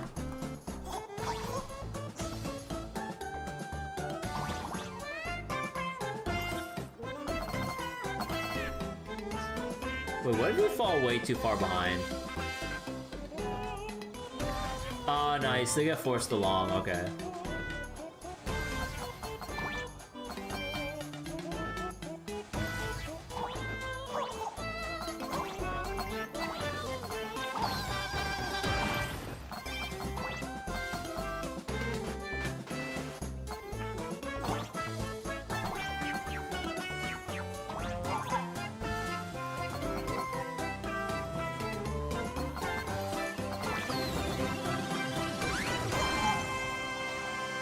Hacking cats keep killing me.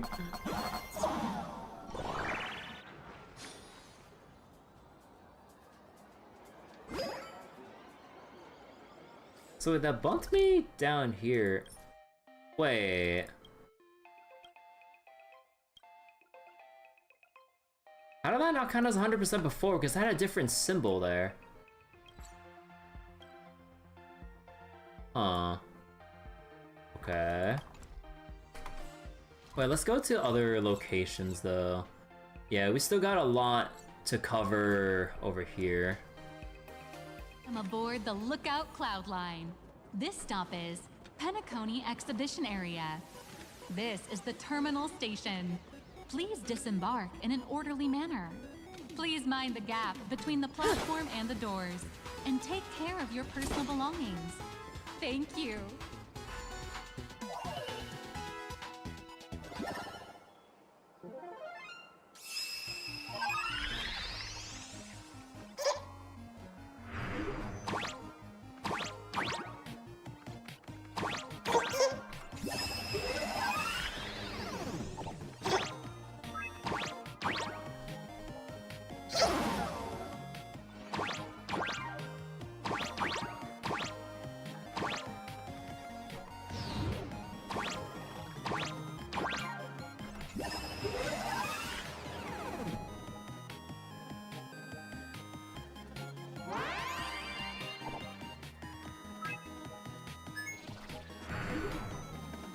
And like this minigame always makes me miss like playing Fez. I played Fez a long time ago, and it was like pretty novel or pretty like unique like for when it first came out and stuff. But I never got to like truly 100% it because like eventually things got extremely cryptic, and I believe there's some QR code stuff that you had to scan to play or to see more, or what was it, to do some puzzles in the game, I think? I don't remember. Like, I know there's some weird QR code stuff, and the worst thing about it, I didn't really have a smartphone that was able to scan a QR code. So it was literally something I just never could complete, and then I just quit the game after that. Like, I technically beat the game, but there's like a whole bunch of stuff after you beat the game, and then I think once I started seeing the more cryptic stuff or had room to go back to explore older areas, it was eventually just really unfun once I learned how, like, crazy the puzzles got. It was just like, yeah, it's way too, like, over my head with this shit.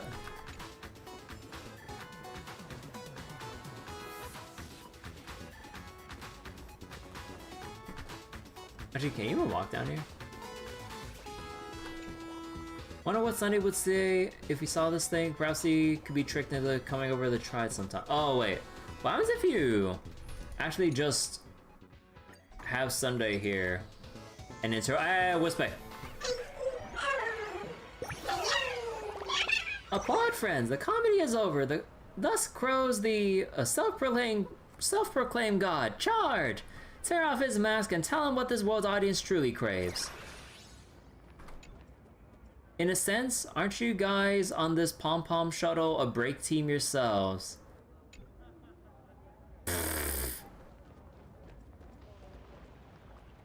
Wait a second.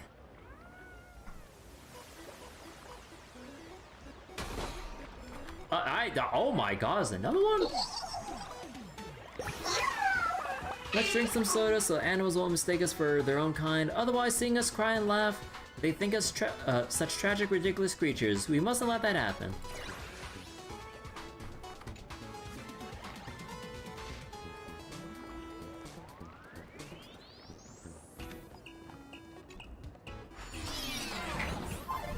Okay, so this one I've never explored before.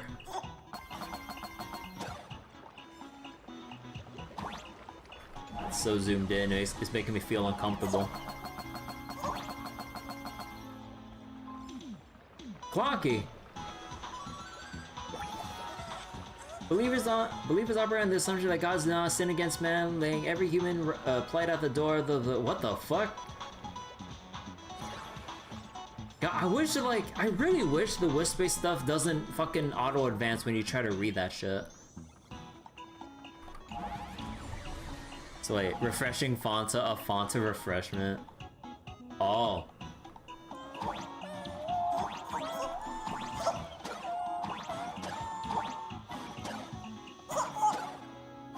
Oh, that's its health bar. Oh, that's clever. Oh.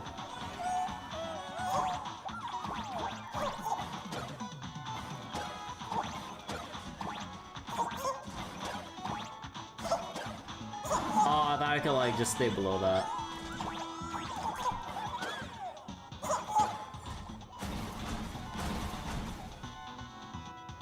They turned his face into a butthole.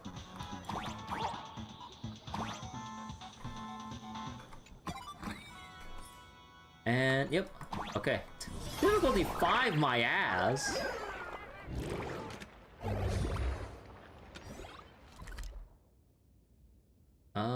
Okay, there's a lock thing there. Together we'll trailblaze into the Take a look. This is pure genius in action. How many more Wisp Bay? Oh my god, there's like 12 more I need to find.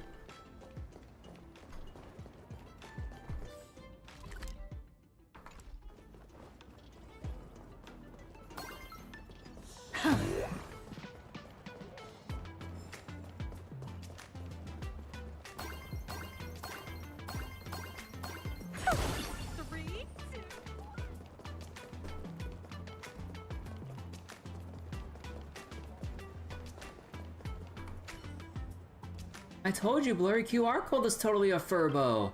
Not necessarily, the author probably just didn't want to show their real face, so they got a furbo to stand in for them.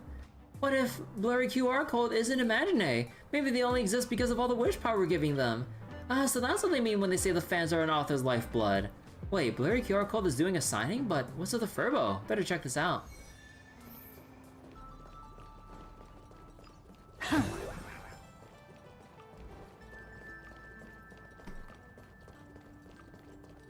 If you've lost your belongings, please let the service center know.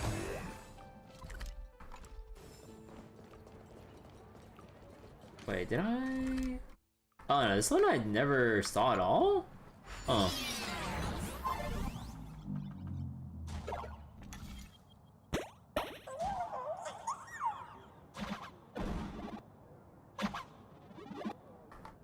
Wait. Oh, right. You can't press escape to exit out of that. Okay.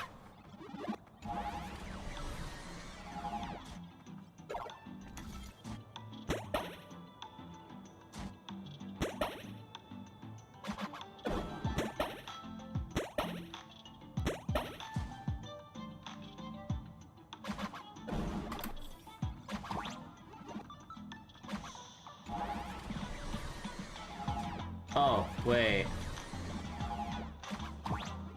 Hold up.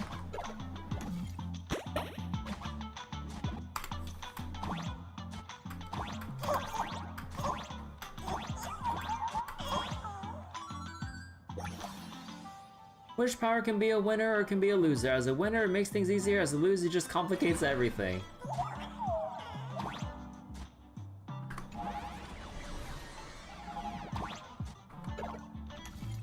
Wait.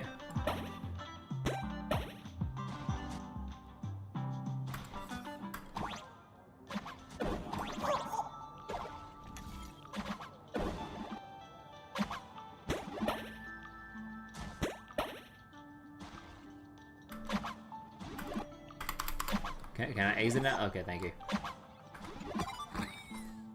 And that's 100% for that.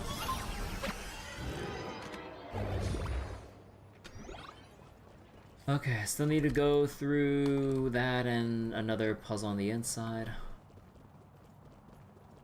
3, 2, 1. Pom-Pom is the best! Well, I can't photobomb?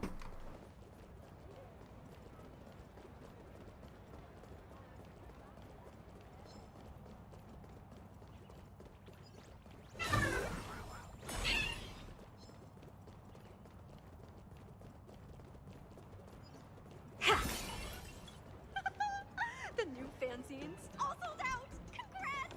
Bloodstained Games Archives.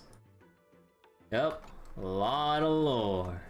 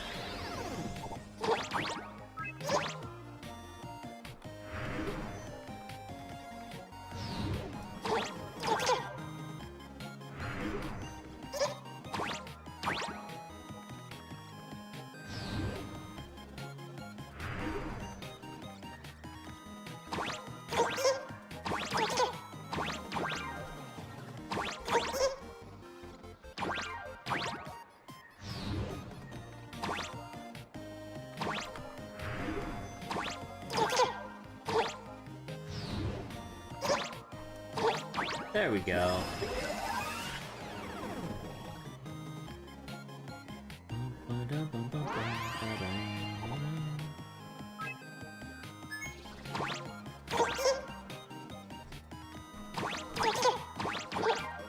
Oh, it's definitely gonna take a while to farm all these puzzles for another 10 pull.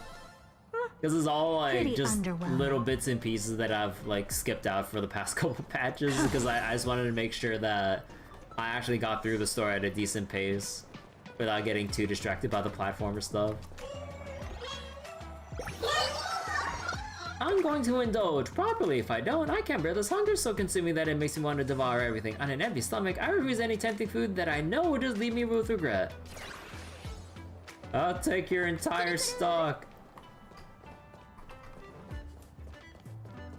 Okay, so there's one more here. Big herda. Look out, Cloud Truly Live. big. This He's stop more is important the than any. Cienjo Laofu Exhibition Area. The next stop is the Penacony Exhibition Area. The train is about to depart. Also, Please mind the gap do you between the get platform anything if and you the door, actually and take beat care of your all, personal like- belongings. Than anything. Thank do you get anything if you try to beat all the Cosmicon collective NPCs? Because, like, I'm more than done with collecting everything relating to, like, the event and minigame itself, but do you get anything if you beat every available NPC? Because that shit is so monotonous.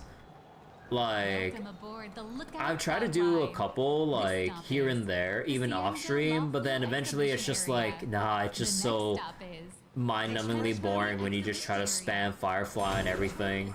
Or at least, like, with whatever's, like, the Please mind counter gap between to the whatever platform and people's, the doors, and take care cards of or your whatever. But personal then it's just belongings. like, Thank you. it just boils down to the same thing. How did I miss this one? People always exhaust themselves in the debate between egoism and altruism. Hopefully, they shall come to see that these are but principles of composition, like perspective, applied differently by different schools. Oh. What an exquisite Cienjo outfit. So, this doesn't match the original story. On the bright side, while Jing Yuan became Jing Yuan Yuan, at least the Lightning Lord has yet to become Lightning Lordy. Oh my god.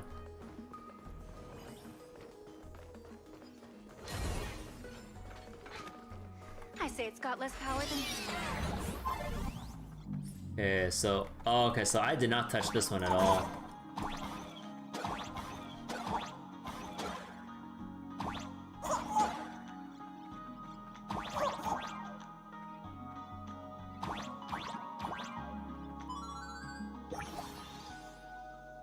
You get a I did everything for nothing style point achievement, which isn't an achievement.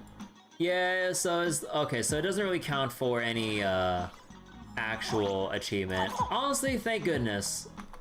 Like, I think if anything, they were just there just so people could what was it?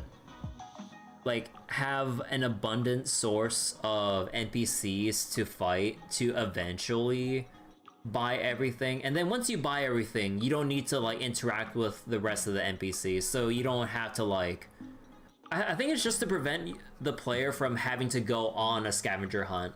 Like, there'll be so many NPCs to challenge that you wouldn't really wait, what is this?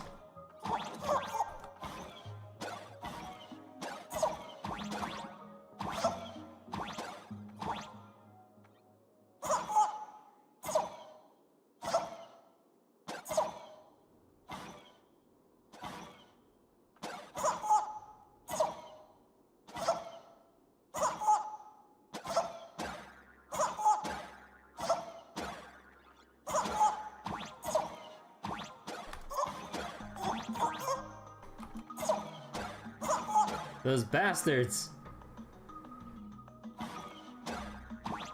They're blocking my shots!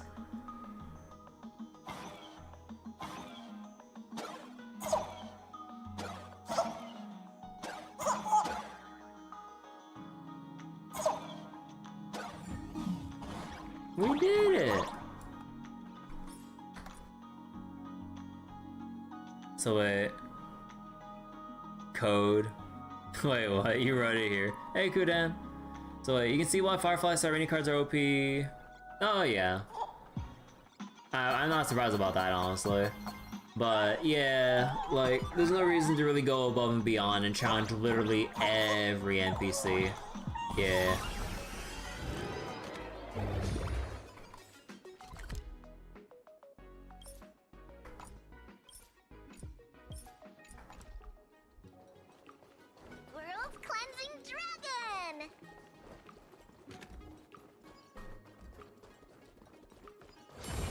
Take a look.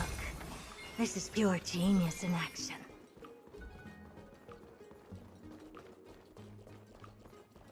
God. The NPC pop-in is so bad.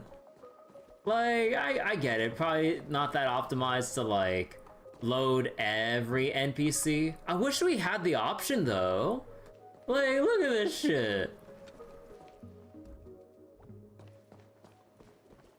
Like, come on, at least give us the option to up the NPC draw distance here. Oh, this shit's ridiculous.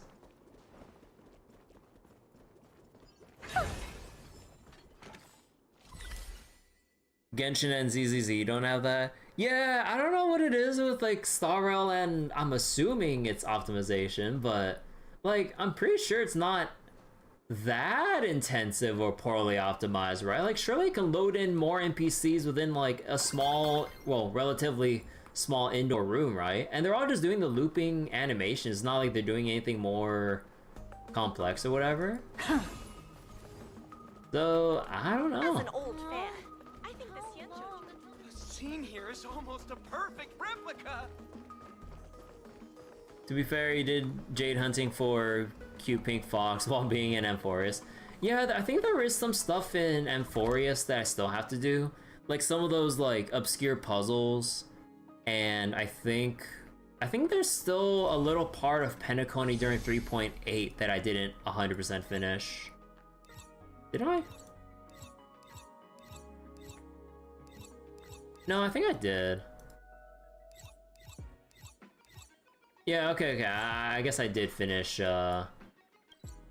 Penacony. Sorry, 3.8 Penacony. Oh, it'd be like upgrade my old ass 3080. The 3080's not old, okay? It's still going on strong. Just like it was when it first released.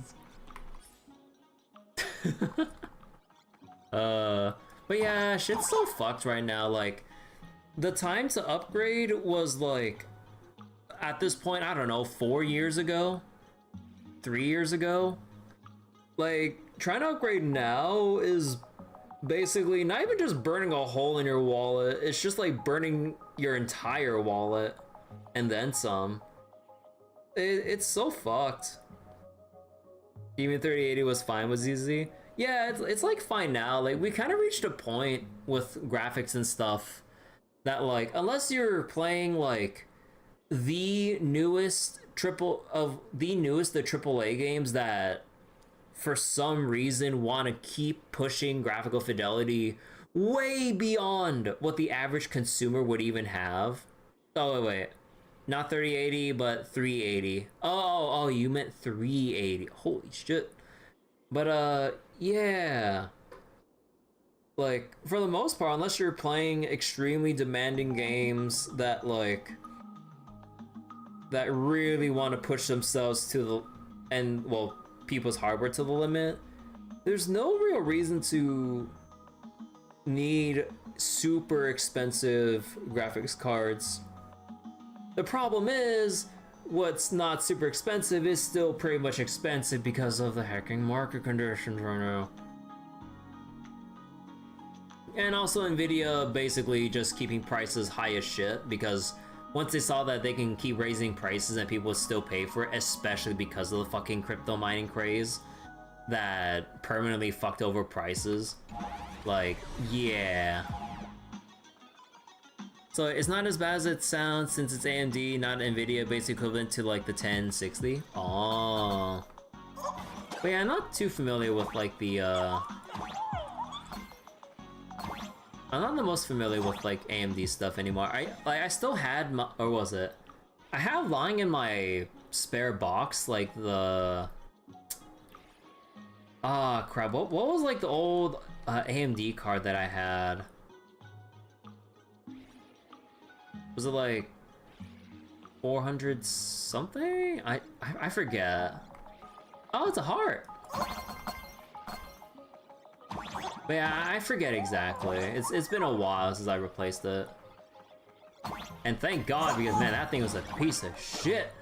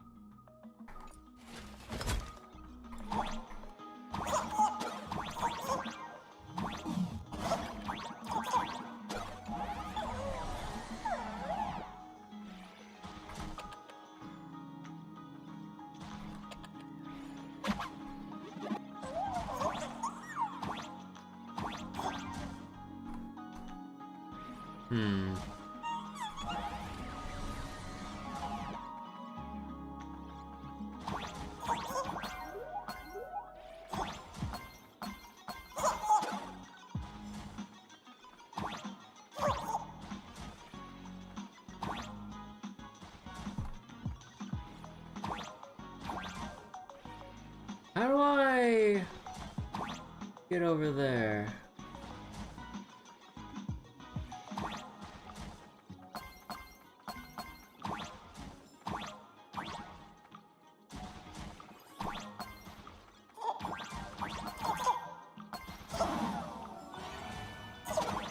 Anything with 8 or 10 gigs of VRAM is like no in 2026.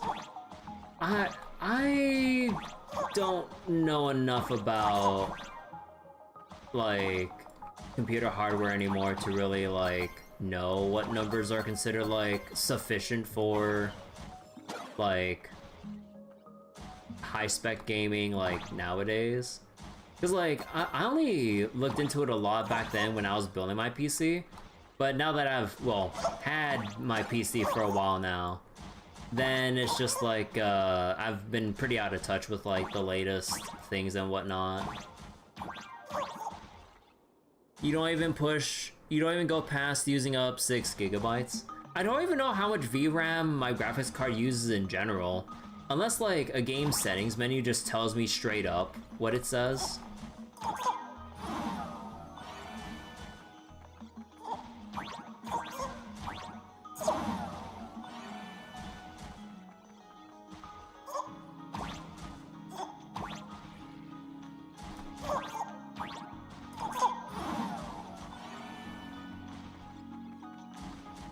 Because that's the only time I see, like, what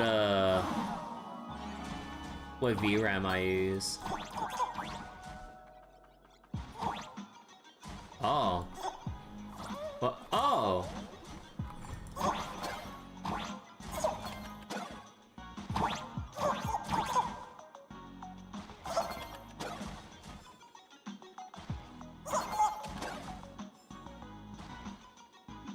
So wait, the primary thing that uses VRAM is textures, and games didn't even start wanting 4 GB for max settings until like 10 years ago? Oh.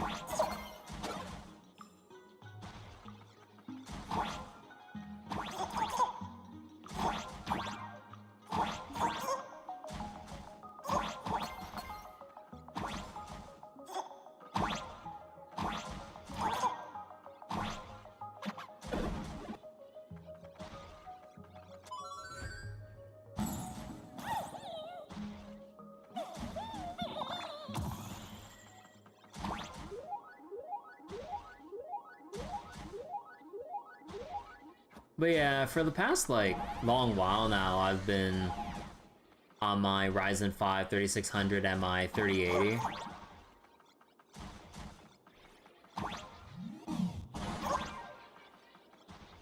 If I'm playing at 1440p or 4K, 8 GB is way too low. That's why 12 to 16 is very important for any 80 to 90s, even 70s for NVIDIA cards. I mean, yeah, I do play at 1440p, but yeah, I basically just lower my settings for the most part to begin with, just to make sure I at least hit 60 FPS. Or if the game's like, not that graphically intensive, then I try to like, honestly lower it even more so I get a higher frame rate.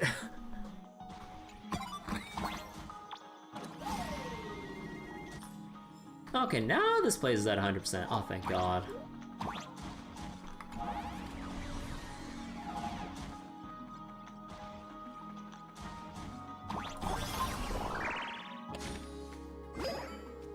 Oh, God, okay.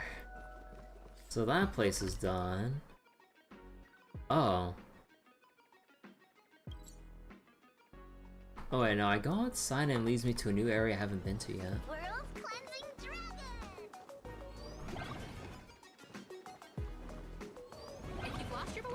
Please let the service center know.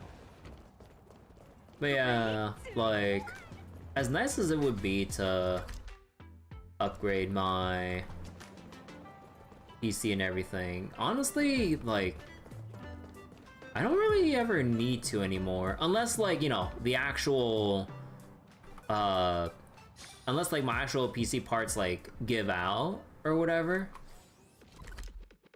But for the most part, yeah, like, most games that I play at this point, like, don't really require that much, or, like, they, like, aren't, or they're, like, decently optimized, for the most part.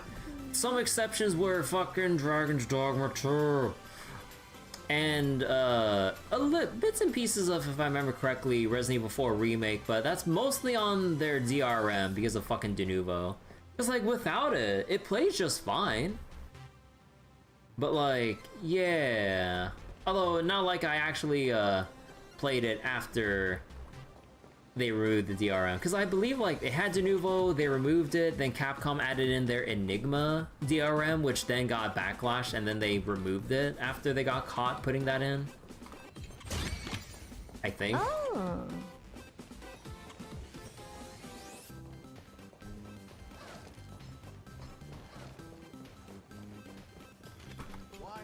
To line up again. I swear, you have to wait in line in order to do it. Blurry QR Colt, I'm gonna watch the Fluffy till I die.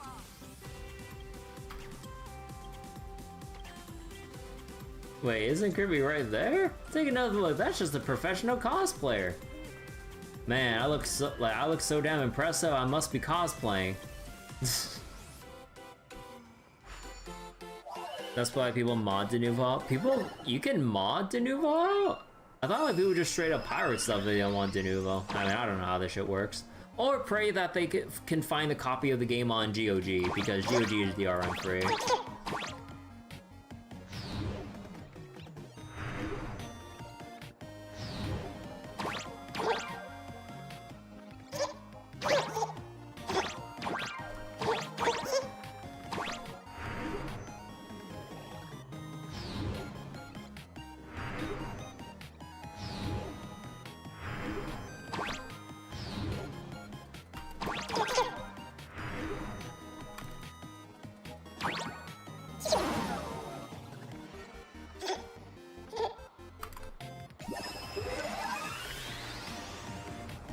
So authentic, just like the real one.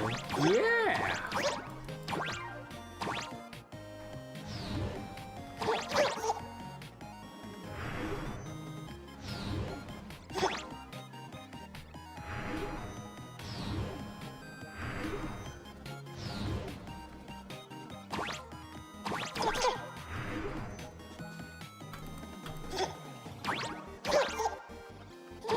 Oh, thank God. There we go. Ah.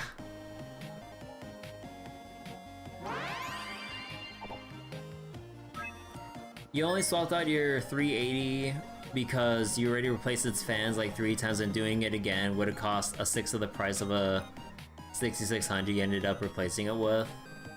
Yeah, if you're gonna keep replacing it at that point, yeah, I think like eventually it's just like you might as well just full upgrade for something that's stronger and would probably like have a longer lifespan at that point, because you can only carry on like older hardware for so long, even if you try to maintain it. Seriously, go rewrite it.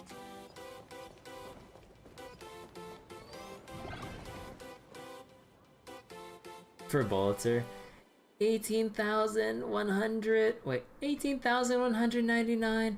19,100. Wait, was it 17,200? Whatever, let's just call it book number 20,001. Sweet, once I finish this, I get a 30-minute break. Did you bring a comic for me to sign on the cover? Just the name, blurry QR code is fine, right? Well, doing a little moonlighting behind my back, are we? Wait, that voice sounds so familiar. It's... President Kirby, it's you, for real! Did Nihilux bully you into doing this? President, you're missing a very important again. Right before the signing, President Nihilux started grumbling about how signing is such a drag, and how she'd rather find a cool spot to read comics and then just took off. I didn't want to cover for her, but if this signing gets delayed, the penalty fee will cost half a year's royalties. We never get our back pay then. Nihilux! So I had no choice. I had to stand in for that cold-hearted former president sign books all morning. I'm a furbo. My paws aren't even made for holding pens. This is way too much responsibility. And you know what she did? She actually doubled back just to give me a roll of clear tape to help. This is outrageous. President Kirby, please stay before I get acute tendonitis, or at least take over signing for me, please. Don't worry, I'll track her down and drag her back here. Much appreciated. You should give her a good whack with that baseball bat of yours. That'll teach her.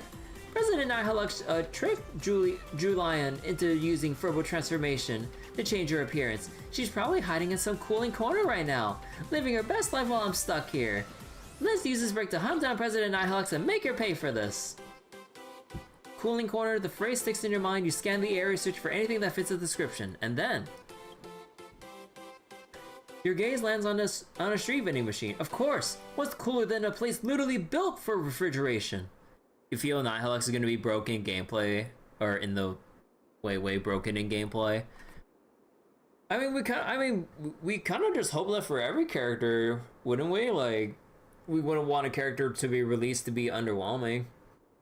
But yeah, I mean, I think the more important line of thought would be, what kind of character would they make her out to be playstyle wise? Like, sustain, break, dot, elation, given, well, playing Acadia. Or will they just make her something more general, whatever the general means? Like, yeah, who knows? You're a genius! Your deductive skills put that broke detective next door to shame. The transformation will break or takes it. Let's start whacking them all one by one.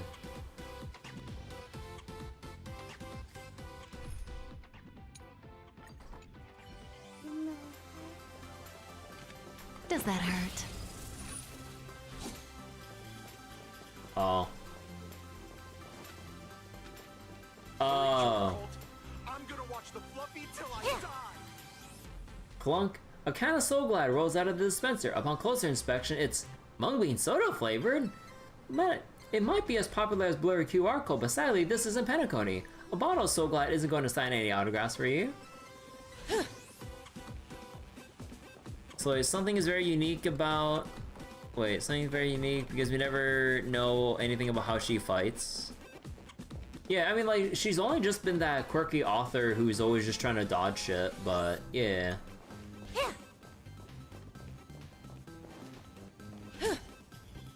Ow, who hit me? Hey, you with the bat, I'm talking to you. Clearly this isn't an ordinary machine, it's a talking vending machine, an imaginary to be precise. Too bad its creator forgot to give it arms.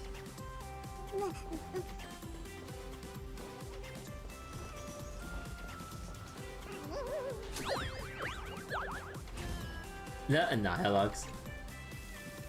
Ow, ow, ow, hey, could you maybe not swing that thing so hard? Kinda, you lazy former president. You can't wake someone who's pretending to be asleep, but a baseball bat sure does the trick. Let's go. You're going back to that signing session. No way. Don't even think about dragging me back there. I'm just a simple comic artist. I can't handle the passion of all those fans. You have any idea how many digits are in those serial numbers? That's not just for show. They actually expect me to sign every single one. You knew how exhausting it was, but you still dumped it all on a poor Furbo. That's not just exploitation. You're trying to work me to death. Look, you're working for someone else anyway. What's the difference if you're helping her or me anyway? That's just preposterous. Furbos have rights too. We've already decided that the new president is our only hope for a better life. You know, for Bolter has a point. You're the president now, so staff management is your call. So, what's the plan? Force Nihilux to do the signing. Enough excuses, Miss Blurry. That signing is your responsibility. If you don't get back there, I'll turn your life story into a scandalous feature in For Bubble Weekly. Remember who's the boss now. Brilliant, President! I know all the former president's dirty secrets. I'll write the first draft. I never thought our hero, the baseball raccoon, could be such a heartless monster. It's heartbreaking, really. Fine, I guess developing tendinitis is just the destiny of every comic book or comic artist. And now I shall embrace my fate. See you later, you two. If you make it out alive, that is. 38,199, 38,000, or 39,100. Wait, was it 37,200? Whatever, let's just call it book 40,001. Yes, once I finish this, I finally get a 30-minute break.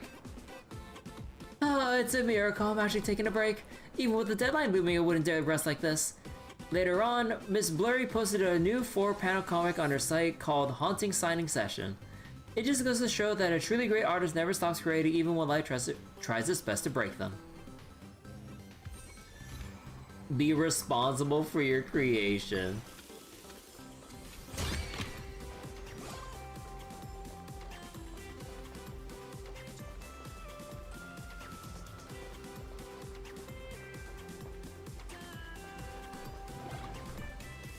Wait, as I've written, you eagerly flip through the, wait, Kremlin dictionary, a free mem sticker.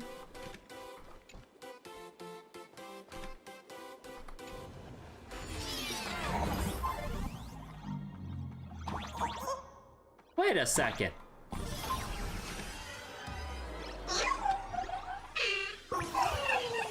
The point of comic isn't just getting people to understand, it's also getting them to not understand. That lack of understanding protects the themes from being trampled on. And it is in the moment understanding breaks through that its powers is fully unleashed. I must find a comic that I cannot understand. Aw, I don't get it. Now skip.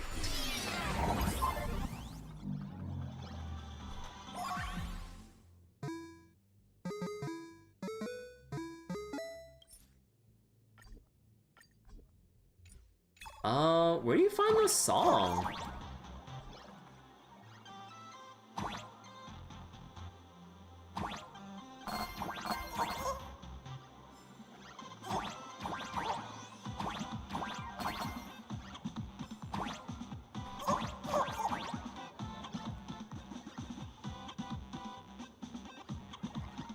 Oh.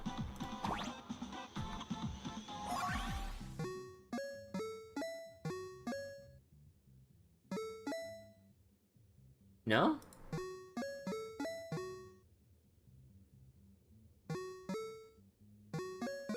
No.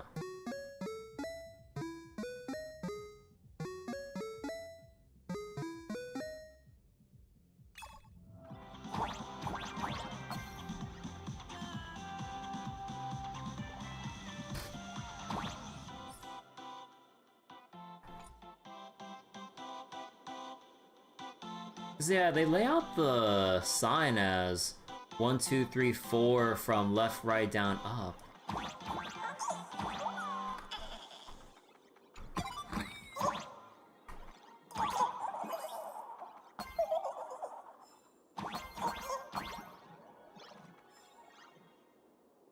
Oh, it's Pom Pom. Wait, can we do anything about that? How do you get there?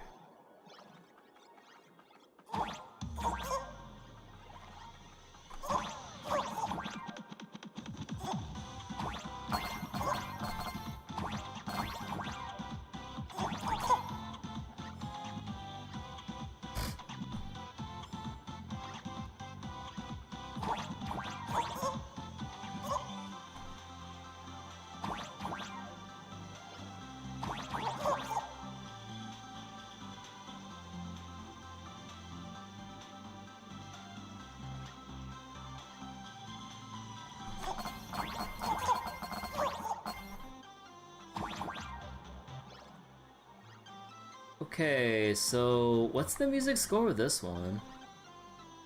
Wait, was that a Totoro reference with that poster there? Oh my god.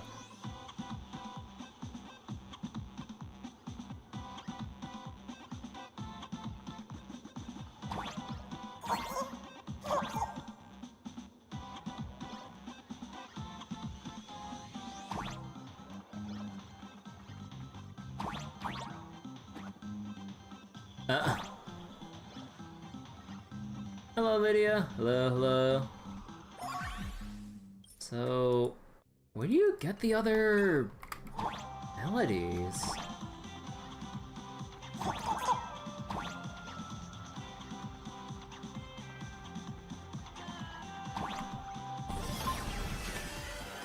Wait, what?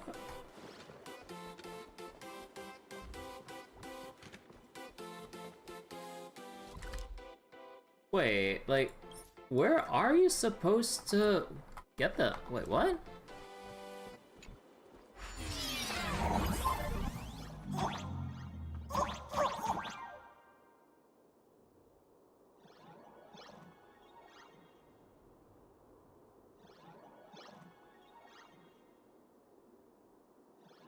Oh, wait.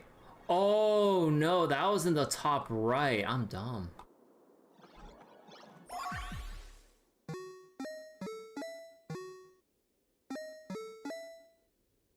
No?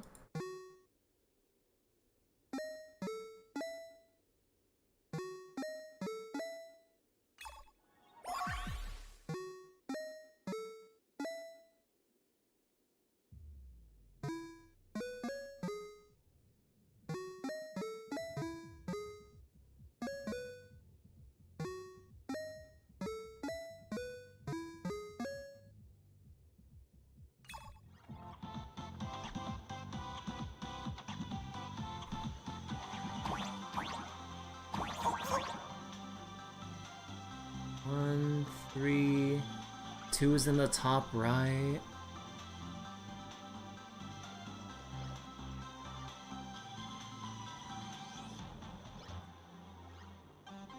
What?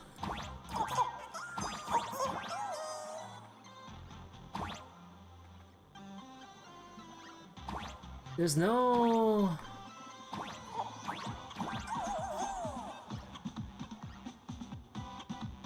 Is there anything? No, it's just like a cheeky little picture, right? What? Okay, wait, I don't get this. Let me see.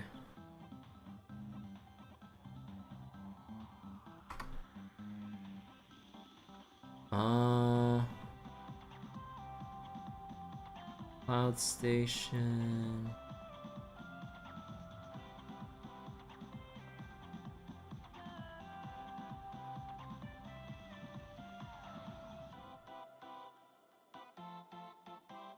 Wait.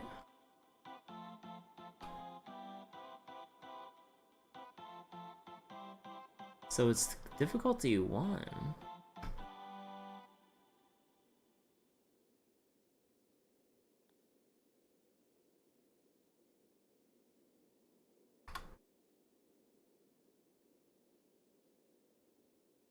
Oh no, it's difficulty 4. Whoops, not 1. Where is it?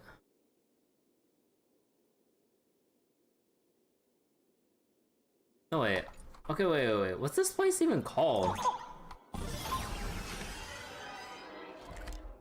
Lookout Cloud Station. Difficulty 4. Yeah, wait, why is it not searching properly for this place?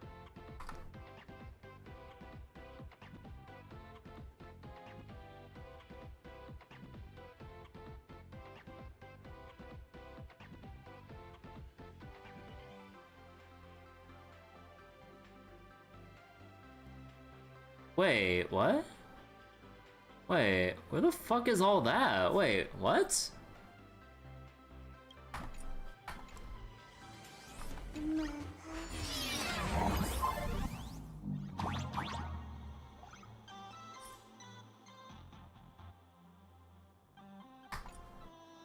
Oh, wait. Did I miss the portal? I was literally on the top right? Wait. Oh, wait. How are you supposed to get up there?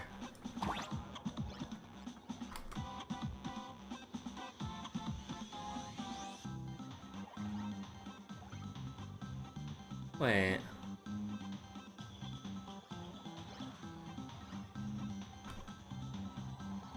Wait, I'm trying to look at this GIF for this run through this puzzle. Wait, what? What the fuck?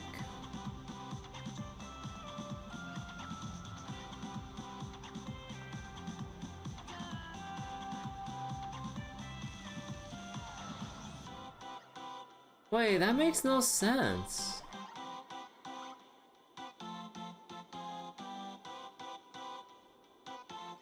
What?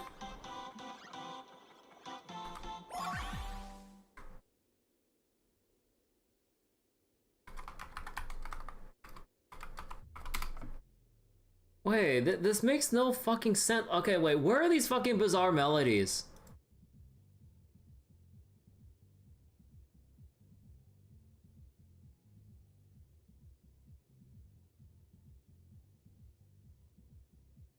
Look for the hints scattered in interplanar jumps throughout Lookout Cloud Station.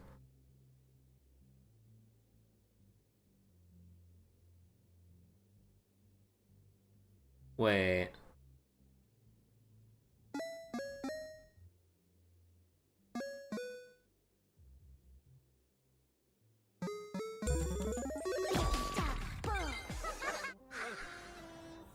Wait, holy shit. But yeah, like... I really don't see where the hell you're supposed to find the salute, or the notes.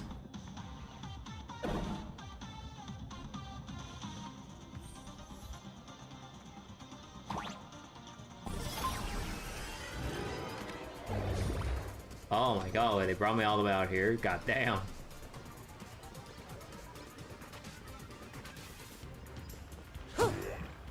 Does that hurt?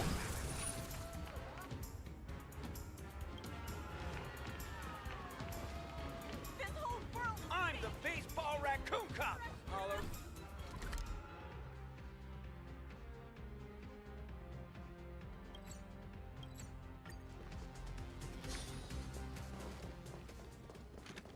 Why do we have to line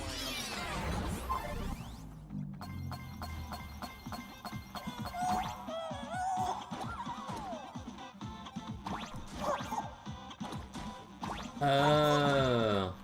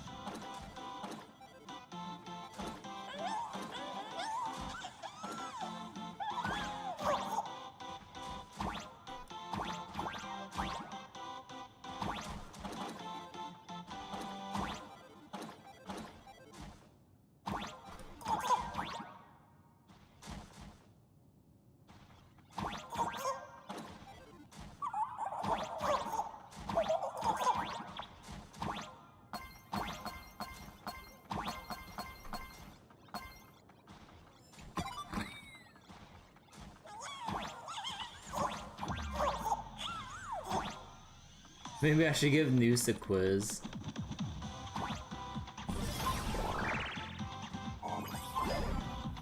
Oh, that's where he's supposed to drop it. Okay, boy, how does that explain, like, the puzzle is supposed to figure out here?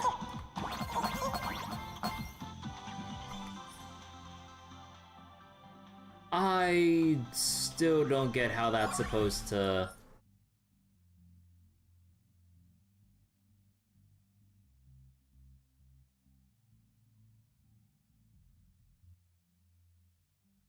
Wait. 1, 2...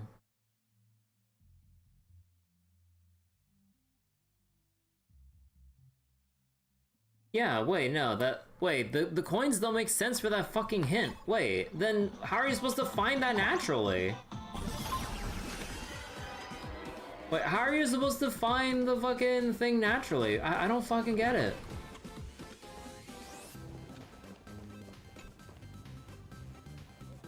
You size up the A door in front of you, your remote location lacks security. If you're feeling cynical, it's practically heaven sent for sneaking in without a ticket. Knock gently, you lean in closer from behind the door, you catch a faint sound, maybe you're just imagining things. Filthy scalpers, drop dead all of you! After a storm of furious punches and kicks, the man struggles back to his feet. Huh, still alive, dang, you really don't pull your punches. Wait, you just came out of that door back there? Did you buy a ticket? Wanna live to see another day? Whoa, easy, hear me out, I'm not a scalper, okay? You can call me Express Lane Ticket Agent. Sure, not exactly official, but if you buy from me, no pre-sale, no limit, get your ticket and walk right in. Just now, you successfully used the express lane. Shouldn't you be collecting fees on the other side of the door? Who pays after they've already walked in the door? In this business, speed is everything. My motto, try before you buy. Silence between you two, a heavy silence looms. I know this path was never meant to be understood, but even if you insist on calling me a scalper, I'm a scalper with principles, with dreams, with ambition. The world left me soaked, so I became shelter. It's precisely because I got burned by the official channels and never able to get a ticket that I decided to help people like you carve out a new path, offer better, fairer options. I owe it all to the like-minded door. Isn't it great? Thank nature, you should be thanking it too. You wanna check who you're talking to right now? Now that you mention it, aren't you official staff? All that talk. Seems I put my trust in the wrong person after all. Well then, I'll just leave quietly the way I came quietly. Haven't even boarded the ship yet. Maybe I should notify the venue officials. At least get someone to keep an eye on this Ado before the gatekeeper comes to retrieve it.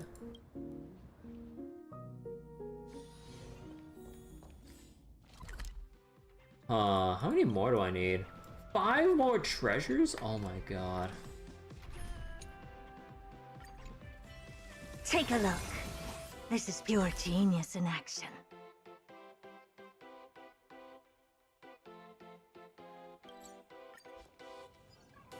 Press fans, welcome to Star Rail Fest. Please remain orderly and safe. I got Otherwise,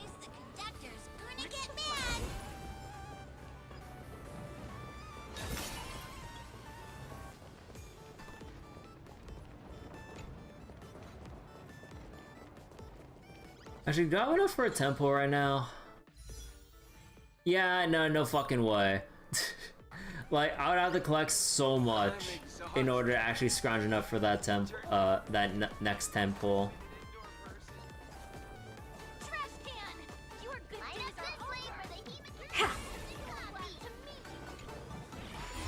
Oh, okay.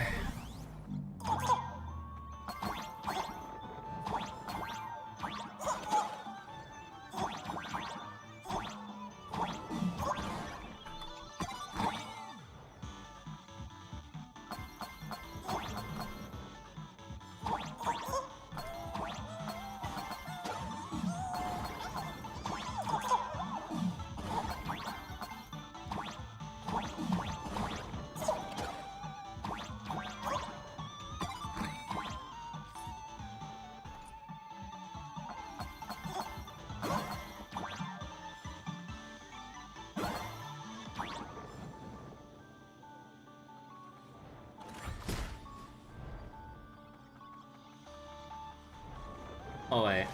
Oh wait, what if you... Oh!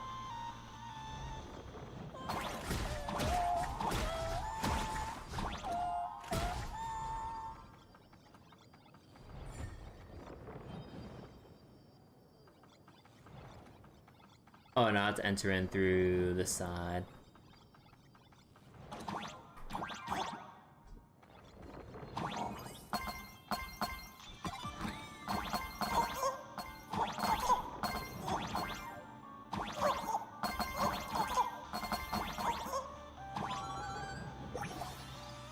A fighting game can never have too many moves. In the comment of the Nameless, anything goes and everything's a weapon. The true struggle for compensating sorrow. Only principle, don't hurt your companions.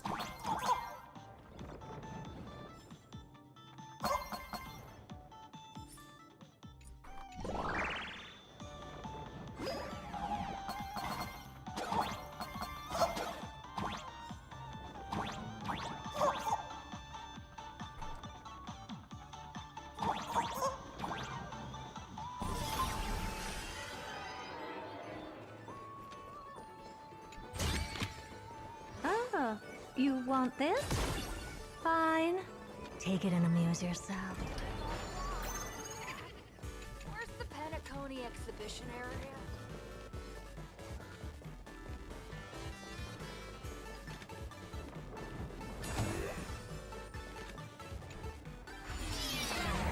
Okay, wait. Oh no, okay, exploration's done there. Never mind.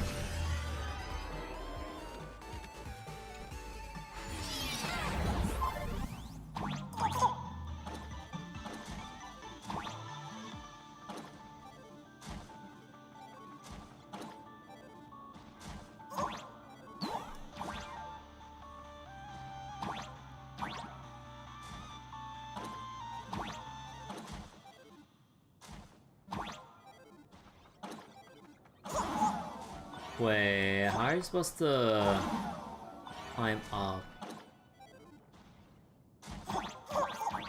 Oh, okay, well, you don't even need to climb up. This cursed one-way doors take me back to when I once considered... Fuck me, it's always so pointless reading this.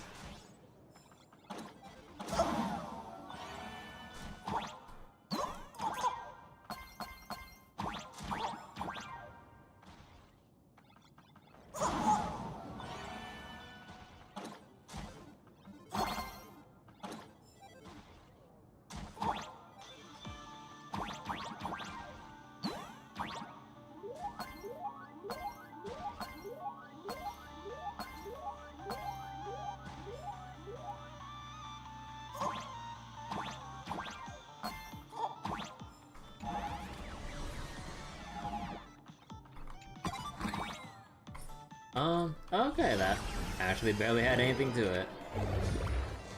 Okay. So now there's one more. Where? Take a look. This is pure genius in action. Oh no, there's one more Furbo treasure. Where is that one? Because I don't have the patience to try to look for it right now. Oh.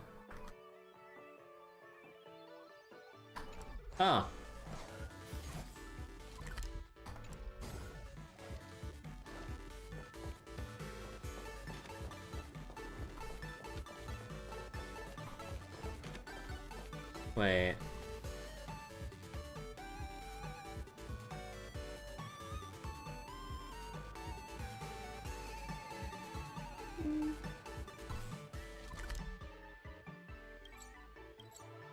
Was it over here? Together, we'll trailblaze into the future.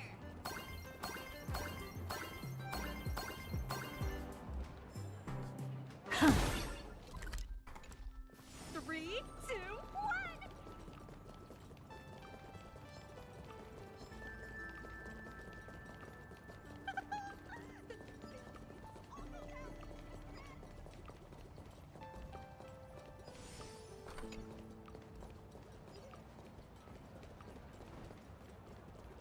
Oh. Oh, how did I miss you? You're just literally standing right here.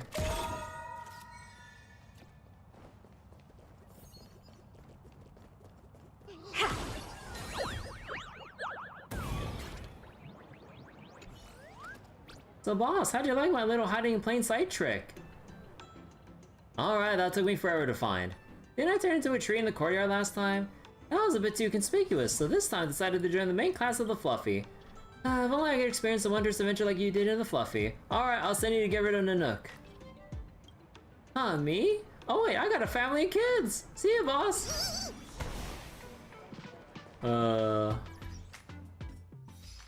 Okay, that's another one done with.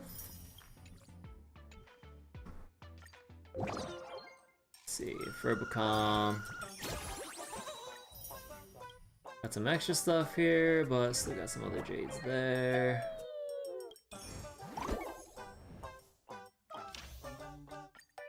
Yeah, no, I think I'll skip over just trying to read this aloud because I'm tired.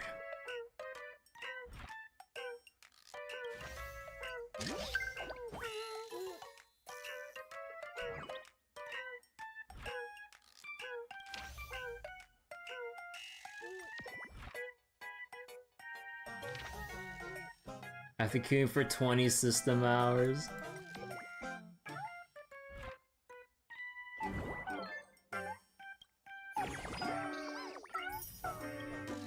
Oh, I got some extra Jades out of it, but yeah, oh boy. Gonna be...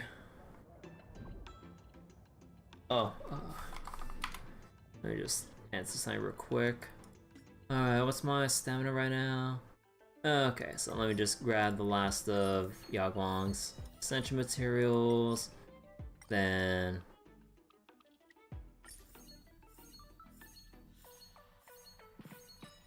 bit of this. Okay, I think I'll stop here for tonight. It's gonna take a little while longer to get through the rest of the chest and stuff here. I'll probably just do the rest of this one off stream. But, oh god, I'm getting so exhausted just trying to farm for Jades right now. Even if I do get all the Jades I can, or I can get my hands on, like, it'll probably just be enough for maybe... like, 3 more pools, I think? I'm not sure. But yeah, there's also the 3 pools from the next day of login. Or, oh wait, no, one more. Oh, shit. Okay. So you're gonna have to wait a couple more days just to get my guarantee, or hopefully get my guarantee for Guang. And after that, like, I need to save up the rest that I can for the Rin banner for the Fate Part 2 collab. So, I mean, I say save, but, you know, just scrounge up whatever I can. But yeah, alright. I think that'll be it for me for tonight, everyone.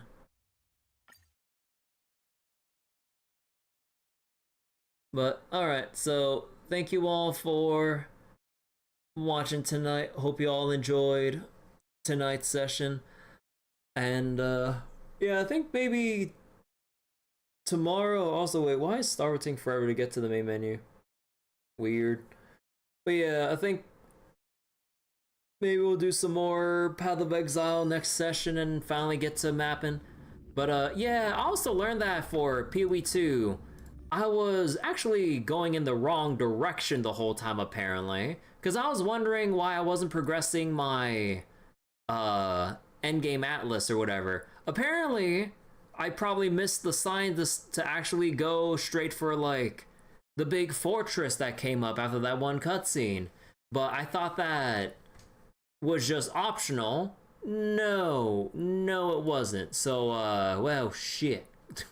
So yeah, maybe I'll set up a session tomorrow. We'll have to see. Apparently the weather's gonna get incredibly hot tomorrow. So I'll have to see whether or not I'll be heat exhausted or if I'll still have the energy to do some Path of Exile tomorrow. So take care, everyone. I will see you all later. Bye-bye. Thanks for watching, everyone.